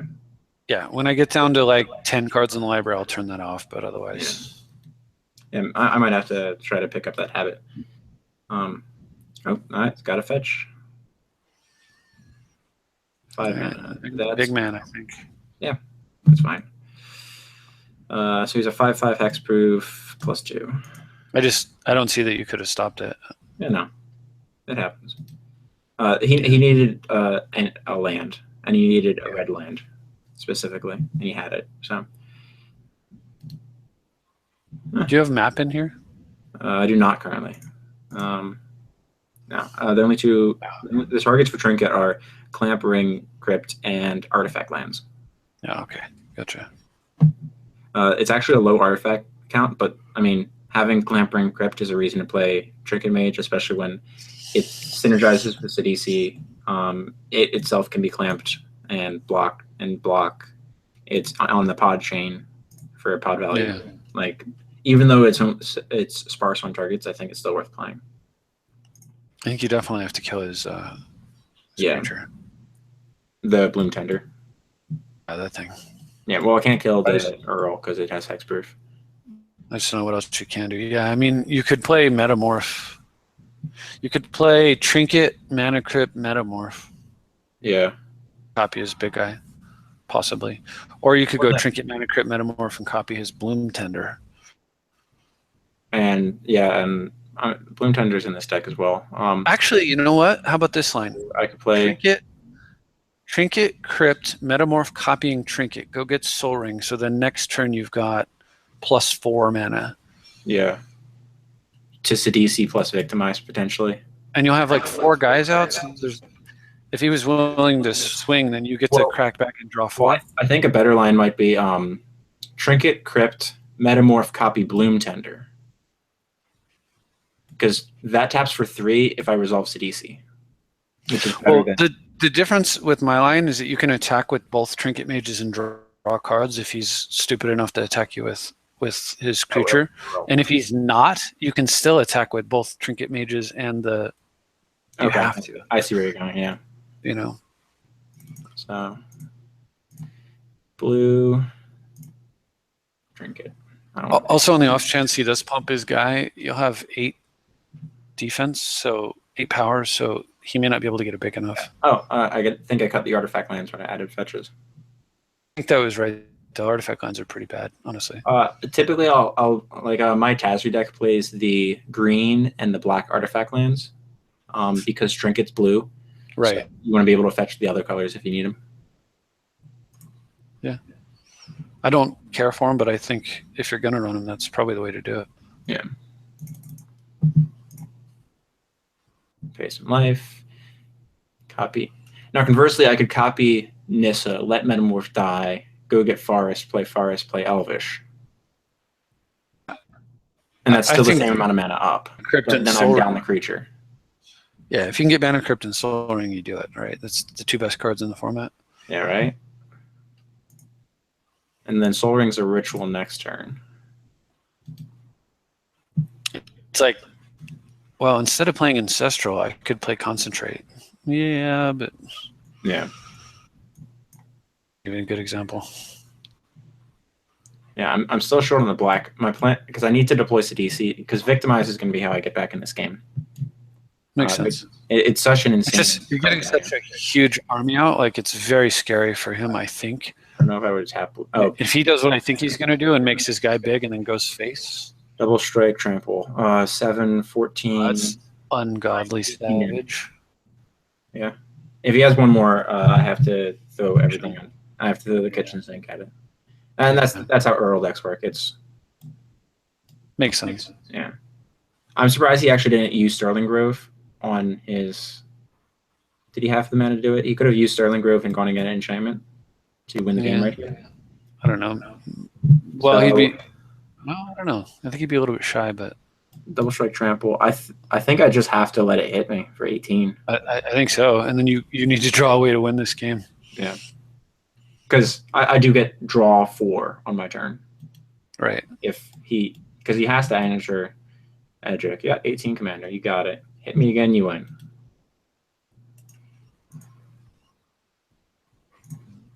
Oh, I lost a flip. Oh no. All right. Wood Elves. So combat's first, all the same. Yeah, I think so. And find a win. Draw. Show me the money. Yeah. Always yes. Green Sun gets me. Nice. Let me pull up my list. Deranged Hermit Slime doesn't work. Ewit Snake, Sakura, right? You have acidic slime? Yeah, I have slime. But slime doesn't kill Deus. No, but it kills the enchantment. No, it doesn't. Enchantment has shroud because Sterling. Oh, good call. Glad you caught that. Yeah. Nope. Island and Necrologia. Oh, I can just kill myself. What's Necrologia? I forgot. Oh yeah, draw a bunch of cards, right? Step. Pay X life, draw X cards. Right. It's just a card that I wanted to test a little bit. Yeah, it's an ad nauseum / necro type roll. Yeah. Right. So play the ring because Off the crypt normally, but yeah. Yeah. Oh, yeah. True. Just not used to. So green sun doesn't get it. Do I run Sidisi? Green. I have much. Black 2. I haven't played a land yet. Pardon? Figure out like how do you? Yeah, I needed Sea Rift off the draws. That's why I was hoping to like hit the vamp that I have in here. Oh, I see. I see. So I could wood So elves, can you get black survive? Pardon? Can you live? Short. I don't think like the deck doesn't play any fogs. Beast Within doesn't do it. Rex Sage doesn't do it. Wood Elves doesn't do it. Ewit doesn't do it. Yavi Elder no. Deranged Hermit gets me 8, 9 power in play. Not enough. It has double strike. We go with Tribe Elder. None of my green creatures do it. My answers are not putting Sovereign into play. That doesn't work. That's a nasty commander. Oh yeah, it's fantastic in situations where you have a good start. Right. If I had drawn Toxic Deluge here, he just auto loses. He's at 3 cards in hand. Like. So you have one way you could win then. So what you can do is you play the island and then you Zenith for 3 and you go get Elder and then you sack Elder. Let me make sure that works. You come up a mana shy. Of being able to Elder into Deluge? Yeah. Yeah. Oh, no. So is there a 2 mana? Do you have Elvish Mystic? Elvish Mystic. Yeah, I mean, I have Elvish Mystic in hand. The 1/1. This. I'm sorry. The 2 mana guy that draws a card. Visionary? No, the Visionary is not in this one. I have it in my collection. It's just in Yisan. Because it goes for Yisan. I think he's got it. I think you can get any more cards in your hand. Yeah, like I needed tutor for Deluge there. And what's in your graveyard? Anything? Pardon? Is there anything useful in your graveyard? There's Strip Mine, that's it. Like he had the red mana and he had the Bloom Tender that I was unsure of being able to kill. So I'm just trying to think if you have an out here. Can I see your deck again? Is it right? Yeah, yeah, because Animate Dead doesn't do it. Go Through doesn't work. Mesmeric. Yeah, I don't care about what doesn't work. I'm just wondering. Yeah. Or are you trying to eliminate and then see what's left? Yeah, I'm eliminating the potentials. Evolution would get Sidisi, Soak 6. Nah. Venser targets. So we're targets. Jace targets. And it has to be Deluge, right? Yeah. The out is Deluge or bust. So can you draw even 1 card with what's in your hand? The 1 card would be off the Elder or sorry. Guy question. Give me a question. So the answer would be probably not Yavi Elder or Strix, but I can't G-Sun for Strix because it's green. So it's green sun for Elder. All right, and if you get Deranged Hermit out and play as many creatures as possible, is there enough to soak the damage? No, Deranged Hermit soaks 9 by itself because it's 4 squirrels that get pumped, and birds is 10, but this tramples and double strikes. You can do 11. You can absorb 11. I could soak 10 of 18, and I'm at 18. Yeah, I see an 11 with the Elvish Mystic in your hand, but it's still not enough. But I have to soak 17 or no 18. I have to soak 16 of it, and I'm not gonna but it was still correct to send everything into the red zone to try to draw. So because doing nothing is just not that spell. This spell Custody, you can cast it for 3 and sack the Elder and see what you would have got. Yeah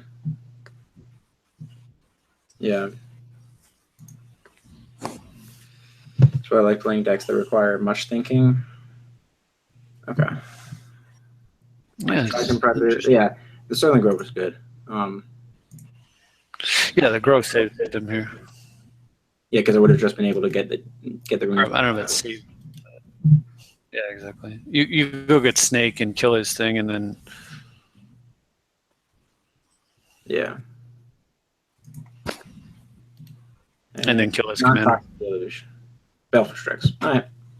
Oh, so yeah, not it. For like 1 billion points of trample damage, you were good. Yeah. And first strike. yeah. I'm short for first strike. Or no, not even first strike, because double strike he deals damage to me at the same time. Right. All right.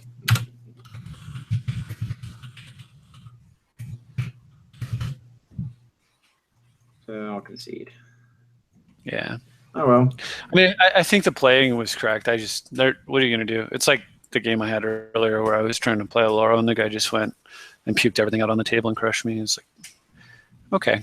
Yeah. Although, obviously, like that's why I play the decks that I do, so that those kinds of losses are less frequent.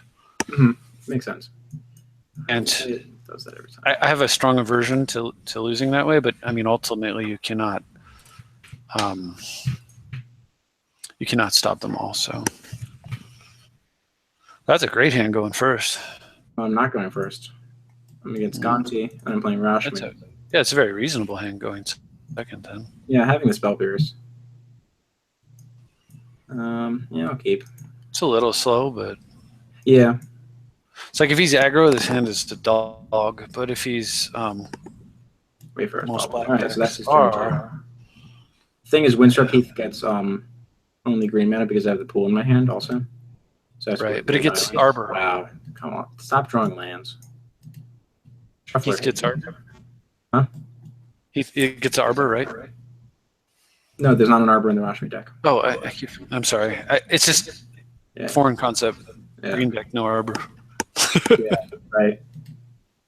I don't know. It's probably correct that I should play it. I think I just cut it when I cut the Green Sun Zenith because Zenith wasn't doing enough in the deck. Yeah. Because the creature count's very low in this. I think I need to Spell Pierce this. Or I easy money there. No, Spell Pierce. Sure. Yeah. I do not want you having more cards than me. Especially when most of That's cool. Yeah. All right. He's not getting a creature. He's going to get something that you get to negate. Yeah. So it's really nice because you have the breeding pool, so you can just play the pool and then. I'm not going to crack this because there is a Brainstorm in this list. Awesome. Let's play good Magic this time.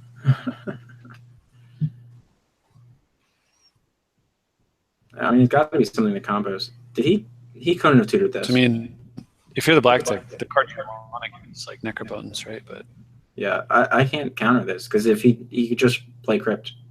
I'd negate it. You think negate's probably correct here? That's the read I have. I can't possibly think that this is the tutor target though. Well, here's the thing. You want to play Rashmi anyway. Because I need to get Rashmi down. Yeah. Exactly. Yeah. And you're not going to get the turn after because you're going to time walk. So I'm going to time walk, but by his following the turn after I cast Rashmi. Yeah. By his following. So he has nothing. Yeah. Oh my god. I mean, maybe he got a kill spell. That seems reasonable. Which, you're not going to run out of mana to play Rashmi, so. Yeah, right. Who knows? You could have got something like Persecute. Like but, I mean, Necro's the card that, yeah, exactly. Necro's the card that the black deck should be getting. Yeah. This was bait. Yeah. Still, right now is going to keep up with Necro for a little while. Yeah. So. Yeah, he is kneecapped on mana, and he's missed several land drops, so he's necroing for over a hand. Yeah. And the thing with Necro is like that's how you keep him Necro. You just crush his mana and let him have cards that he can't cast. Right, discard a bunch. Alright, well he found mana. I don't know about discarding the Charcoal Diamond, because that's what he needs to be able to be playing. Curse is back against me. I'm not tokens. Sidisi, I would not discard. It's tutor. He might just be throwing away the slowest cards in his hand. Yeah, you could have TT right now. So I capture first. Yeah, I capture first.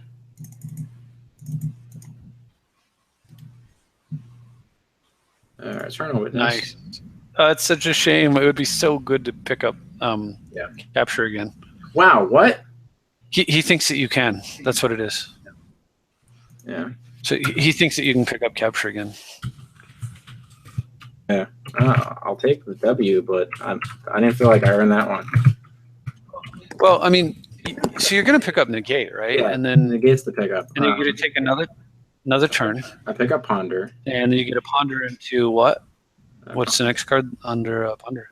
Ponder, sorry, Press 3 cards. Because of Rashmi. And I Ponder to fabricate getting the Winter Orb. Right. So he actually loses. He does lose. Yeah. Is Winter Orb still in this list? As long as Winter Orb's still in this list, he loses. It's not in this list. Yeah. Why is and if it's not, you're just going to counter your way to victory. No, I'm probably going to go get Shackles later. Yeah. Because the black deck can't answer Shackles in any way. And he has to kill me with something at some point. Necro by itself won't do it. Right. Like he needs an actual victory condition. Yeah, I think you're in great shape. Yeah. Yeah. Picking up the Confluence off the Rashmi Ponder trigger and flashing it to him, letting him know that, hey, I can counter anything, means he might wait on spells, which is incorrect. And Frantic Search is a fantastic spell, especially in Rashmi. In Rashmi, yeah. Yeah. It's pretty reasonable. All right. First straight up. All right. Let's see how chat's doing. All right. Still got 16 people watching. I'm hoping all of you guys are enjoying it. That's cool. Yeah. So I'm going to actually have to tune.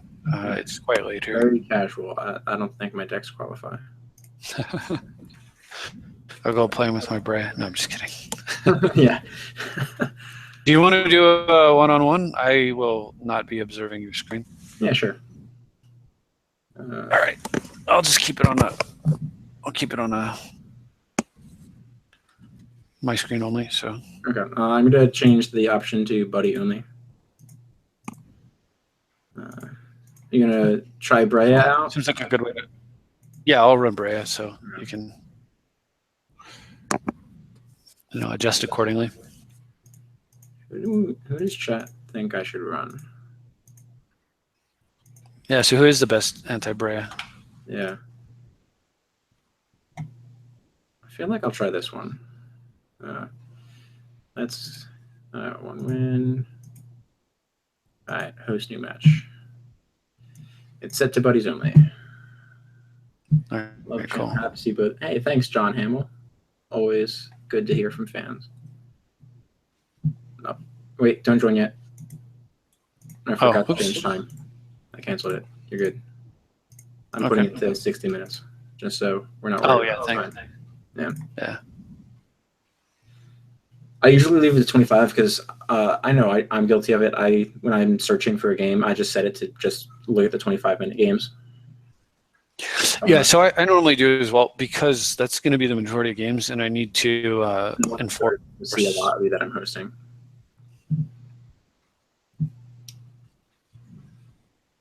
I need to practice that way. So. Sidisi, chat wants to see Sidisi versus Brea or Bard. No, I mean Sidisi and Wanderer Bard are both. A lot of crossover black. I'm getting feedback from you. Need you to find the lobby.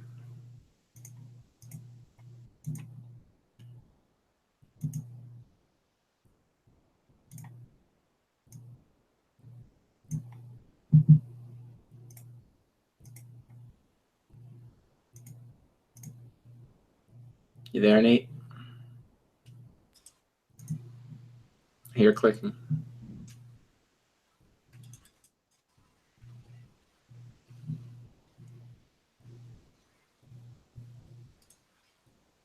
Wow, Magic Online completely crashed. Oh wow, really? Maybe I'll be able to see my deck list when I restart. Hey, that'd be nice. That'd be a big thing, right? So I just opened my my browser also for the people in Ryan chat. and I Yeah. They got Commander banned. Huh?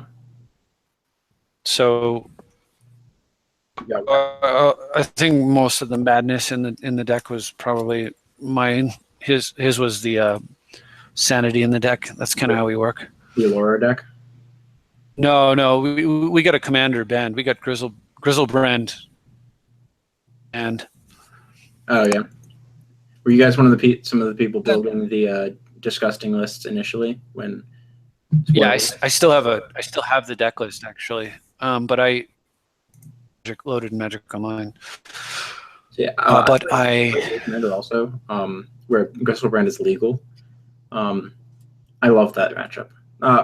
My dual commander deck list is Maren of Clan Eltoff, Stacks Control. And I see Grizzlebrand, and I just like, all right, I have an auto win. Like the deck has never beaten me. 10 screenshots to them of turn 2 kills where I actually did enough damage to kill 3 people With Grizzlebrand. Yeah. Wow. It's 10 screenshots of turn 2 that were that different games. So it's different on the side style, I guess. Yeah. But if you're interested, I still have the deck list, so I can. Yeah, I'll take a look. Show you what it looks like. Yeah, it's fun. Wouldn't be a video with Nathan if it didn't crash at least once. Yeah, no doubt. God, I've reloaded Magic and everything like multiple times. I'm playing CDC, obviously. Okay, yeah, Brea here, of course. Well, although it would be got some games against Isan, so I figured I'd give you a different trial run. It would be super amusing to play CDC versus Tasker, but I really need to redo my Tasker before it's ready for anything. It's such a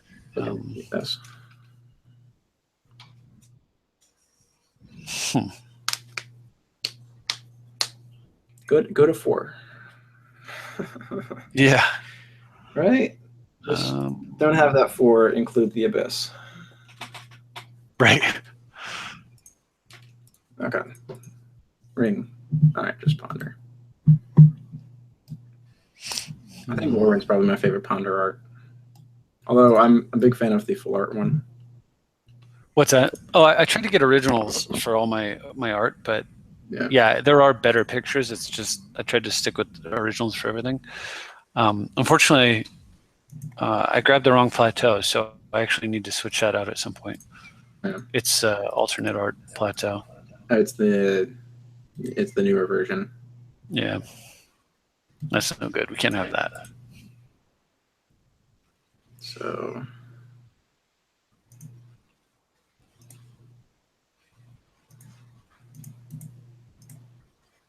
Can I have a skull clamp? Yes. Okay. Of course. Just no creatures ever. Yo, I don't know if it's showing up for you, but Enlightening Tutor looks bugged. Like the art on my screen. Not right now, but that happens all the time. Like it looks, some of it. Is like it dark? Highlighted the shadows. Yeah. Yep, that's exactly how I get. Like it gets super buggy over here. Let's see. Starts with E. I remember. Map. Shop. I imagine it's shop. You don't have Tabernacle on that deck, which I think might warrant an inclusion. Oh, strip. Okay. Yeah. Try land over there. Yeah. I mean, I had the land anyway, so. Have you considered testing Tabernacle on the deck or no? But that was only one reason. Oh, you got the Crucible. Okay.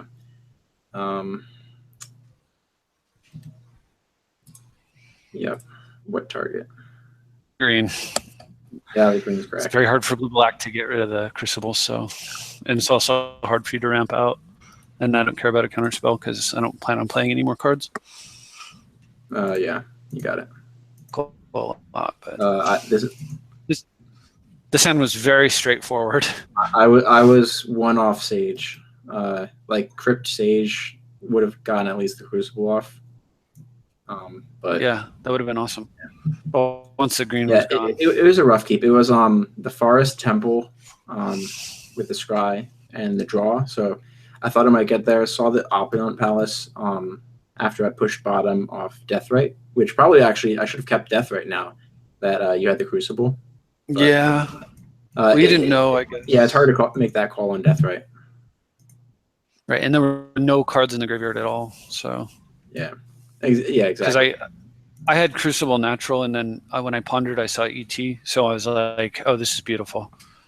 We'll just put that together. Do you want to shoot for another one? Sure. I just made a lobby. Okay, cool.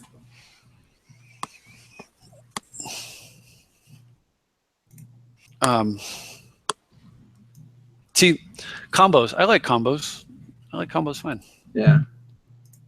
So you're first. Yeah. It was a good mulligan hand. Oh, your hand is? The last one. I mean, it was a mulligan to a solid keep. Yeah. MTGO is a quality problem. Yeah. That's no kidding. Yeah. I think I shipped this hand back. You can let me know later in stream. I think this is a keep. No, it can't be. My last time was a risky keep, and since you shipped, I felt more comfortable not going with the risky keep. Oh yeah, since I kept. Since you shipped, you know. I kept my hand last game. Well, you're at 5 cards, yeah. Yeah, I'm at 5 now. Yeah. Yeah. Oh, yeah. So that's why. That's what I mean. I went from 7 to 6 on the basis that you went to 6 cards first, so I figured I'd be okay.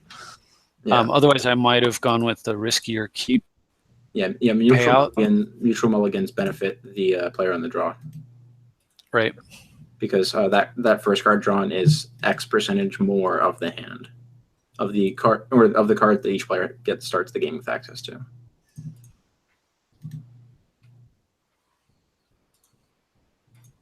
All right. Signet. That made this hand better. Yeah.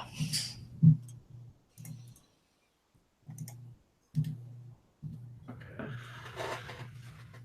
I like Vanessa. And exactly what I wanted there. Mull rules for Commander. I actually think the mulligan rules are very good right now. The Vancouver mulligan. I have an idea for a better mulligan, but I haven't been able to sell it. I was fortunate. Brian went to Mark Rosewater's Christmas party last year, and I was very lucky in that he invited me to go. Nice. And so I was able to attend that, and I pitched an idea for a couple of different things that I had.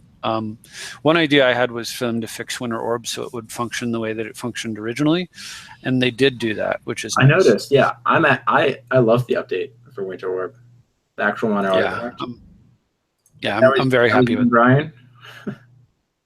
Yeah, it actually was. That's fantastic. The other pitch I had was to turn. I wanted. That makes sense. I wanted Chaos Orb to be changed so that it was playable, and specifically, what I wanted it to do was I wanted it to be. Give me a half second here. Take your time. I know you're getting probably Plateau Hollowed. Yeah, I called that one. Yeah, well done. Shock. So I wanted Chaos Orb to operate like 1 mana, flip a coin. If you win, destroy target permanent, and then if you lose, the coin happens. So that's no. Is it pay 1 mana sack? It's pay 1 mana sack, and then you flip Chaos Orb, and if Chaos Orb hits, everything it hits gets destroyed. It's a manual dexterity card, so it's banned. It's a dexterity card. But I mean, is the updated Oracle that you suggested including, or is it sacrificing Chaos Orb? You sacrifice it if you win the flip. Oh, if you win the flip, sacrifice Chaos Orb, destroy target permanent. If you lose the flip, nothing happens. So then, in theory, so it's still chaotic, right? But you don't know, is it going to like if you leave 1 mana untapped to save you from, say, a Vault Key combo, and you lose the flip, you lose the game. So you like, how much mana do I want to leave untapped? It creates a much more interesting card. Did it get the update or no? That would be utterly amazing. And the reason I argued for it was because in Commander it would allow you to have a disenchant for every color. Every, even red could play a disenchant. Yeah, because Chaos Orb would theoretically be able to become legal in EDH at that point, right? Yeah, exactly. Can I have a Baleful Strix? Oh no, you're gonna mess up my creature attacking plan.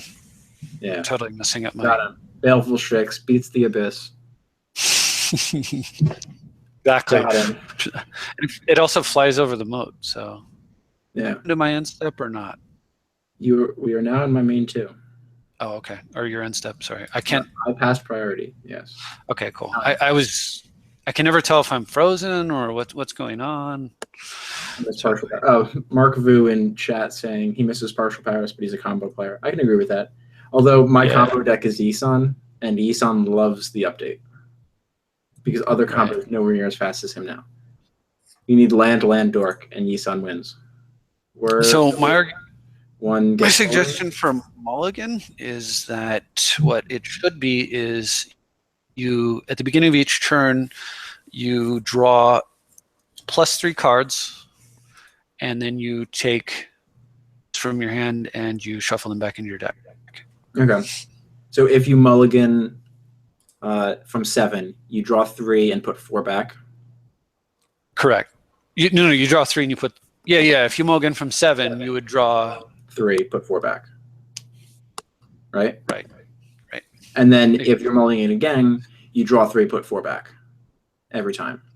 You'd put 1 more back each time, right? So initially you draw 10 and put 3 back. Yeah. And then if you mulligan, you draw 10 and you put 4 back. If you mulligan, you draw 10 and you put 5 back. So because the goal is you don't want a game to be determined on, oh, I didn't get any land, I guess you win. Like that's not. Yeah, so drawing 3 basically is an assurance of the existence of land. Okay. And you'd say, oh, well, that's terrible. It's too good for combo. And I would counter with, no, it's actually really good for control because you might have like dozens of combo pieces that all do the same thing, but I only have so many Force of Wills. So if I am playing a format where I have to Force a Will, likelihood that I can. That makes sense, yeah. Fuff in response. Yeah, you can have a Fuff. 5/4, Crucible, Vamp, Clamp. All right, it's now turned on.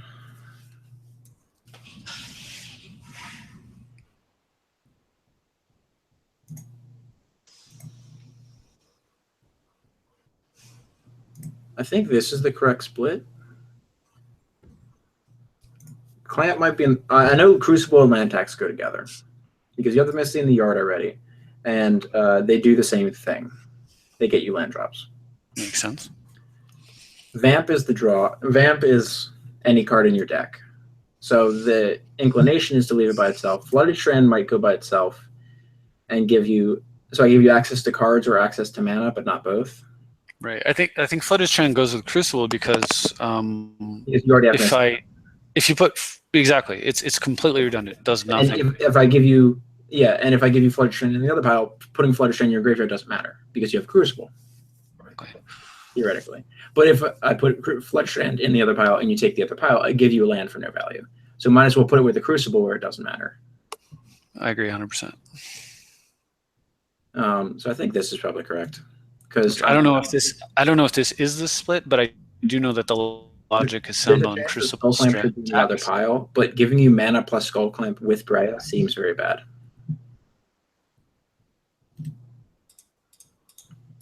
Counter. Leak. Yeah, leak can happen.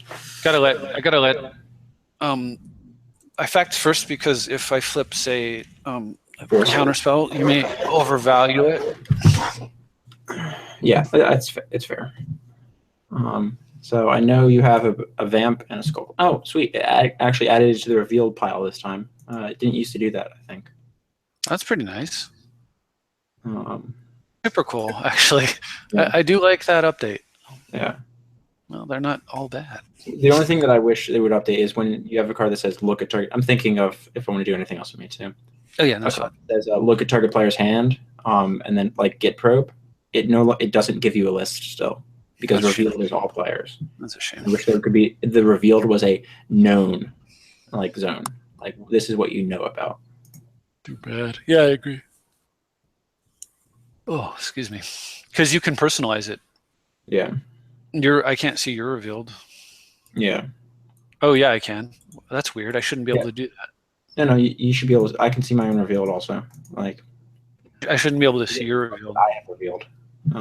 Or never mind. I guess that doesn't make any sense. Never mind. I'm making no sense. Sandbag this chat. I think holding this later is better because that happens. And he had the block open for the vamp anyway. So we know that he's going to be getting something. Hey, look, it's the strip. Was that your vamp? Yeah.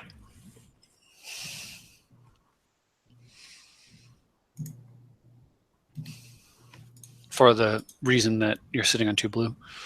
And I like resolving spells. I hear that's pretty good. Spells are overrated.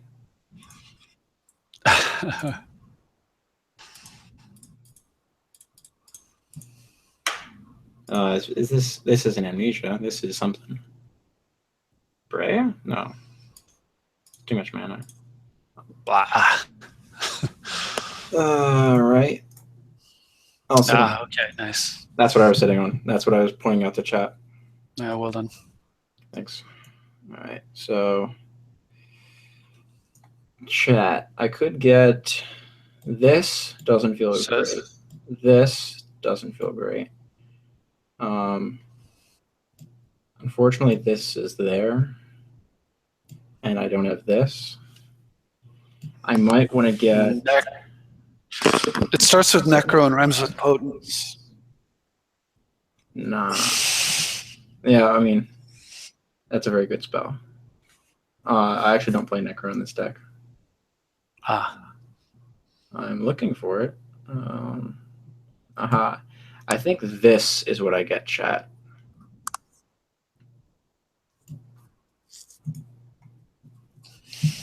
So we know about Skull Clamp, and so he has 3 unknown cards.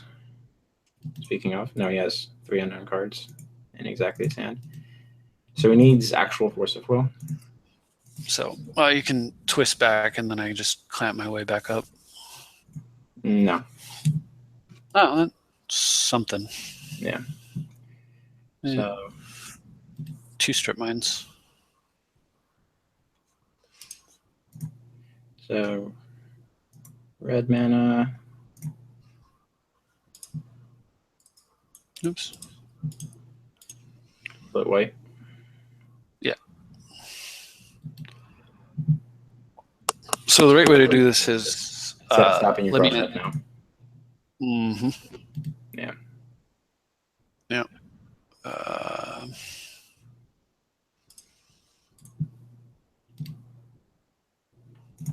And now I can cut. I probably cut Soul Ring because you have redundant blue, white, black. Sure. Yeah. And that cuts 1 mana from Brea plus Skull Clamp, ideally. Yeah. Unfortunately, you have a spell. Oh, yeah, got the disenchant. All right. I know I didn't know about that spell. No, it's not like you misplayed. I mean, yeah. I do think that if Necro in there, that was the card, and alternately, like Mind Twist. Oh yeah, if I had Necro on the list, I would go get it. Yeah, and I mean, Mind Twist may have been pretty strong as well, but with the clamp on the table, it lost a lot of value. Shackles count 3, 4. 1, 2, 3, 4. So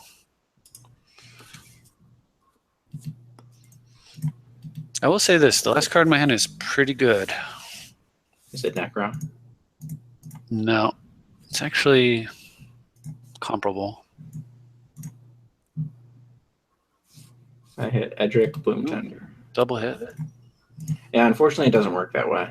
Oh, it's only. Oh, I see. I got it. It's each time. If you hit at all. Yeah.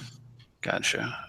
So the last card in my hand. Whenever an effect puts 1 or more creature cards. This one. Oh, wow. Yeah. Yep. I did not draw the free counterspell that only costs a single card. Right. And I don't even have pack. What's the right way to do this? Make sure I do this correctly.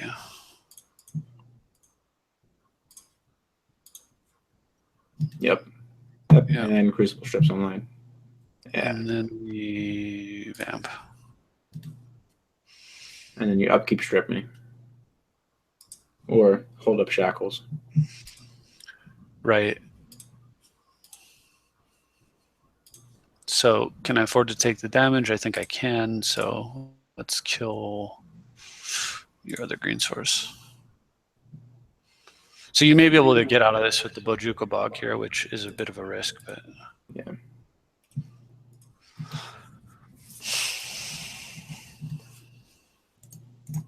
Yield to that. I hit. Oh, I didn't hit a creature. Victim Mesmer's got crypt. So save that.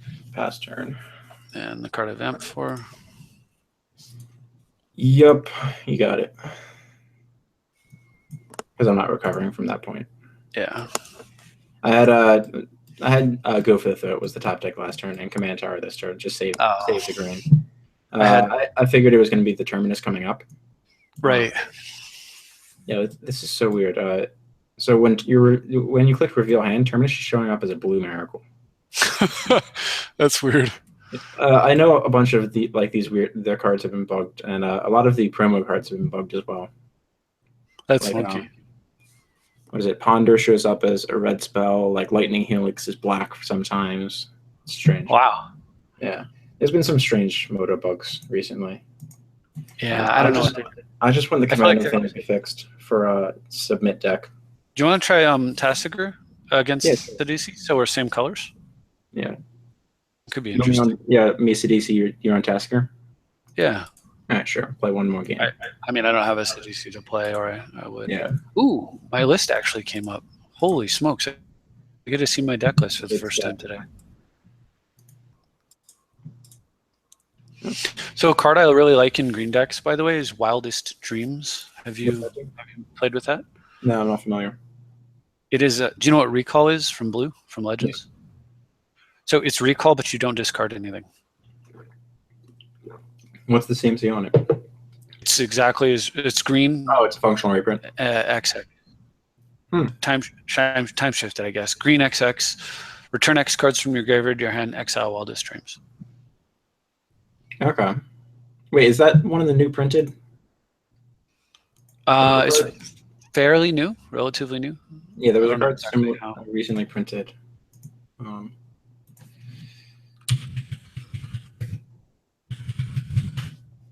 It's Kaladesh. I know what it is. Okay. Okay. The lobby's in there.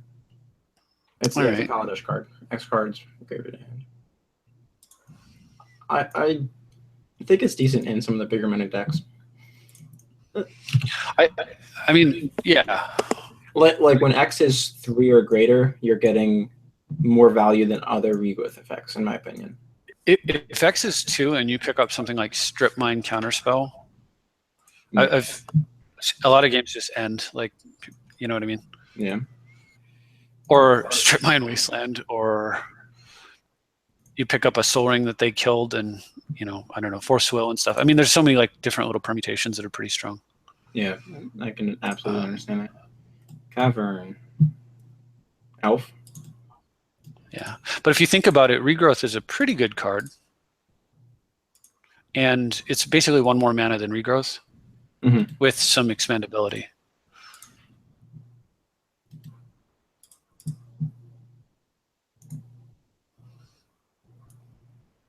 I would like to pay life. And I'll have my own elf. Nice.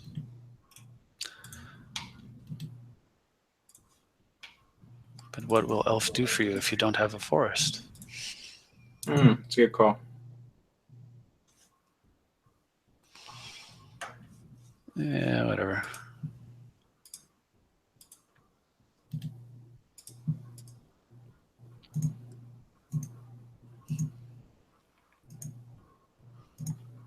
What's in your hand?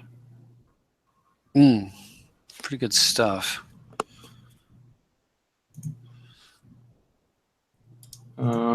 You cannot have this. Okay. Let's see. So I could use this. I actually like playing this out here.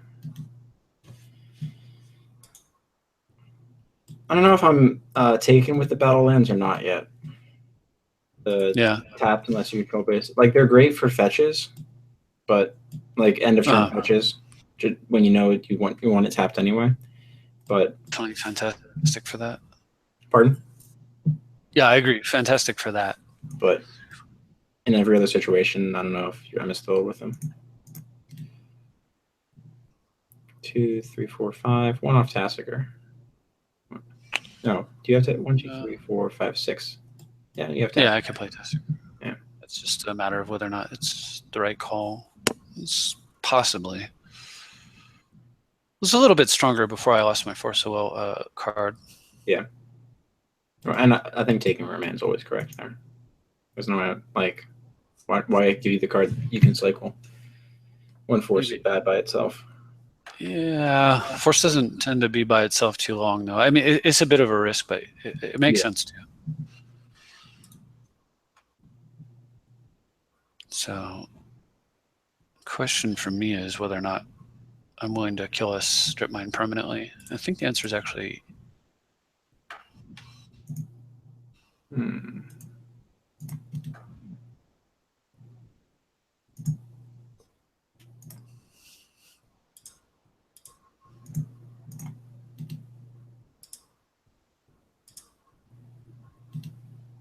Okay. And Taz?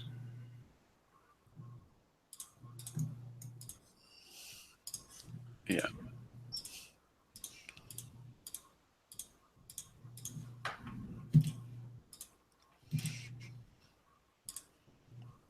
What's nice about this is. So I can do this. We know about 3 cards. He's got 4. I don't think I can play that yet. I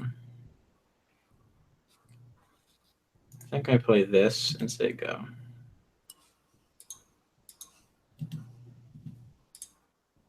We know you have Confluence Island, so there's no sense in running this out. Caverns on Elf is not casting Tassiger. Right. You just be strip mining yourself, basically. Yeah, exactly, yeah. There's no sense in doing that.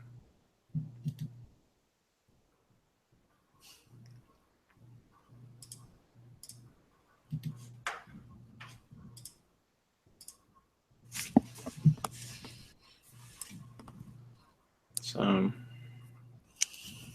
Tassiger activation. Yeah, I played badly, unfortunately. Right. Well, if I come on. Yeah, maybe a whiff. Wow.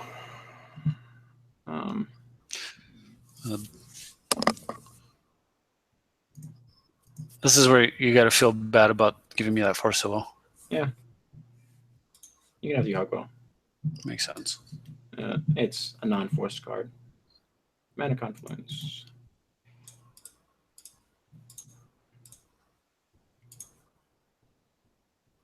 Yeah, Sword's very good.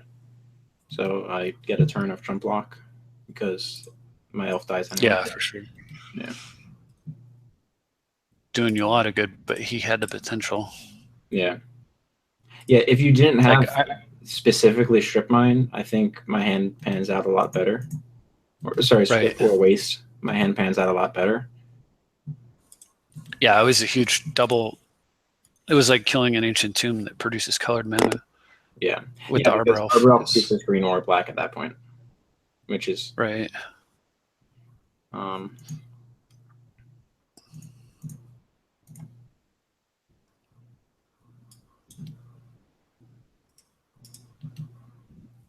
Now, for chat, I think I pushed the Remora here just because Tasker is going to start getting value. I need to at least try to keep pace with card advantage.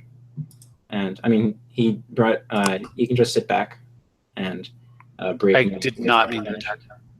No, you didn't need to attack Valve. That was a huge dumb play. Oops. Do your elf if you want.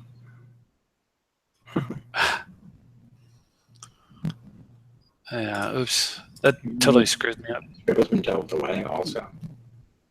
So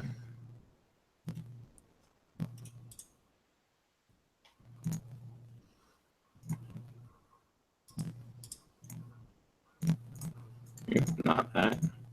Green Mystic. Sure. I had that in my hand also. And I led with Harbor instead of Mystic. Because yeah, I definitely think that's a green. That's a mistake I've made in the past. Yeah. Well, the upside of Harbor produce black and then black is pretty high. Right. But it runs into strip waste. Right, exactly. I think I would have used Tasker in response if I were you. Well, I'm not going to force a elf that's just going to die to a sword, so. Yeah. Huh. Non-creature? Okay, I just making sure. Non-land. Oh, Remora, yeah. Yeah. Yeah, you have the option of giving me no cards if you tap out. Right. Yeah.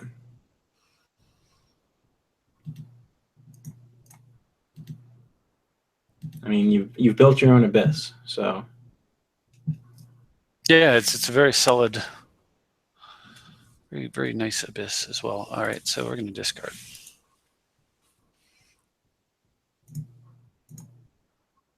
So I've been down a card this whole time. Yeah. Card that I'm holding here, which I'll be discarding. No, because I don't have a Bayou and I don't have a green card to fetch also. Yeah. I've been opening hand Terraston, so I've been. Yeah, that's not doing anything. I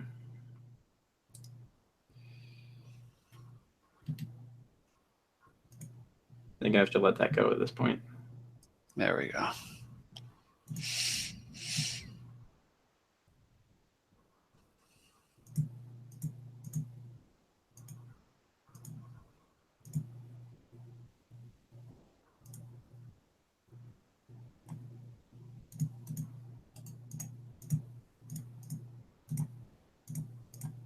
Blue spell?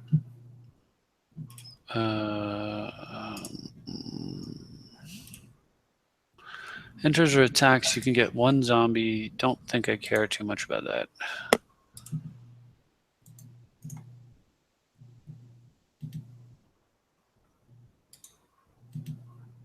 Yeah. Which is probably quick. Oh, let me pop chat back up. I forgot to do that. Sorry, guys. I've been leaving you over there. Vamp. Well, that's good. All right. Sweet Nation comes Wrath of God. Damnation. Okay, they're talking about a huge functional change. So don't worry, someone read the card. Yeah, I think they're talking about the Chaos Orb. Like, oh yeah, like a massive functional change isn't great for it. Like Winter Orb, it really was supposed to work. So the way that we used to play Chaos Orb is we played it as a Vindicate because card flipping was stupid. Yeah. Played it that way anyway. So, but if you do it that way, there's no chaos to the orb, you know? Yeah, the text on it doesn't actually matter. There's no text on that card at that point. I mean, might as well block because I'm going to lose it anyway. Yeah, absolutely. 100% on that.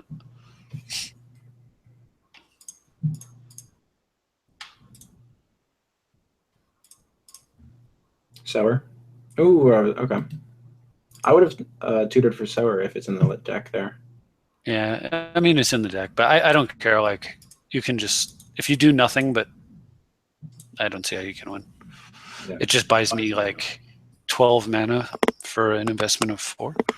Yeah, true.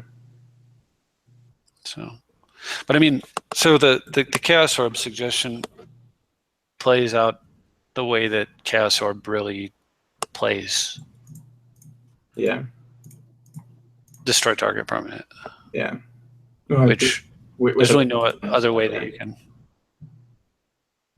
I mean, if you like flipping coins, I guess that's something else. As far as, I mean, if you like flipping Chaos Orb, rather, if you like flipping cards, but I never really enjoyed it because, well, once you get good at flipping Chaos Orb, it's like just vindicate 3 permanents. Then everybody plays this another game where they say like, okay, now all my permanents have to be, you know, a foot apart or whatever, and like it's just not that. Or and you get the guy who has money and tears up his Chaos Orbs every time. I suppose there's that as well. That's the why legendary Chaos Orb. That's why they printed the unhinged one, because people would in matches they would tear up at their actual Chaos Orb and it would still function. I went, wow. Crucible right after I stripped. That hurts. At least we don't have the strip anymore.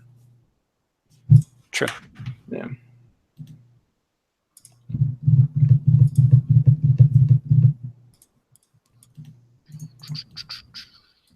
I mean, I'll keep killing a zombie. Yeah.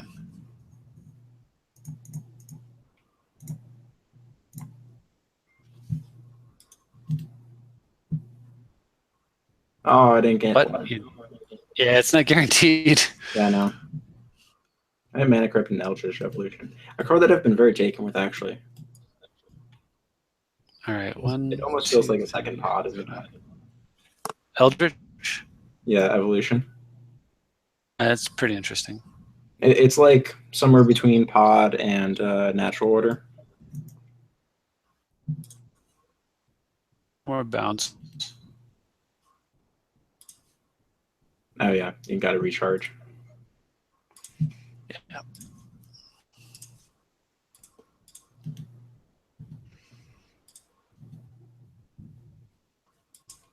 Here too. My face, my face. To the face. The face. Oh, Cradle's good. It's one of the cards that I still need on order for use on. Yeah. Especially in that card's kind of. Yeah.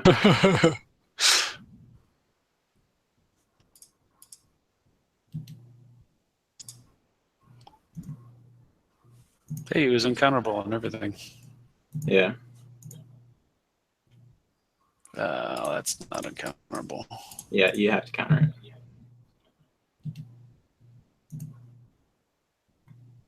Because otherwise I get to kill Jace also, and if I want. Call. I mean, you probably go.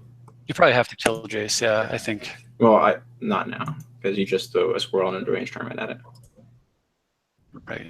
But I mean, if I let that go, you know, got your mana back and then done something. But yeah, sure. I think killing Jace is correct. Kill the Jace though. Yeah, I think so. Because I still get the potential zombie also. Right. Like, because CZDC doesn't actually have to deal damage; he just attacks.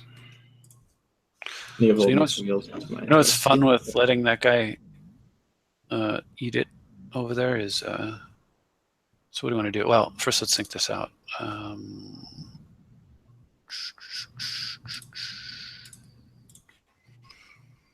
Yep.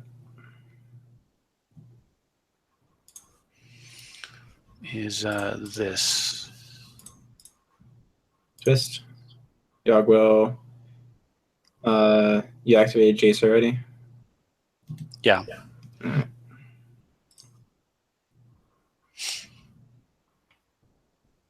I mean, it's Deranged Tournament again, followed by Yogwell, followed by Vamp. Yeah, I was thinking about it, but it seems like it'd be better to just. That works too. I was trying to say give you a different line, but yeah. Oh, on the other hand, I should have attacked first, so there's that. Yeah, because now I have 3/3s. Yeah. Hit the green mana. That's correct. So now I don't have to discard Fauna Shaman also, or let Fauna die. I can jump with an elephant. I'm getting Well, Cyclonic Rift. Yeah, naturally. There's a bunch of elephants, and then goodbye elephants. Back at all. Okay. Yeah, I don't think there's any advantage to swinging. Next card wins the game.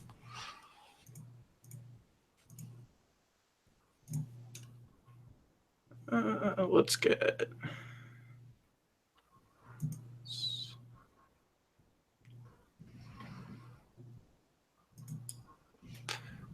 Victimize. What are you targeting? Secure a Tribe Elder and a Metamorph. Oh. Yeah, you have a Jace and a Gaze Cradle. It was for so well that somebody gave me at the beginning of the game. It's true. Yeah, I did. I mean, I think Remand's better for you early game, and Sidisi's a tempo deck. So no, I agree. I mean, I agree that it's better early game, but I think Force Will's too dangerous. Yeah, that's a good point. But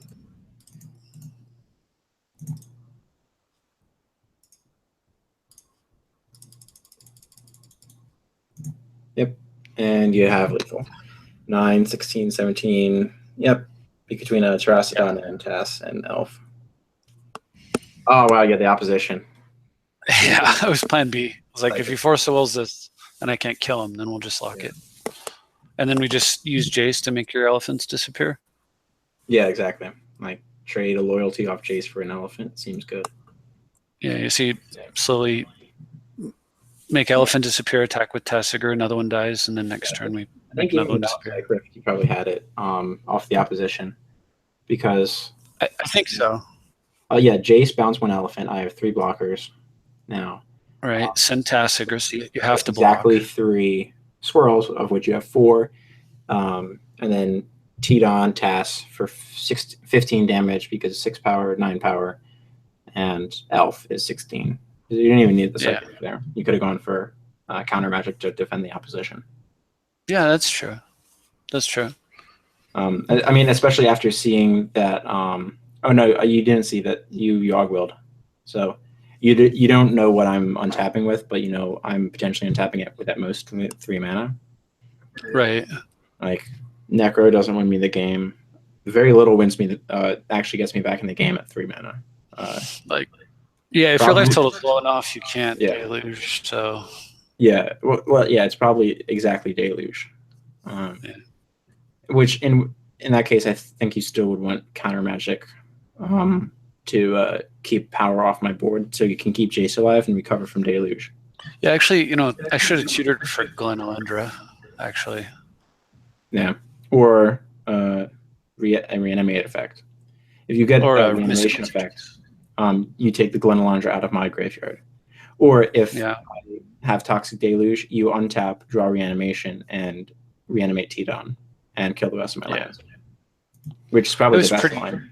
And puts me. I mean, it was pretty well. I just figured clear the blockers, smash for lethal is almost unanswerable, and even if you had Force so well, the opposition follow up was sandbagging Toxic Deluge that entire time, or sandbagging the land, because there's no way I'm drawing both land and Deluge. So, not playing around. I suppose you're still probably correct, because there's no I would have played it out by then. Unless I'm next leveling and trying to bait with Victimize to resolve a Deluge after getting my lands destroyed. So, the other thing that could have helped you get in the game would have been, say, something along the lines of play land in natural order away with one of the green creatures I'd given you, and then go get your own Terracodon. Yeah, if I had Ancient Tomb into natural order and go get one of my own creatures. The thing is, the Sidisi deck, you can go back to the screen share. I'll pull up the Sidisi deck. Oh, yeah. If you remember, this, it curves out at 5. The only card in it that's above 5 is Green Sun. And I mean, technically, Rift, you cast for 7. But sure. Green Sun, just because every now and then you can tutor for Deranged Torment. Do you own Natural Order? Because I do think Natural Order Terracodon. I play in Yisan. Okay. Yeah, I think that's probably in Yisan. I should probably be holding Wall Fruits in the deck also, because it's good ramp. But yeah. But I mean, I think honestly, for green, Natural Order Terracodon is Yeah. Yeah, so DC is very much designed Absurd, to be tempo and just put stuff on the board and say, you have to answer this. And the amount of value that she generates off zombies and something like undead or sadistic hypnotist ends the game. Yeah, I really like that. Oh, it's good in DC. It wins the game in NAF because it's in the Hydrophobia list. Like NAF, it says create an army and mind twist all opponents. Because they discard 2, you get 2 elves, sack 1 elf, get 2 more. It might be an interesting card for Tasigur. So what I've been trying to figure out is what 7-drops are really good, because Tasigur being 1 mana to play a 6 power guy makes birthing pod. So you want to pod away Tasigur and go get a 7-drop, right? Yeah. Here, switch back to screen share. My screen or your okay, screen. yeah. Let me see what you're working with on the Tasigur deck. All right, let's see. Share. Is it up? Give it a moment. Yes, it's up. Okay, so you're up to Karn in this deck, and we're in Condescend. Yeah.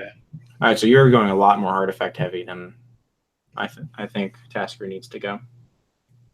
Right.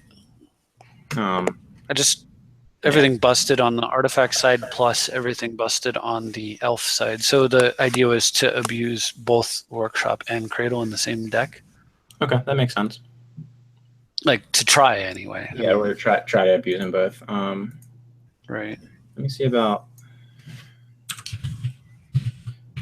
can find the list that I've been working on my Tasigur off.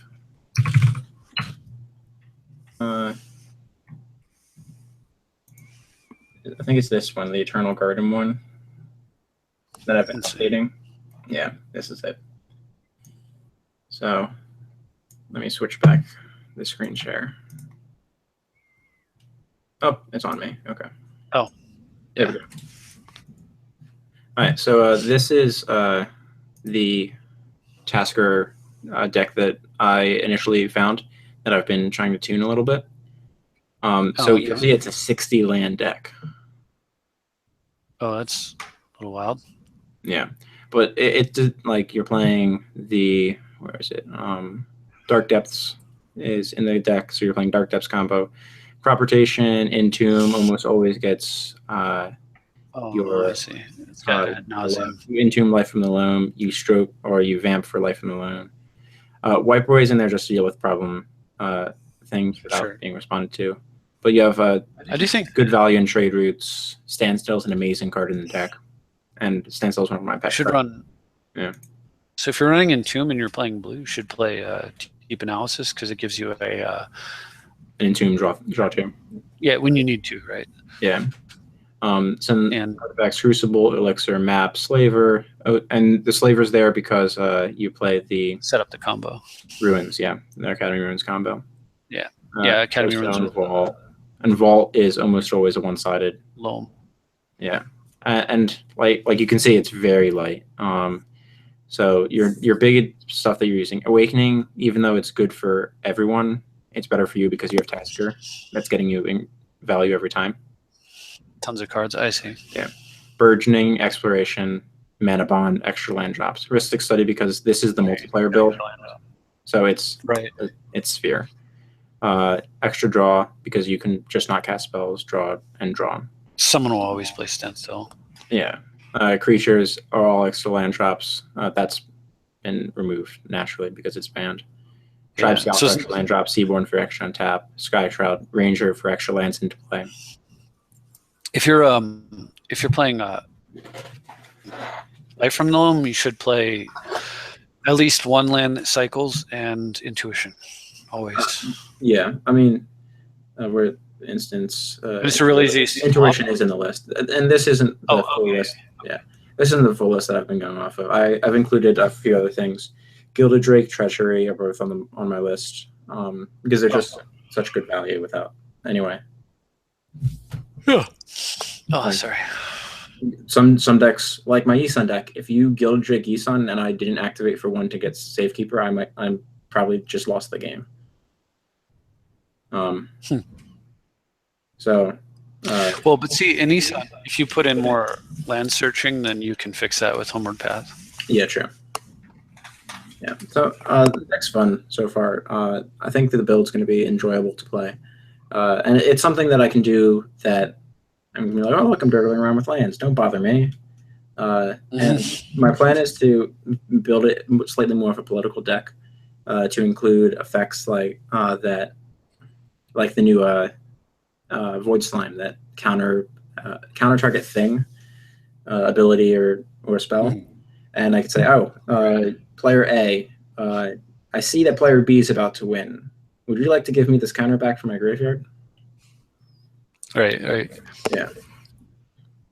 And then you can yeah. I kind of like plasma capture. Plasma capture, yeah, that's the Simic drain that gives you colored mana, right? Yeah, I don't like it in 1v1 as much, but I definitely like it in multiplayer where you're expecting to see a lot of big slugging effects. Yeah, absolutely. Drain into. So. All right. Well, you said you had to get going, right? Yeah, I've actually it's about 45 minutes past when I was planning to go. So all right. Well, I think and the stream's just catching up with myself now. I had a great time. I think our plan for next week might be good. If you hear from him. Yeah, likewise.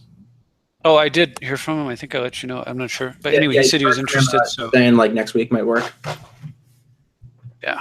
So I guess we'll see. I have a Tuesday, Wednesday off, I believe. I'll double check my work schedule. So yeah, I have to check because I know I have to fly out of town because I got to do work-related things. So I'll check and make sure that. So probably early in the week, basically, is what I'm getting at. Okay. Sounds like a good plan. Yeah, we'll see. We'll figure out, see if we can get something. If not, we can always just jam a couple more games. I'm excited to play against his Nin deck again. Once we finally can find a time to all be online at the same time. I think it should be fun.